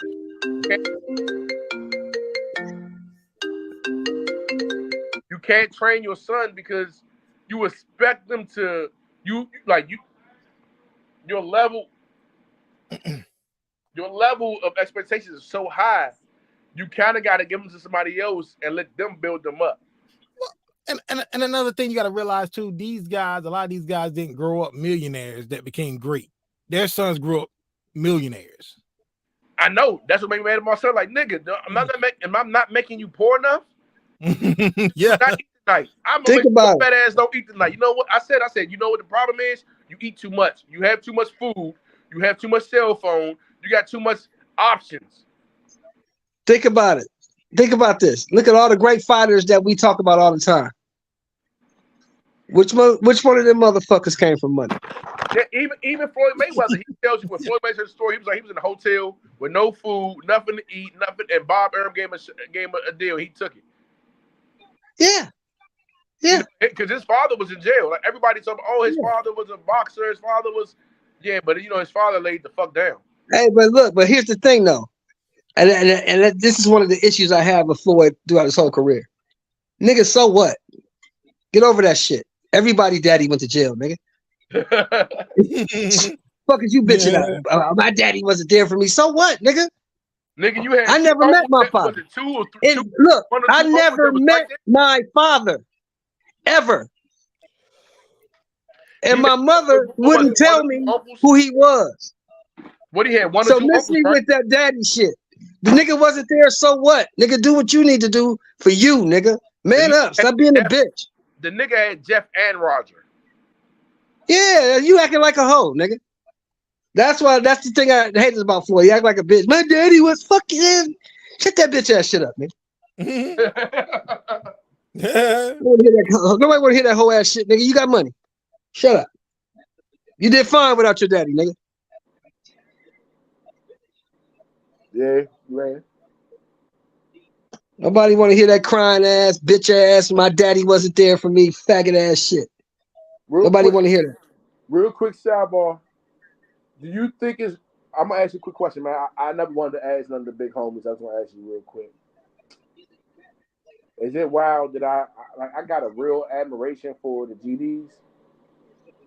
The Gangster Disciples? Yeah. Even though we got our situations and shit. Like No. They an organization that been around for 50 plus years doing their thing. You should admire that. I got big respect for them. Yeah. Okay. Now. Yeah, because they push their line wherever they at. I've been in the pen in California with some Gangster Disciples. Yeah. And them niggas is on the yard by themselves pushing Gangster Disciples. It'd be 6 of them motherfuckers and they gonna push that shit. I didn't know the Gangster Disciples were still around though. Hell yeah, they still around. Yeah, they're not allowed to flag. They're not allowed to even speak on it. Like folk and Gangster Disciple, like they got a whole they're not allowed. Task force to take them out. Yeah, but they all over. They in LA, they in New York, they in Texas, they all over the place. In Oklahoma, they in Nebraska. The GDs are everywhere, bro. They in Michigan, they're everywhere. I didn't even know, man. I swear I didn't know. Yeah. They're just highly secretive because of the restrictions put on them. Like as a Crip, I can flag. The GD, you can't flag. There's an echo coming from somewhere. All right, next question. Who's going to be the biggest bust this year?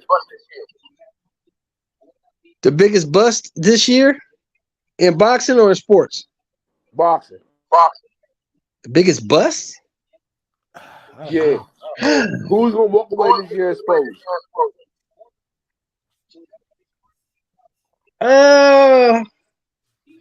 I'll say,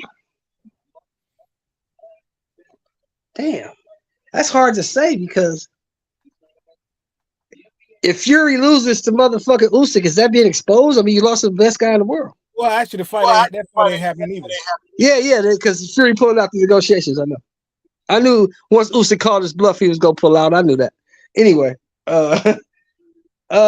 if Spence loses to Crawford, is that exposed? You lost the best guy in the world. So it's not exposed. So I tell you, the only exposure I can see happening is if, and this is a big if, because I don't see it happening, but if Devin loses to Loma. Oh yeah, that's crazy. Or if Tank loses to Ryan. Yeah. No, would it be bigger exposure if Ryan loses to Tank? No, he's expecting to lose. He's supposed to lose to Tank. Ain't nobody picking Ryan to win this fight. What about if Cool Boy Steph takes another loss? He ain't had no losses. So if he take his first loss to Monster, if they fight, because Monster's injured, you know. Yeah, I'm sorry. I didn't even say Cool Boy Steph. What's his name loses? What's his name? God dang. From Philly.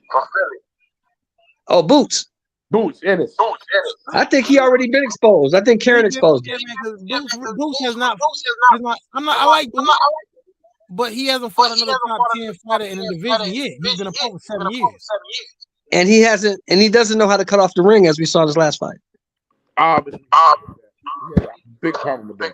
Or he don't know how to cut the ring off. He doesn't know how to make adjustments in the ring to know that he can cut it off. I mean, shit, they talk about Karen was running. Well, what if we got a motherfucker running? You cut the ring off. So he can't run. The nigga ain't got a mile. He can box him in. But you know. What about now? They say I was a hater though. They say I'm hating on Boots. No, listen. I got the same thing. Like I told him, man. Yeah, everybody always say I'm hating on Boots too, man. Yeah, I'm hating on Boots. The nigga don't know how to cut the ring off. It's obvious.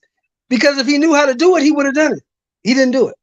So okay, I got a serious question. All right. What would it take for people to see Wilder for what he is? Him getting beat up again by Ruiz or get knocked out by Ngannou or something like that? Nah, he'll beat Ngannou and Ruiz. He gonna hurt Ngannou. He gonna really physically hurt that man. And that's what I try to explain to the MMA guy. I'm like, as good as Ngannou is, boxing is a different sport than MMA. He's not beating any of the top guys in boxing. No. Even the lower level guys, he wouldn't beat them either. Yeah, he gonna get hurt. He'd get beat by like a Gerald Washington and beat his ass. Yeah, he would. Yeah. But the biggest bust in sports this year, in sports period, is probably gonna be John Morant. Oh my God! Don't bring that up, man. No. That motherfucker. They just got a report just came out today. That motherfucker about to lose $40 million this year in endorsement. Oh my God! For a picture of a gun? But see, this is what I don't understand. Okay. It is legal to have guns in the South, Memphis. Anybody can get guns. Yes. So if the gun was actually his, I don't see what the problem is. Here's the problem. Here's the problem, right? And I'm gonna explain the problem. Here's the problem. I'm gonna give it to you so you can understand where I'm coming from. I'm a billionaire, right? Yeah. You work for me. Yeah. Right? Yeah. Mm-hmm. To work for me, I'm gonna pay you X amount of millions of dollars. Right? Yep. Before I make that wire transfer to your account, I'm gonna get you to sign a contract, right? Yeah. You know what's inside that contract? What? It's gonna be a clause that says you have to act a certain way because you represent me and my company and my brand. And if you do anything outside these parameters, these are gonna be the penalties. Look, having the gun was not the issue. Yeah. Having the gun was not the issue. Having the gun in the club probably was not the issue. Yeah. Having the gun in the club and putting it on social media, that was the issue. Mm-hmm. Because the thing you can do what you want. You just can't embarrass me doing it. Exactly. Because I remember, and I brought this up. Like I said, I'm not defending Ja Morant or his actions. I'm not defending him. I'm just saying I brought it up that Karl Malone used to always take pictures of him hunting with guns back in the 90s. And this was like a regular thing, and nobody thought anything of it. You know what I'm saying?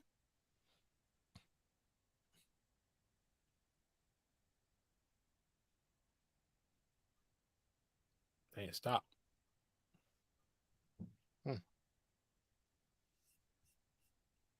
Testing 1 2, but they ain't stop. Yeah, what I'm saying, Karl Malone had he'd always took pictures of himself like hunting, and you can still find these pictures online, and that was crazy.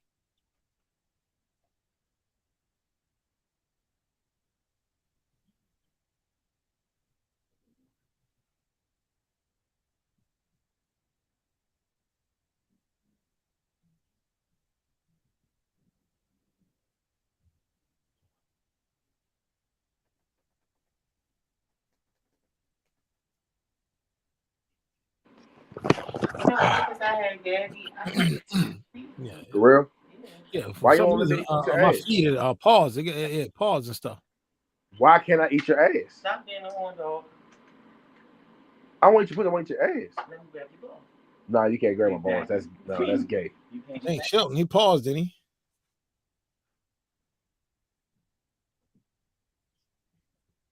Eating ass is what Cal Davis told me to do for the rest of my life. Cal is an insane individual. Grabbing balls is gay. I can touch my balls. You can't touch my balls. That's all that is. Or whatever. That's not safe. Girls don't know. Y'all don't know what to do with balls. Y'all be having hard ass hands. And I'm looking at this clothing haul, man. This chick right here, man, Simply Jessica. Good God. Simply Jessica. Was it Charlo versus Hagler? Who you got? Texas don't cap. All right, Big Dog Willie. Charlo versus Hagler. Who you got? Tell me who you got. Charlo versus Hagler. Ooh. All right, I'm trying to think this out. Hagler bludgeons him. Beats him up badly before stopping him and ending his career. No. You are tripping. What? Yeah, I know that's books and bills. I got books and bills. What you looking for? I don't know what the fuck that wallet at. But no, I don't got him destroying him. No, he does. Trust me. No. You not putting no respect on Charlo. Like if Charlo couldn't deal with Corbo, we're not talking about Jamel. We talking about Jamal Charlo. I understand. The guy is tougher than what y'all think. If he couldn't deal with the pressure of Corbo, what is he gonna do with Hagler coming at him? Oh, and Hagler got a chin. You can't just hit him and stop him. Why you taking it out? Put it in the microwave for a minute. Charlo is not J-Rock. He's not gonna stop. Whoa, hold on. J-Rock only beat Jared because he did some weird. No, I'm talking about Jamal Charlo beat J-Rock. I'm like, Hagler's not J-Rock. Okay. Nah. I'm just saying. Huh? It's done, babe. No, I need some more chicken. All right, fuck. I'm talking to some real shit. Like the moment we get into a real conversation, you want to complain. Okay. And I'm trying to eat some ass, but you playing games. So listen, I don't think, in all actuality, in all honesty, he doesn't just destroy Charlo. Man, does he win? Yes. Man, it's a one-sided beating, man. No way! Are you serious? Dude, Mugabe and Hearns was more dangerous opponents than Jamal Charlo would be. You're going too far. He basically ended Mugabe's career that night because after Hagler beat him, everybody was knocking out Mugabe. No. Hagler doesn't have the athleticism to beat him. What? Hagler doesn't have the athleticism. What you just say?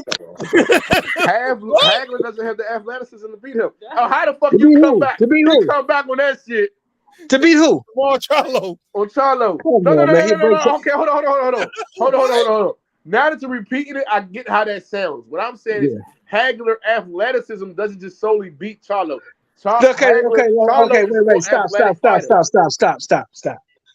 Who? Look at them two. Look at their careers as a total from Charlo's career now and Hagler's whole body of work that you saw, right? By that time, I'm gonna be gone. That's a whole. Who's the better boxer?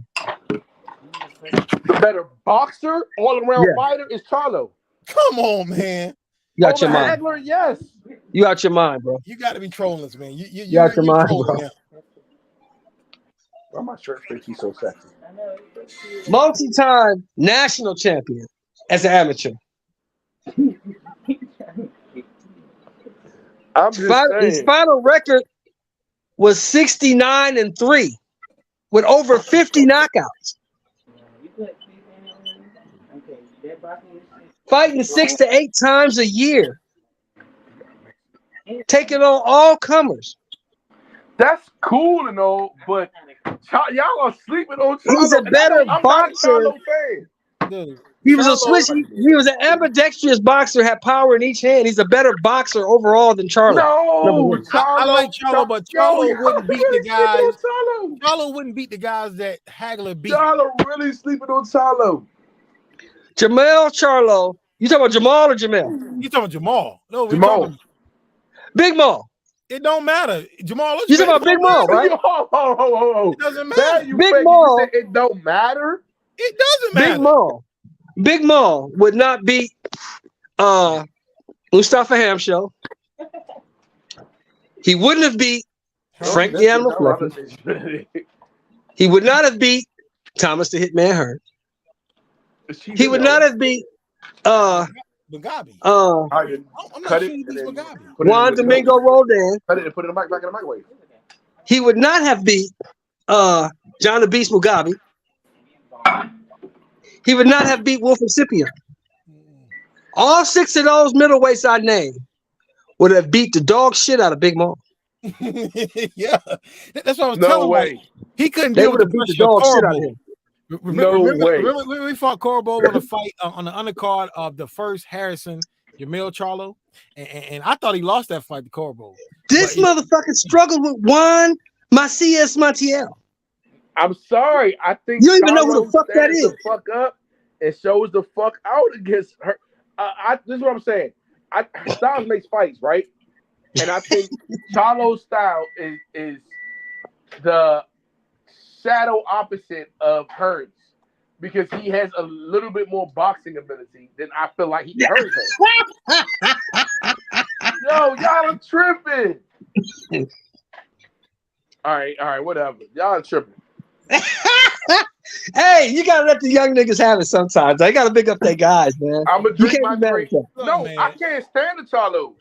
I like Charlo, man, but you talking about? I Marlon don't, Hagler. but I'm saying like her. Okay. Let me ask you this: does Big Maul beat Carlos Monzon? Prime for prime. No. He knocks him out.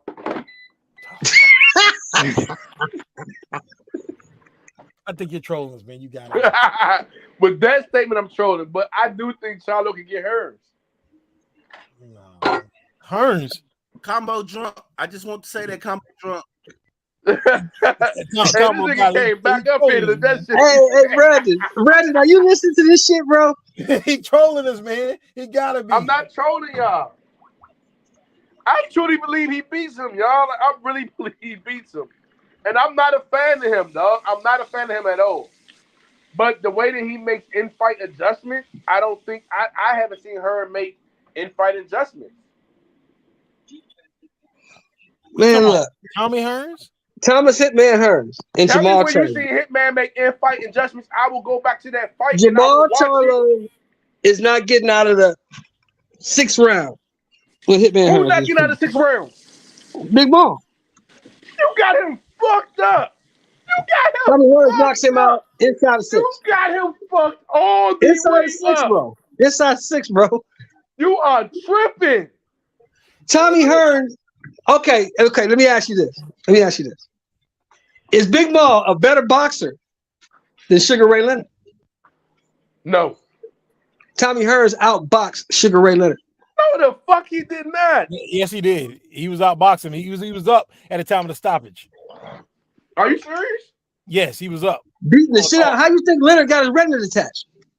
No. Because he was hitting him hard as shit. Not because he No, because he was outboxing him. He couldn't get past the jab. I watched that Go fight. back and watch Sugar the was fight. boxing Leonard, his asshole. go back and watch the fight. Leonard could not get past the jab. At the time of He the couldn't get stoppage. past the jab. Listen. The boxing match was more competitive than what people would have expected, because you would expect the No, Sugar Ray was losing. No, you would He was expect losing. Sugar Ray to outbox him. Yes. But Sugar No, Ray, he was losing the fight. What is No, Angelo? come on, man. What is Angelo Angelo's said, famous? "You're What blowing is it, Angelo's son." famous speech? What does Angelo say to Leonard at the end of the 12th round? You're blowing it, kid. You're blowing it. You're losing this fight. He was losing the fight, man. If it was a 12-round fight, the fight would have been over. Hearns would have won the decision. It was a 15-round fight. Nah, Go y'all back. tripping, man. Go on Y'all YouTube, are bro. really Look. tripping. Y'all are Combo. really tripping. It was close. No, listen. Go on YouTube and watch the fight, bro. That's all you got to do. Go watch the fight. Watch the fight. It was Did you good obviously because- saw something different than was on the screen? Because this motherfucker Leonard was getting his ass kicked, bro. No, he wasn't. Sugar Ray was getting First of whooped. all, no nigga from DC or Palmer Park can get their ass whipped. Let's get that straight right now. From DC. That nigga from Palmer Park. Palmer Park. Sugar Ray Leonard ain't from North shit. Carolina, man. Palmer Park ain't shit but another DC. When I got Hey. around Palmer Park, I was like, oh shit, I'm back in DC. You could left me in Southeast for this shit. Hey, well look. Well, then all you need to do is go back to the hot boxing with Mike Tyson when him and Hearns was on there. I seen that interview. He said the only reason I beat you, Tommy, because you wasn't as smart as me, and I was tougher than you. And then Mike Tyson tried to hype it up between their sons. That shit was No, funny. but Leonard told him. Leonard told him the only reason you beat me, only reason I beat you, Tommy, is because I was smarter than you and I was tougher than you. But you was a better boxer than me. No, You he was hit my harder boxer. than him. Listen, Yeah. this is what I'm saying. But I was smarter than you and I was tougher than you. This is what I'm saying. It looked like Tommy No. out with. Come on, let me talk. Real No, it quick. didn't look like shit. Tommy was whooping his ass. No, it looked like that because you expected Tommy to not look that good against a great boxer. I expect Tommy to knock him out. I had Hearns in that fight. After I saw what he did to Pepino Cuevas, I said, shit, he gonna knock Leonard ass Pepino out. Cuevas was a top welterweight at the time. You know what? Pepino Cuevas was a WBC champion with 12 title defenses. Shout out to Juice. He says Hagler to this day is still the most technically skilled middleweight in boxing history. Get the Yes. fuck out of here. Yes. Yes. Get the Yes. fuck out of here, Juice. You Yes. full of shit. You don't Michelle, know it's shit. funny you brought up Pepino Cuevas. Do you know that Pepino Cuevas has more title defenses than Errol Spence? Of course. Hold on. Let me get this over He real got quick. 12. Hold on, let me get this over quick. But he's not in the Remember- Hall of Fame though. He's not going. Hold to the on, Hall let of me get Fame. this over real quick, y'all. Shout out to Go ahead. Pittsburgh T. You know, the money section. That's the money guy right there. He says Charlo going to be out of here faster than $2 gas combo. Oh, never mind. Fuck what you said, Pittsburgh. Fuck what you said. He knows what he's talking about. Y'all old motherfuckers don't know what y'all talking about. I got YouTube. I got fucking replay TV. Combo, you my guy, man. You the homie, bro. You the homie, man. You my guy. I'm telling you. I just think y'all are Thomas more. Hearns, No, listen. Marvin I think Hagler I think would because he beat looked the so good Hebrew boxing, shit people were out of Big surprised. Maul, bro. Yeah, he would beat him up bad, man. They beat him up bad, man. They fucked Big Maul up. Y'all tripping. Dude, we ain't even gotta go. We ain't even gotta go to Hagler, and I think What a the fuck, better. Big Dog Willie? You too?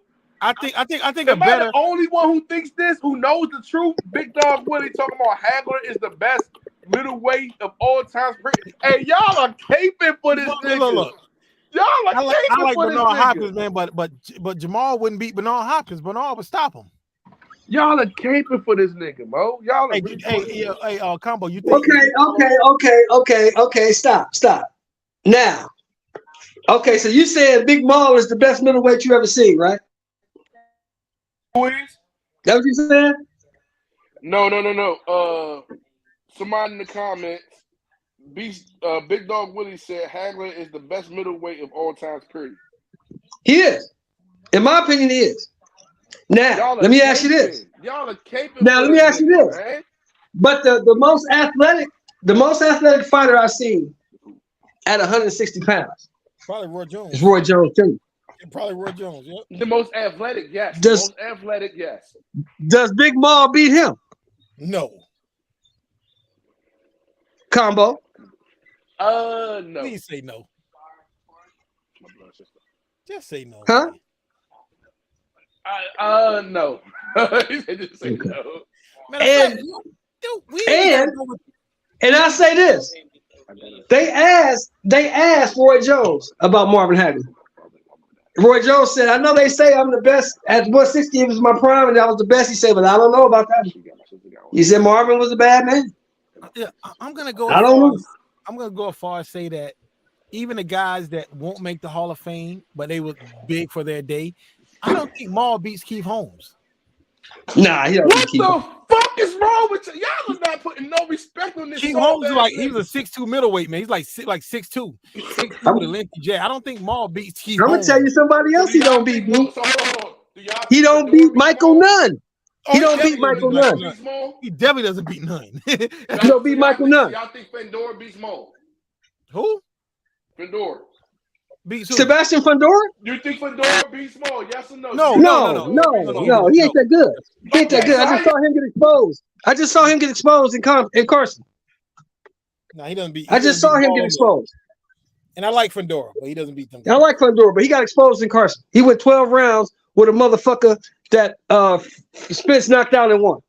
So he's not that good. That shit got some. He's okay. He ain't that good though.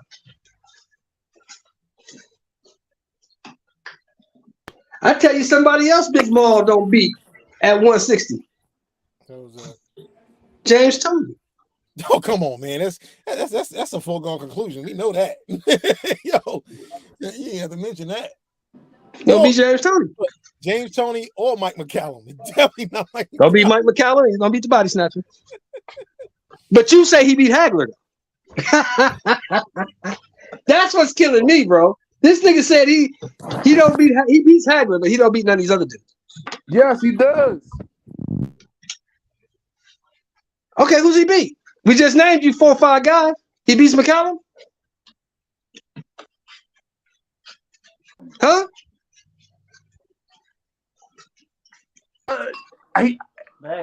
12 rounds. He beats McCallum. 12 rounds, yes.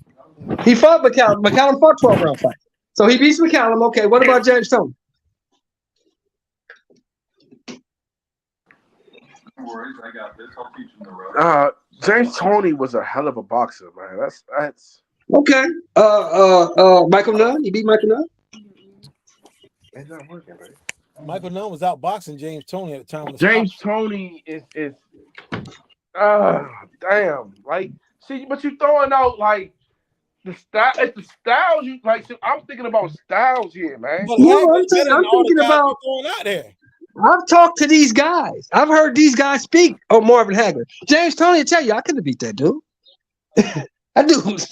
Mike McCallum said he wanted to fight him, but he's not shout going to out beat him. KB. All right, hold on. Let's see.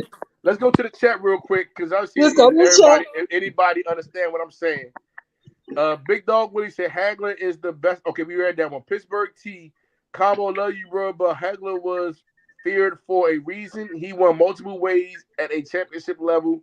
He is only listed on the scorecards, not in the ring. Combination of skill and heart, undefeated. I got you. Okay, he got skills, he got heart, but I think Charlo puts him on his ass. I'm sorry. Ooh. We talking about Hagler. KP. KB says Winky Wright beats Maul. Yep. Winky Wright. Yep. Yep. Yep.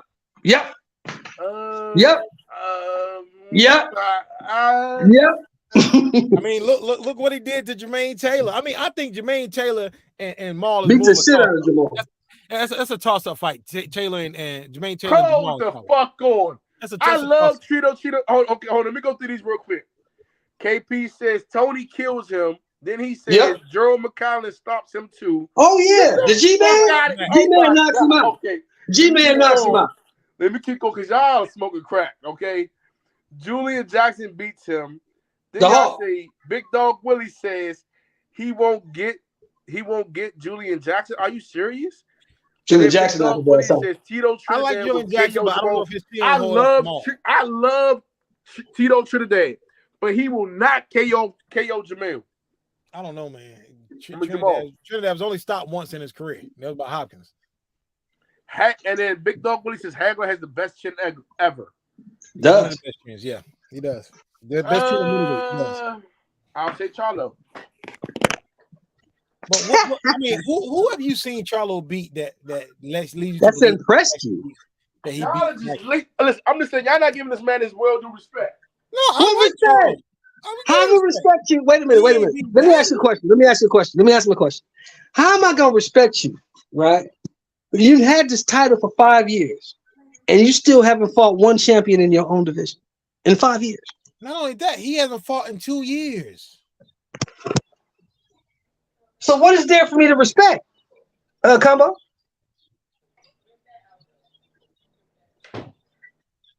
I think y'all tripping. What is this? No, I want you to answer my question.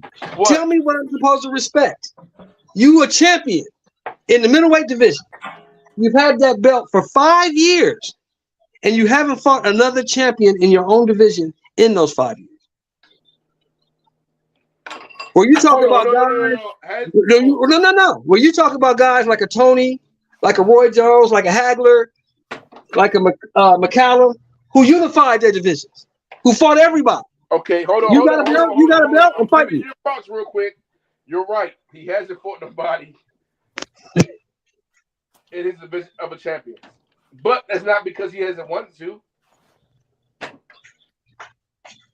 That sounds like an excuse to me, bro. That sounds like an excuse to me, bro. That sounds like a big fucking excuse. Not like because he didn't want to. Well, you didn't fight him, so I don't give a fuck what you wanted to do. You didn't. You didn't. I'm saying his style. I'm saying you fought Matt Korboff instead. You fought motherfucking Juan Macias Montiel instead. You pulled up a little nigga from 54 named Brandon the Cannon Adams. You fought him. When there's niggas running around in your division with belts saying they're the champion, and you ain't even fighting. How the fuck I'm supposed to respect you? It's not his fault they're not fighting him though, and we all know that. Okay, so you can make a fight with Brandon Adams. You can pull him up in 54. You can make a fight with Korobov. You can make a fight with all these other guys, but you can't take a little less money to make a fight with these other dudes if you don't want to. These other dudes ain't fighting each other. So what that got nothing to do with you? If they're not You fighting telling each other, me? what you expect them to do? They're not No. gonna fight See, him. you're not telling me. We're not talking about Triple G. We're not talking about Laura. We're not talking about them other dudes. You said I need to respect Big Maul. I said respect him for what? He hasn't done anything to earn my respect. That man, he's still doing. Hasn't done anything. That man hasn't done anything. So are y'all saying that his skill set is trash? No, we don't know what his skill set is because he's never been in there with nobody to exercise it. I'm not saying he's trash. Are you really saying? Somebody know. Big Dog Willie said Mazan will KO Mo. He would. He would. See, we don't know what Big Maul's skill set is. You talk about his skill set, right? We don't know what his skill set is because he ain't never fought nobody to ever test his skill set. He ain't never been in a fight. Tell me the last time, honestly, you tell me the last time Big Maul was in a fight where you thought he was going to lose. A dog fight? He ain't been in one. Okay. So what the fuck am I supposed to respect? What the fuck am I supposed to respect? For someone like Devin. I'll say this. I'll even say this. Tell me the last time Big Maul was in a fight where you even thought the other motherfucker had a chance.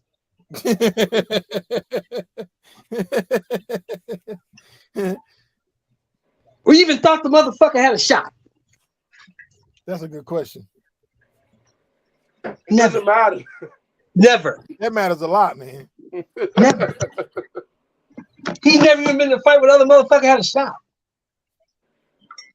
But what I'm saying is, when y'all can use that argument for Devin, but use it against Jamal. That's not fair. No, because we've seen Devin's chin tested. Linares. No, the fuck we haven't. Yeah, Devin the Lawrence is fight. like, Yeah, he rocked him. that He was rocked a him. fluke ass accident. Come on, man. It wasn't a fluke, man. No, Linares caught that motherfucker at the end of the round. He caught that motherfucker with a hard right hand at the end of the round and matadored his ass to his corner. Go over there and sit down, boy. Chin tested is what Floyd did against Jab. That's chin tested. When Jab touched that chin, then he had to recuperate with time with the damn clock. That's chin tested. Well, we've seen his chin tested, and according to y'all, JoJo was getting with his ass when I told y'all JoJo wasn't doing shit, but y'all said I was tripping. Now everybody's starting to see JoJo for the bum that he is. But when Gary said it, y'all was wrong. You know what I'm saying? So when Gary said, "Hey, you trying to get JoJo's us? not a great fighter, but I respect." You trying to get us to respect the motherfucker who ain't done shit to earn nobody's respect? Beating K9 Bundrich at 42 years old don't earn nobody's respect, bro. K9 Bundrich is 42 years old when he fought one. Did you know that? No, I didn't know that. And K9 Bundrich is 5'7" tall. Did you know that? I didn't know that. Okay, now you know. J-Rock. All right, y'all just throwing shit out there. He'll beat the shit out of J-Rock. Who? No, I ain't said nothing about J-Rock. I said K9 Bundrich. No. Trap. Oh, J-Rock Bundrich? You're saying J-Rock will beat him. Well, we got to see because J-Rock got Adams problems right now. He got what? He fighting Carlos Adames. Oh, okay. I didn't know that. Yeah, that's what he fighting next. I don't J-Rock got to worry about beating him. Before you worry about beating Big Maul. But Big Maul ain't done nothing to earn nobody's respect, bro. That's all we say. I think Big Maul the one to get the respect. No. Jamel gets the respect. Jamel, you know what I'm saying? Big Maul Jamel done fought everybody. Jamel done fought everybody. Jamel done beat everybody. Big Maul came back and got his shit though. Who? Big Maul. Came back and got what? Tony. You talking about Jamel? Yeah. Yeah, Jamel, that's what I just said. Jamel Charlo done fought everybody, done beat everybody, and he's undisputed. Maul is not that. Big Maul is not that. But he was calling out Triple G. He was calling motherfuckers out. It doesn't matter if you just call him out. Did you fight him? They made a whole different belt for this man. Did you fight him? It's not The his fuck if you fault. called him out? You didn't fight him. So It's you don't not get his fault. It doesn't matter. You can't. I'm not giving you credit for fights you ain't fought yet. You ain't beat Triple G. So if you would have beat Triple G, then what you be Give saying? him credit for that. Give him credit for that. He didn't do it. Yeah, man, you can't give him credit for fights he ain't fought, man. You can't do that. The nigga ran from him. Doesn't matter. Catch him. If you really want to fight him. Yeah, wow. Hey, look, you see it in the history of boxing, right? Sonny Liston didn't want to fight Muhammad Ali, did he? Yeah. What did Muhammad Ali do? Chased him. He rented a bus and followed that nigga all around the country. Wherever he went, Ali showed up. Went to his house 2-3 in the morning. It's different back then. How's it different? You can do that now if you want to. You really want to fight a nigga, you make him fight. Junior Tarver did the same thing. When Roy Jones didn't want to fight him, he went to all the press conferences, follow him around. If you really want to fight a nigga, you make him fight you. But he's a different type of fighter. How's he different? You said Big Maul's one of the greats. You just said that. These guys not built like those guys, right? You just said Big Maul is. You just said Big Maul. Stop Marvin. Ain't that what he said? No, you remember when who was it? Was it Devin? When Devin went on Hot Box, and he was like, Mike Tyson said, "Oh, Mike Tyson's like, yeah, if I would have had social media back in my day, I would have been fucking with people's heads 24/7. These fighters now aren't like those fighters then." But you just tell me that these fighters now are better. You just told me Big Maul to beat him. Being a fighter and an antagonizer are two completely different things. Let me tell you something about Big Maul versus Marvin Hagler. If they was to make that fight prime for prime, and I'm being honest with you, Combo, Big Maul would lose the fight before it even started. Wow. So you think he'd be psyched out? That's what you're trying to say. Marvin would be all in his head. Man, I think it's another switch in that bitch ass nigga Charlo that would have turned it all the way up. You really sold on Jamal Charlo, man. Like, I'm just saying, I'm You not sold on that nigga. I don't know what he's done to sell you on him, but you sold on that nigga. Whatever, y'all tripping. But let me. I gotta get off the phone before I get in trouble, y'all. I gotta go. All right, man. Go ahead. All right. Wow. I don't know what Big Maul did, man.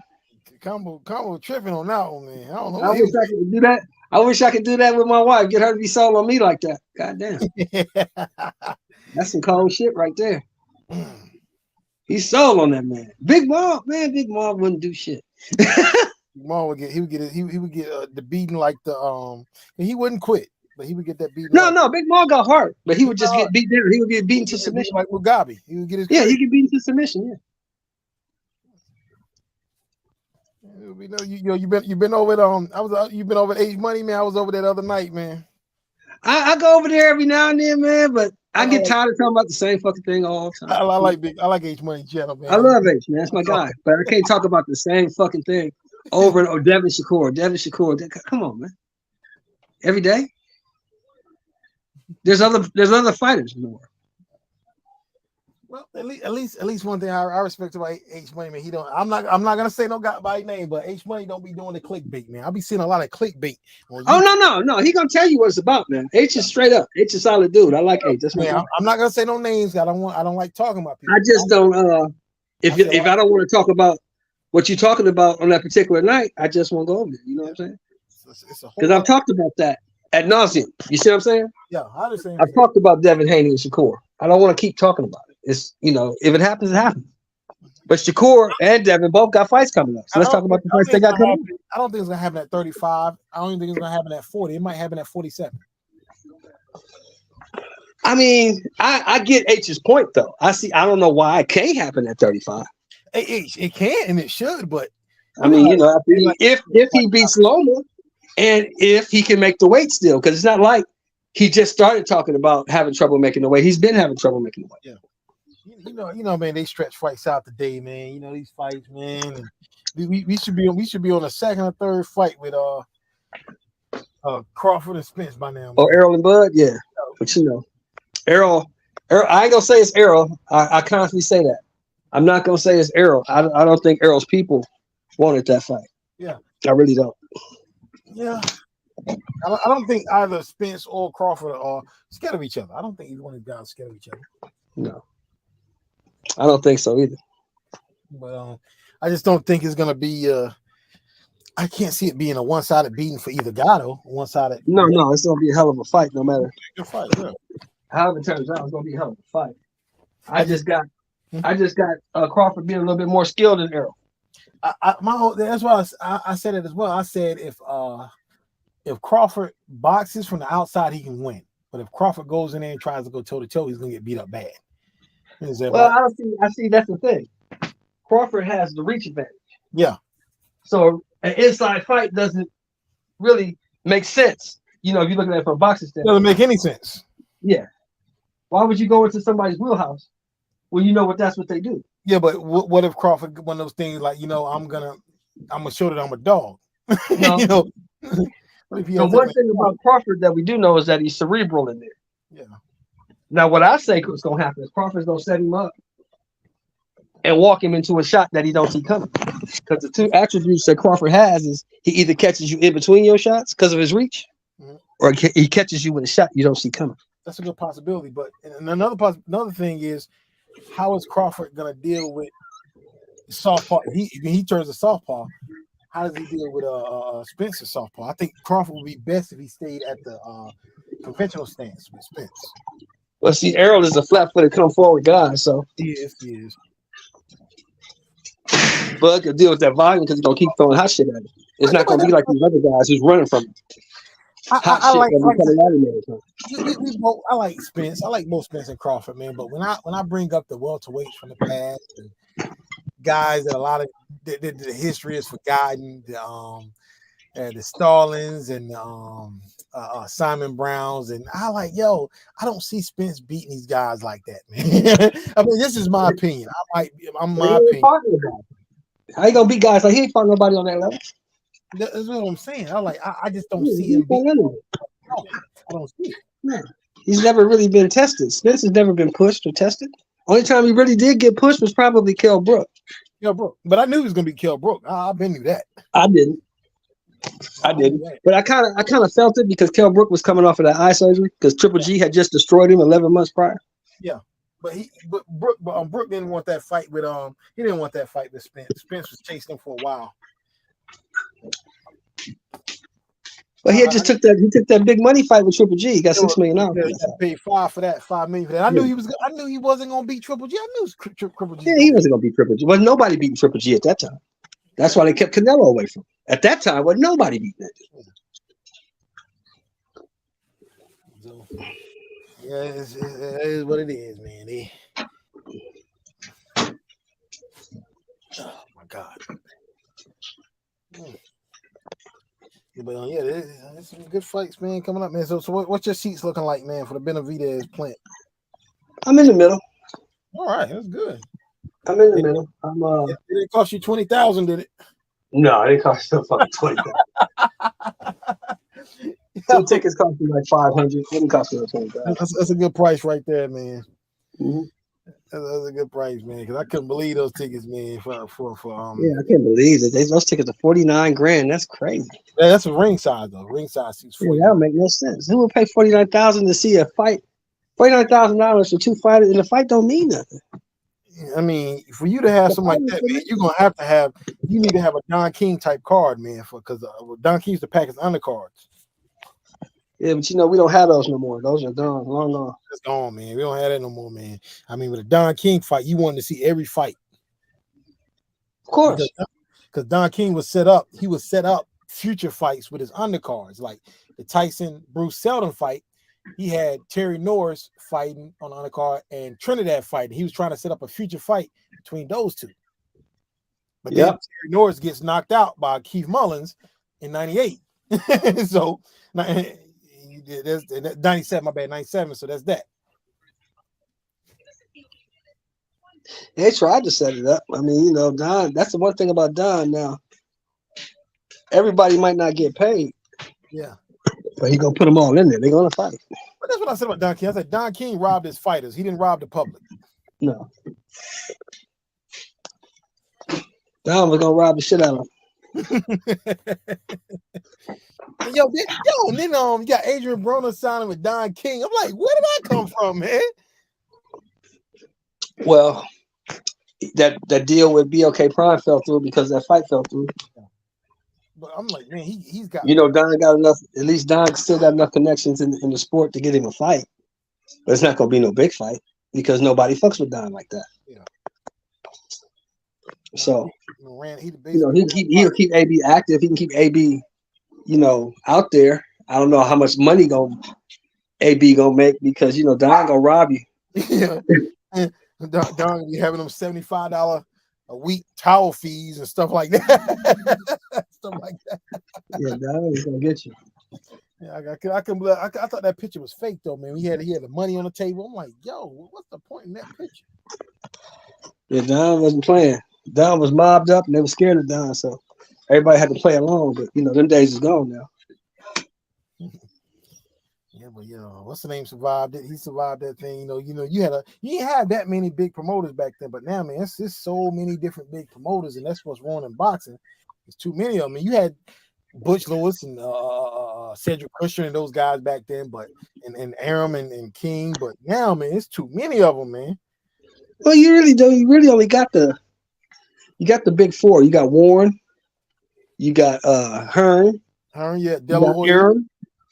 You got Arum, you got five. You got Arum, you got De La Hoya, and you got Heyman. That's really all you got. Yeah, I just don't. Rest of these dudes really don't count. And still 5 is too many because and you got the networks and all this stuff, man. And Yeah, that's the thing that's holding up the sport. That's holding up boxing is all these network deals, and this network got to work with that network, and but this Yahoo got to work with that Yahoo. But it is what it is, man. Did you see the undercard for this weekend? Is there a good undercard in that fight? I haven't even seen the I don't know undercard. what the undercard is. No, I plan on watching everything anyway. I ain't see what the undercard was. Yeah, I got to look it up. I know a lot of those fights, man. Like the I know the main event normally starts about 11:30 my time, so it's probably about 8:30. But I'm saying I Where think you at? fights normally start about 4 in the afternoon, right? Where you at? I'm in North Carolina. I'm in the far east. Oh yeah, you're on the East Coast, so yeah, it'll start the card will start at the doors will open at 3, and the card will start about 3:30. Okay. The main card won't start till 6:30, Mhm. which would be 9:30 your time. Yeah, 9:30 my time. Yeah, because it's the same thing in UFC fights, man. The UFC main events be starting midnight. Yeah, man. I'm back, man. I'm back. If anybody want to come on, I'm back. My bad, fellas. I Okay, had to you handle back. something at the workhouse. Oh no problem, Kyle. No problem. Yeah, so but that's it, man. They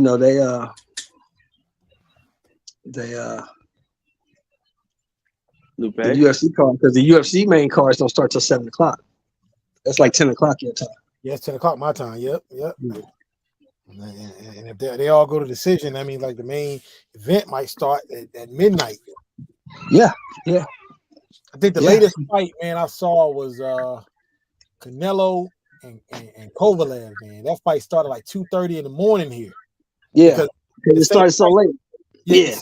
Saying it was a Masvidal and Diaz fought, and they held off so they could finish their fight. And I wasn't even enthused over that fight either. Kovalev and Canelo. Yeah. I just wanted to see it, man. And I still say took that dive, man. He didn't take no dive. He was old. He was drunk. He had just came out of a fight 11 months prior. He had a rehydration clause. He wasn't prepared. I forgot about the rehydration clause. Yeah, I forgot about that. Yeah, Canelo set him up because he knew. Remember, he had just got charged with rape. He had raped that girl, so he needed money for court. Yeah. Canelo called him at the perfect time. Yeah, whatever happened with that case anyway? He paid his way out of it with that Canelo money. But was the Canelo fight with was that the fight with he said he didn't get paid anything for it? He's like the dude took all his money and he had other stuff. Yep, that's the fight. It sucks to fight for free. Yeah, but you got out of that trouble. You shouldn't have put yourself. You shouldn't put your hands on that girl. It happens, man. Hey, so what happens if he gets locked up? Then what happens next? Does Devin Haney wait for him or what? Who? You about Tank? Here you go. Why would he wait for Tank? For what? There's other people to fight. Do you go stay up at to 40 35 or do you go up? Go up to 40, get beat up by Regis. Get beat up by Matthias. You think Regis beats Haney? Yeah. Haney ain't ready for that. I don't know, man. I think Haney's pretty good, man. I like He him. good. And Regis is different.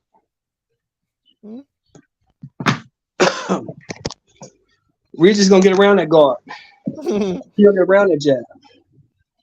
Well, hopefully Haney takes some power up to 140 with him. His weight cut ain't affecting him as much. Well, that will give him a better chance if he has something to keep Regis off of him. But if he don't, you know what's gonna happen. I ain't got to. I'm shocked that Shakur, his power has gotten better as he's moved up. I don't think neither one of them dudes beat Regis. Or Tank. No. Yeah, I got a favorite Tank right now. Tank ain't beating no Regis, bro.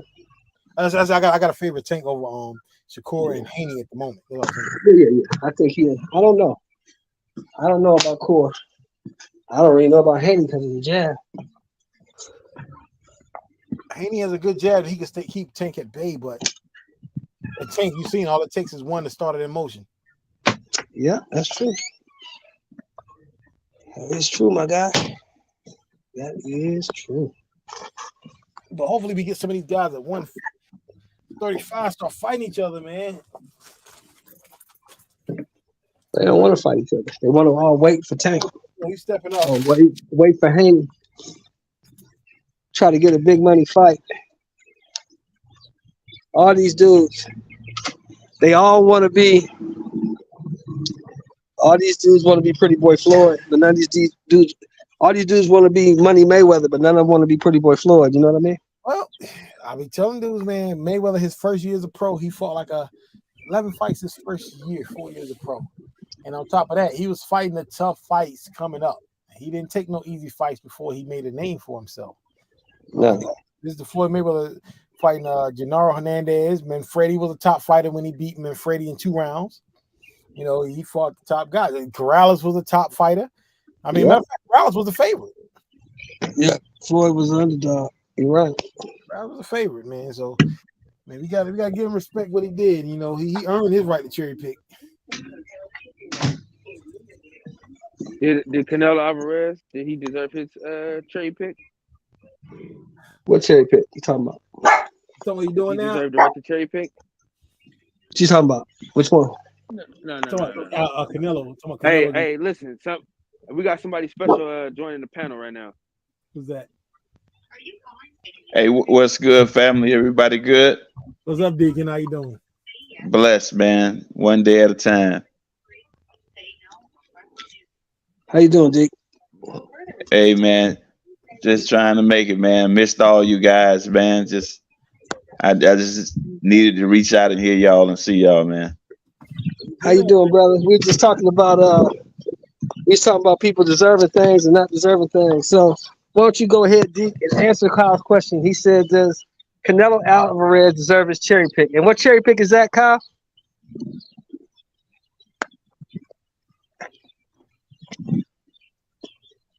I guess he's talking about John Ryder. No, man. Canelo, man, look. For this Who's guy, that guy he's about to fight? The dude John about to Ryder. fight right now. What, Ryder? I don't know that guy.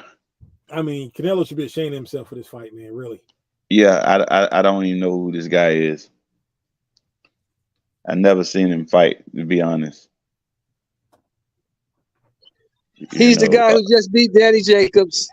He's ranked number 3. Okay, right. Yeah, I okay. think he's ranked number 3 in the WBA or the IBF or something like that. He's a top 168-pound fighter. He's on like a 5-fight win streak. He's a good test. I mean, Canelo's coming off surgery. He just had his wrist surgery and his shoulder surgery. So, no, I'll say this. This is what I'll say for myself. If anybody deserves a get-back fight or tune-up, it's Alvarez, because he's been way more active than any of these dudes that we watch. Am I right? Yeah, but that's a double-edged sword, right? Tell me how. You want me to say why it's a double-edged sword? Yes, sir. For one, for starters, the competition. You know, just like this competition, what he just picked, that was great chess playing. He got a win over who? Danny Jacobs, right? Right.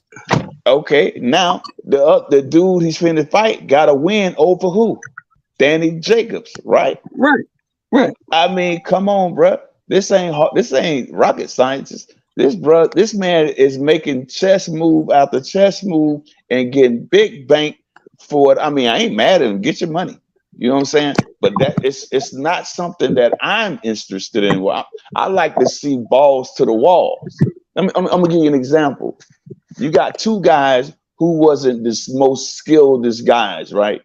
But man, I literally had cheer bumps on my arms from round 1 to round 12 watching Gotti War. I'm talking about that first fight. man, that was one of the most exciting fights. That was the next Tommy Hearns, Hagler Hearns to me. You know what I'm saying? And there was two white boys. Right, but think about this. Hold on right there, Dick. Now let me ask you this. I understand you. I get you. How many Gottis or wars do we have today? A lot of them. If you put listen, no, we don't. If you let me explain, Go ahead. We have a lot of them, but here's the situation, and people need to think about. When I say people, I'm talking about the fighters. They need to think about this. They didn't really want a Floyd Mayweather, but he forced it. This man played the game the way it's supposed to be played. He outsmarted them, but they're not going to allow that again. They don't give a damn about your O. You can retire with an O right now. You're still not going to have the bank. You're not going to have the prestige that Floyd has. All that there is gone. It's one and done. So all this trying to hold on to your O, thinking you're going to be the next Floyd, hang it up. It's not happening. The best thing you can do is the best thing you can. Right. The point I was making was, okay. Today, these guys today, ain't none of these dudes built like Gotti. Ain't none of these dudes built like Ward. Ain't none of these dudes built like Floyd. Right. None of them. But because They you know built why? like Again, their mindset is stuck on somebody else's career rather than their own. You can't be the next Floyd. Floyd did something that caught them by surprise. They didn't know that he was going to wind up being as successful as he is. Had they known that, think about it. Think about what happened to Michael Jackson. When Michael Jackson went to talking about buying Warner Brothers and all this stuff and all these different entities, right? What happened after that? And then they had the money on the table to buy all this stuff. What came right after the money was on the table? Hold on. I understand what you're talking about. What happened?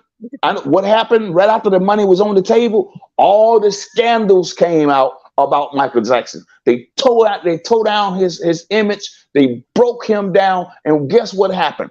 The white boys went in. They bought the same idea that Michael Jackson was talking about and made trillions of dollars. They made the money that they took his idea and ran with it. And I'm talking about generational wealth out of this world. So what I'm saying is quit trying to hold on to your O and go out there and try and be great. That's why you got to respect Shakur. That's why you got to respect Devin Haney. Those young fellas right there, to me, they not ducking no smoke. I love Tank Davis. These boys, they go out, they want to fight. That's the narrative that's being pushed, though. But again, but that's not the narrative that's being pushed. And when you said Shakur, that's what they say now. But it's not true. I'm telling you, and I explained that on H Money Show. That is not true. That's not true. This is business, man. Listen. I'm going to say this right now. Okay. The best fight right now would be Shakur Stevenson and Devin Haney, right? We know that. But when we talk about prestige, accolades that take you to the next level, every great fighter has done this, right? You take out that king that was before you, the one that was going to propel you to that next level. You got to beat that champion that everybody that said was great. They said that Lomachenko was the Matrix. He was better than Ali. He's this, that, and the third. Okay, so if I beat him, I'm going to get more prestige. I'm going to get more out of beating him. I don't care if you say he's 100 years old. I'm going to get more out of beating him than I will beating Shakur Stevenson. But they don't understand that. They say it's not a good fight. They say Loma's old. That's why I said what I said. I don't care if they say he's 100 years old. But his prestige is coming with that name, Lomachenko, bruh. It's ain't no prestige come. All they're gonna say is, boy, these is two great black technical fighters in their primes. What a great fight. Ain't no prestige coming behind that, bruh. That's why I love the way that the Haneys are moving. They are chess playing. They're doing this right, just like every other champion did before them. They beat up the old, just like, hey, and a lot of people hated De La Shakur Hoya. Stevenson to fight Lomachenko, because Lomachenko, old man, and that fight don't mean nothing. Right. So a which lot of people, one is it? a lot of Mexicans, and still to this day, do not even like De La Hoya because of what he did to Chavez, right? Because he beat up on one of their heroes. But that he did what he had to do. You know what I'm saying? You can go down the list. All the champions had to do that. They beat up the old champions who had the great names to put that on their resume and propel them into stardom. And that's the way It just seems to me like this ain't it about. seems to me like they hating on the young man because no matter what he does, whatever he does, what they tell him to do, then they move the goalposts again. That's what I see. Oh, break that down because I'm lost on what you're saying. Okay, look, they said when he was coming up, they said, well, Loma's the man, he's the Matrix, and you ain't gonna be recognized as a true champ, you're email champ. You didn't fight Loma, you didn't get the belts. Tio did, so Tio's the man. All right. So now he gets the belts. Tio get his ass whooped by Journeyman. Haney goes over to Australia, beats that Journeyman, beat the shit out that Journeyman twice. Right? He gets all the belts. He gets the Loma fight. And now you're saying the Loma fight don't mean shit. He got to fight Shakur. Who's saying that? All the fans, all of a sudden they turned on Haney. Haney was this, he was that. But that's what I'm saying, brother. For real. Yeah. And I respect all the fans. I respect the people. When it come to us fans, you know, we're gonna keep it a buck. It's all about sports and entertainment. We love this, but at the same time, these folks are just being disingenuous. They're into popularity. Yeah. They into what the next man. If you got 10 or 20 people saying the same thing, they want to jump on that bandwagon. You got to think individually. You got to be able to think for yourself and see what's really going on, brother. You know what I'm saying? And when you see guys moving like that, man, you really can't listen to people like that. You really can't, because it's just a waste of air, man.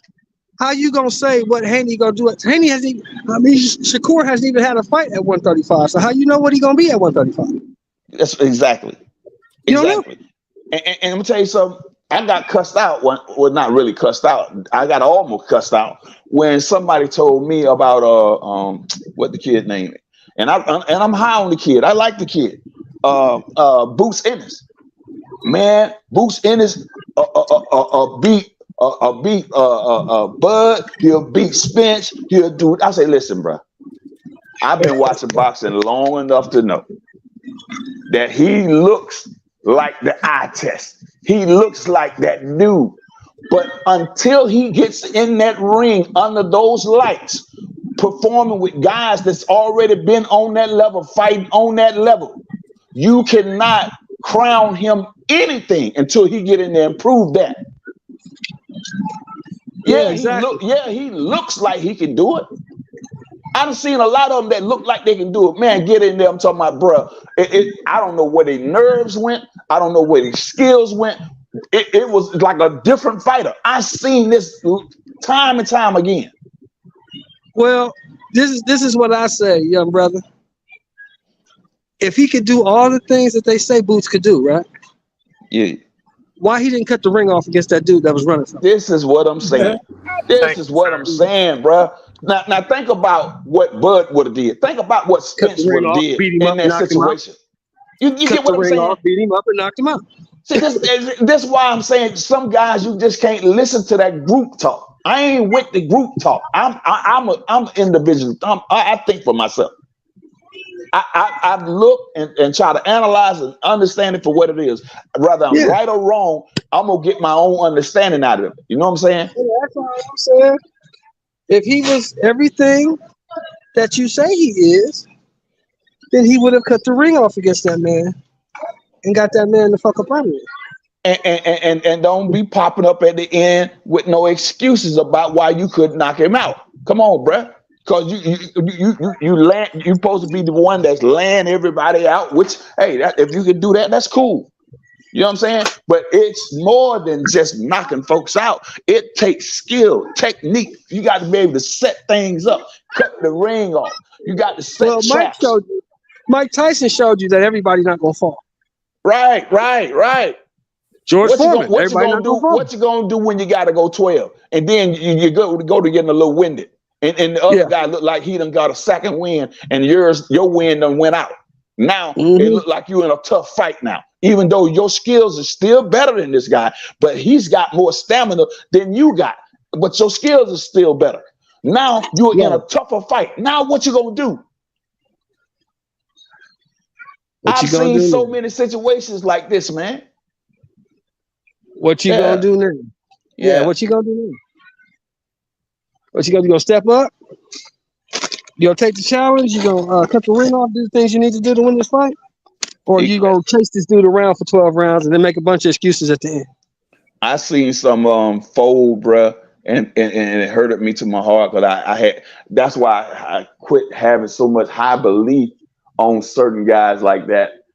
Go in there and prove it. When you see a guy can get up under any type of pressure, I'm gonna tell you the best I've ever seen under any type of pressure and come out on top is Floyd Money Mayweather. And I'm not joking. I have not seen anybody who can take any type of pressure and deal with it like it ain't nothing. Well, see, my thing is this, bro. Like you hear me say it all the time, Deacon. I just have a problem with these dudes giving fighters credit for fights they ain't fought yet. Yeah, that's exactly right. Yeah, for a fight you ain't fought yet. Yeah. You know, I wish they'll back off on that Devin thing like that, because that let me know, man, that a lot of those guys are just group thinking and group talking. And bruh, listen, the best fight for Devin Haney right now is the Lomachenko. I said this before, even before Shakur even moved up, that this would be the proper fight for Devin's legacy, because they have deemed this man greater than Muhammad Ali, which I thought was absolutely insane. But this is how they was talking. That was silly. That was stupid. Come on, you feel what I'm saying? So I say, boy, I need Devin to go in there and spank this white Muhammad Ali. Let's go do it. If he's Muhammad Ali in the Matrix, let's go get to him. And when Devin beat him, all the accolades that y'all put on him, put it on Devin. Oh no, they're gonna say he was past it, he was old. Devin waited too late. He should have fought. But that's what we come in at. We're not going to allow it. We're not going to allow it. Now, yeah, but guess what? Now, the social media is bigger, just as big as their platform is now. Because I'm just saying, Deacon, they're setting it up right now. Yeah, but look here. They got just like I'm gonna show you how they tried the trick, right? They before they knew that the fight was going to be dealt with Devin and Loma. They were calling Loma. They still were trying to say he was top pound for pound. So now that they know him and Devin is going to fight, they changed Loma from pound for pound and pushed Devin at the pound for pound place, because they know the real deal that Devin, the real undisputed champion, is going to beat this dude, man. Right? And they don't want to look like mush in the face. And guess what? Which is not, I don't even see it happen, but if Devin was to lose to this dude, oh my goodness. Oh my goodness. Man. We were talking about that earlier. Devin loses to this dude, that's gonna shake up the whole boxing world. Oh my goodness. But here's the problem. Here's the thing though. Let's not act like Lomachenko ain't got a shot, because he does. Yeah, but he's a skillful fighter. He's 35. That's what makes this great, because that's why I don't want to be hearing nothing about his age and all. This is a skillful fighter still. You know what I'm saying? This dude is no joke. a two-time gold medalist. You know, this dude ain't no wash. He is still in his prime. Don't let nobody fool you like he passed his prime. If somebody telling you that, brother, they don't know boxing. This man is in the rawness of his prime. And he got more to fight for because this is it. This is his last shot at the title. Come on, man. He lose this, he won't get no more shots at the title. Man, listen, Devin win this here. He gets all the accolades he deserved and some. This push him to the superstardom level that he deserved and that he will get. And they will not be able to deny. He get that from you, Deacon. He won't get it from the. He won't get it from the fans. They gonna make another excuse. Listen, he gonna get it. They can make excuses all they want. The media is going to have to tell the truth. They're not going to be able to get up on those platforms and tell those bold-faced, straight-faced lies. They're not going to be able to do it. I learned this a long time ago, Deacon. When somebody doesn't like you, there's nothing you can do to make them like you. I mean that's a simple thing there. We talk about. You can try your best. We talking about business now. We talking about business, and the business will not allow them. It doesn't matter. They didn't like Muhammad Ali. They didn't like a lot of them. But guess what? Yeah, but they didn't like Muhammad Ali, but we can't mention Devin Haney and Muhammad Ali in the same sentence. So yes, I can. Yes, I can. If I'm talking about it, listen. See, when people say that, you say that like I'm saying, well, Muhammad Ali was a great man. He was an advocate for the people. That's not what I'm talking about. When I'm talking about this different subject matter about two boxers, right? They did not like Muhammad Ali. They did not like his brassness. They didn't like. He was the most hated man in America. You're right. You understand me? And guess what? They still had to respect him, even though they didn't because like of what he did and who he fought. That's what I'm saying. Devin ain't fought no caliber guys that Ali fought. Listen, nowhere near. Again, Devin is on his way right now. Like I said, the start of his stardom is going to beat this. That's why I'm telling you, it's more important than him fighting Shakur. For him to fight Loma, the white Muhammad Ali. I'm telling you. Yeah. Yeah, I mean, I hear you. I agree. Because they've been telling him to fight Loma for years. That's and now right. that he fights Loma, they're saying Loma's old. So, they're just making more excuses. That's why I see more excuses coming. Well, they can come with excuses all they want. They're gonna have to, but they're gonna have to respect him. They're gonna have to respect him, and that's gonna make it even sweeter for Devin. That gonna make Devin smile. His smile gonna be even wider. Oh man, the glow on him gonna be even brighter because he know they're gonna have to respect him now. You understand what I'm saying? They're gonna have to respect him until he lose. If he ever lose, they gotta respect him. It's just crazy to me to hear people doing all that disrespectful talking about Devin scared of Shakur and come on, man. These folks ain't scared of. These fighters are not scared of each other, bro. These folks are making proper moves, bro. It just so happened Devin is in the driver's seat, not Shakur.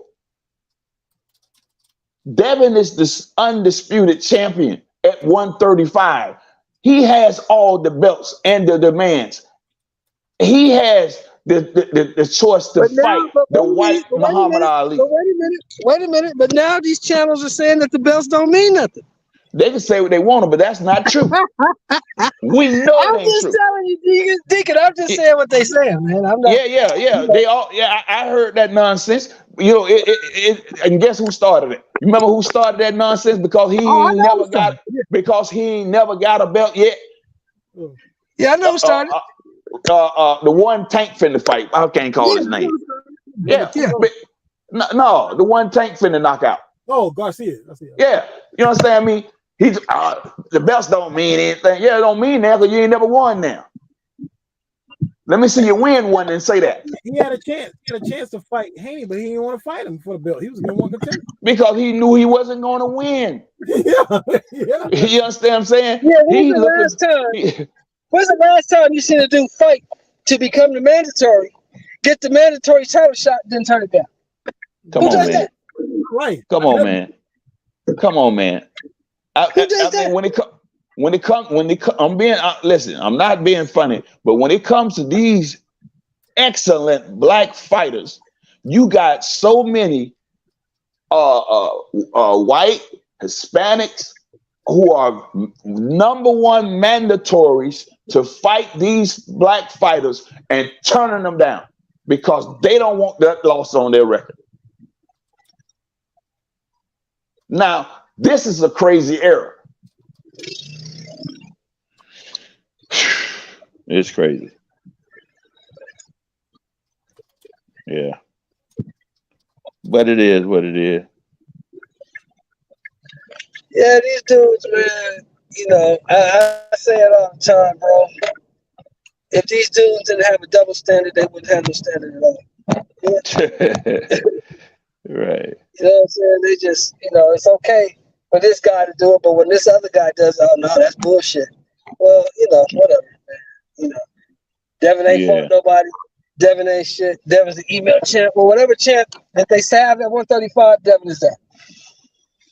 Email, WBA, WBC, WBO, IBO, whatever belt you got, he got it. Right. So listen, So when I say to all the dudes, this, if you want to be the man at 135, you know who you got to go see. Right. So until you beat him, you lose. Yeah. So all the names that they call Devin Haney, they forget to call him one thing: the man to beat. Yeah, he is the man to beat. You can call me what you wanna. If you want to be champion, you got to come see me, bro. You can call me email. You can call me I never fought nobody. If I ain't never fought nobody, come see me, bro. Because after I get through spanking on Lomachenko, bro, if I don't move up to 140, the rest of y'all can get it at 135. And whatever he want to do, it's his choice to do it. That's the same thing I said about Crawford. If Crawford is so easy to beat, why don't y'all just go beat him up? Go beat him up. If he's so easy. I mean, you shouldn't have a problem beating up a little guy, right? Little guy from 140 who can't fight. You guys, go whoop him. on, man. It's It's easy crazy. to do. Boots, you could have whooped him. You had a shot at him, Boots. You right. He ducked You out. went the whole nother route. Right.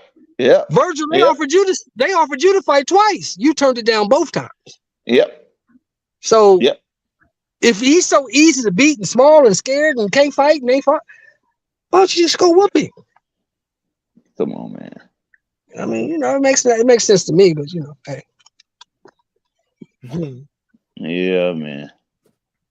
Go take his belt. Nobody want the belt?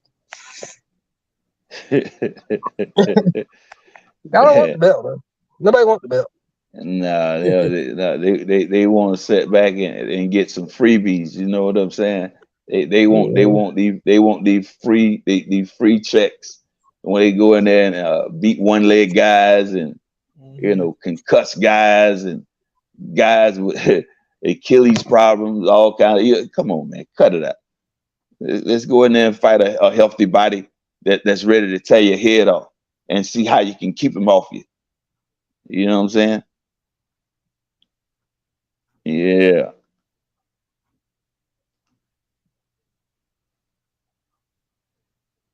Hey, man, it's been lovely.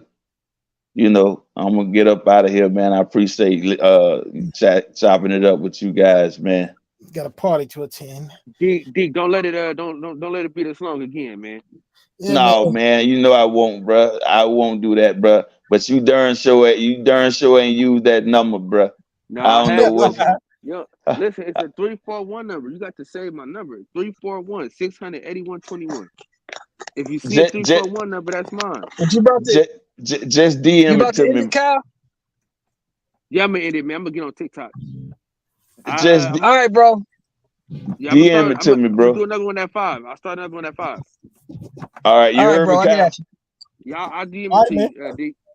All right, man. Hey, peace and love, family. All right, y'all. We back in the hour, man. We back in the hour. You know, All right. we back Yes, in the sir. hour. Hit them notifications, man. And words of the great philosopher, Lil E. I want y'all to breathe air and live life. You know, it's always a treat and prayers me. Thank y'all for breaking bread with me, man. With that, we are out. Yes, sir.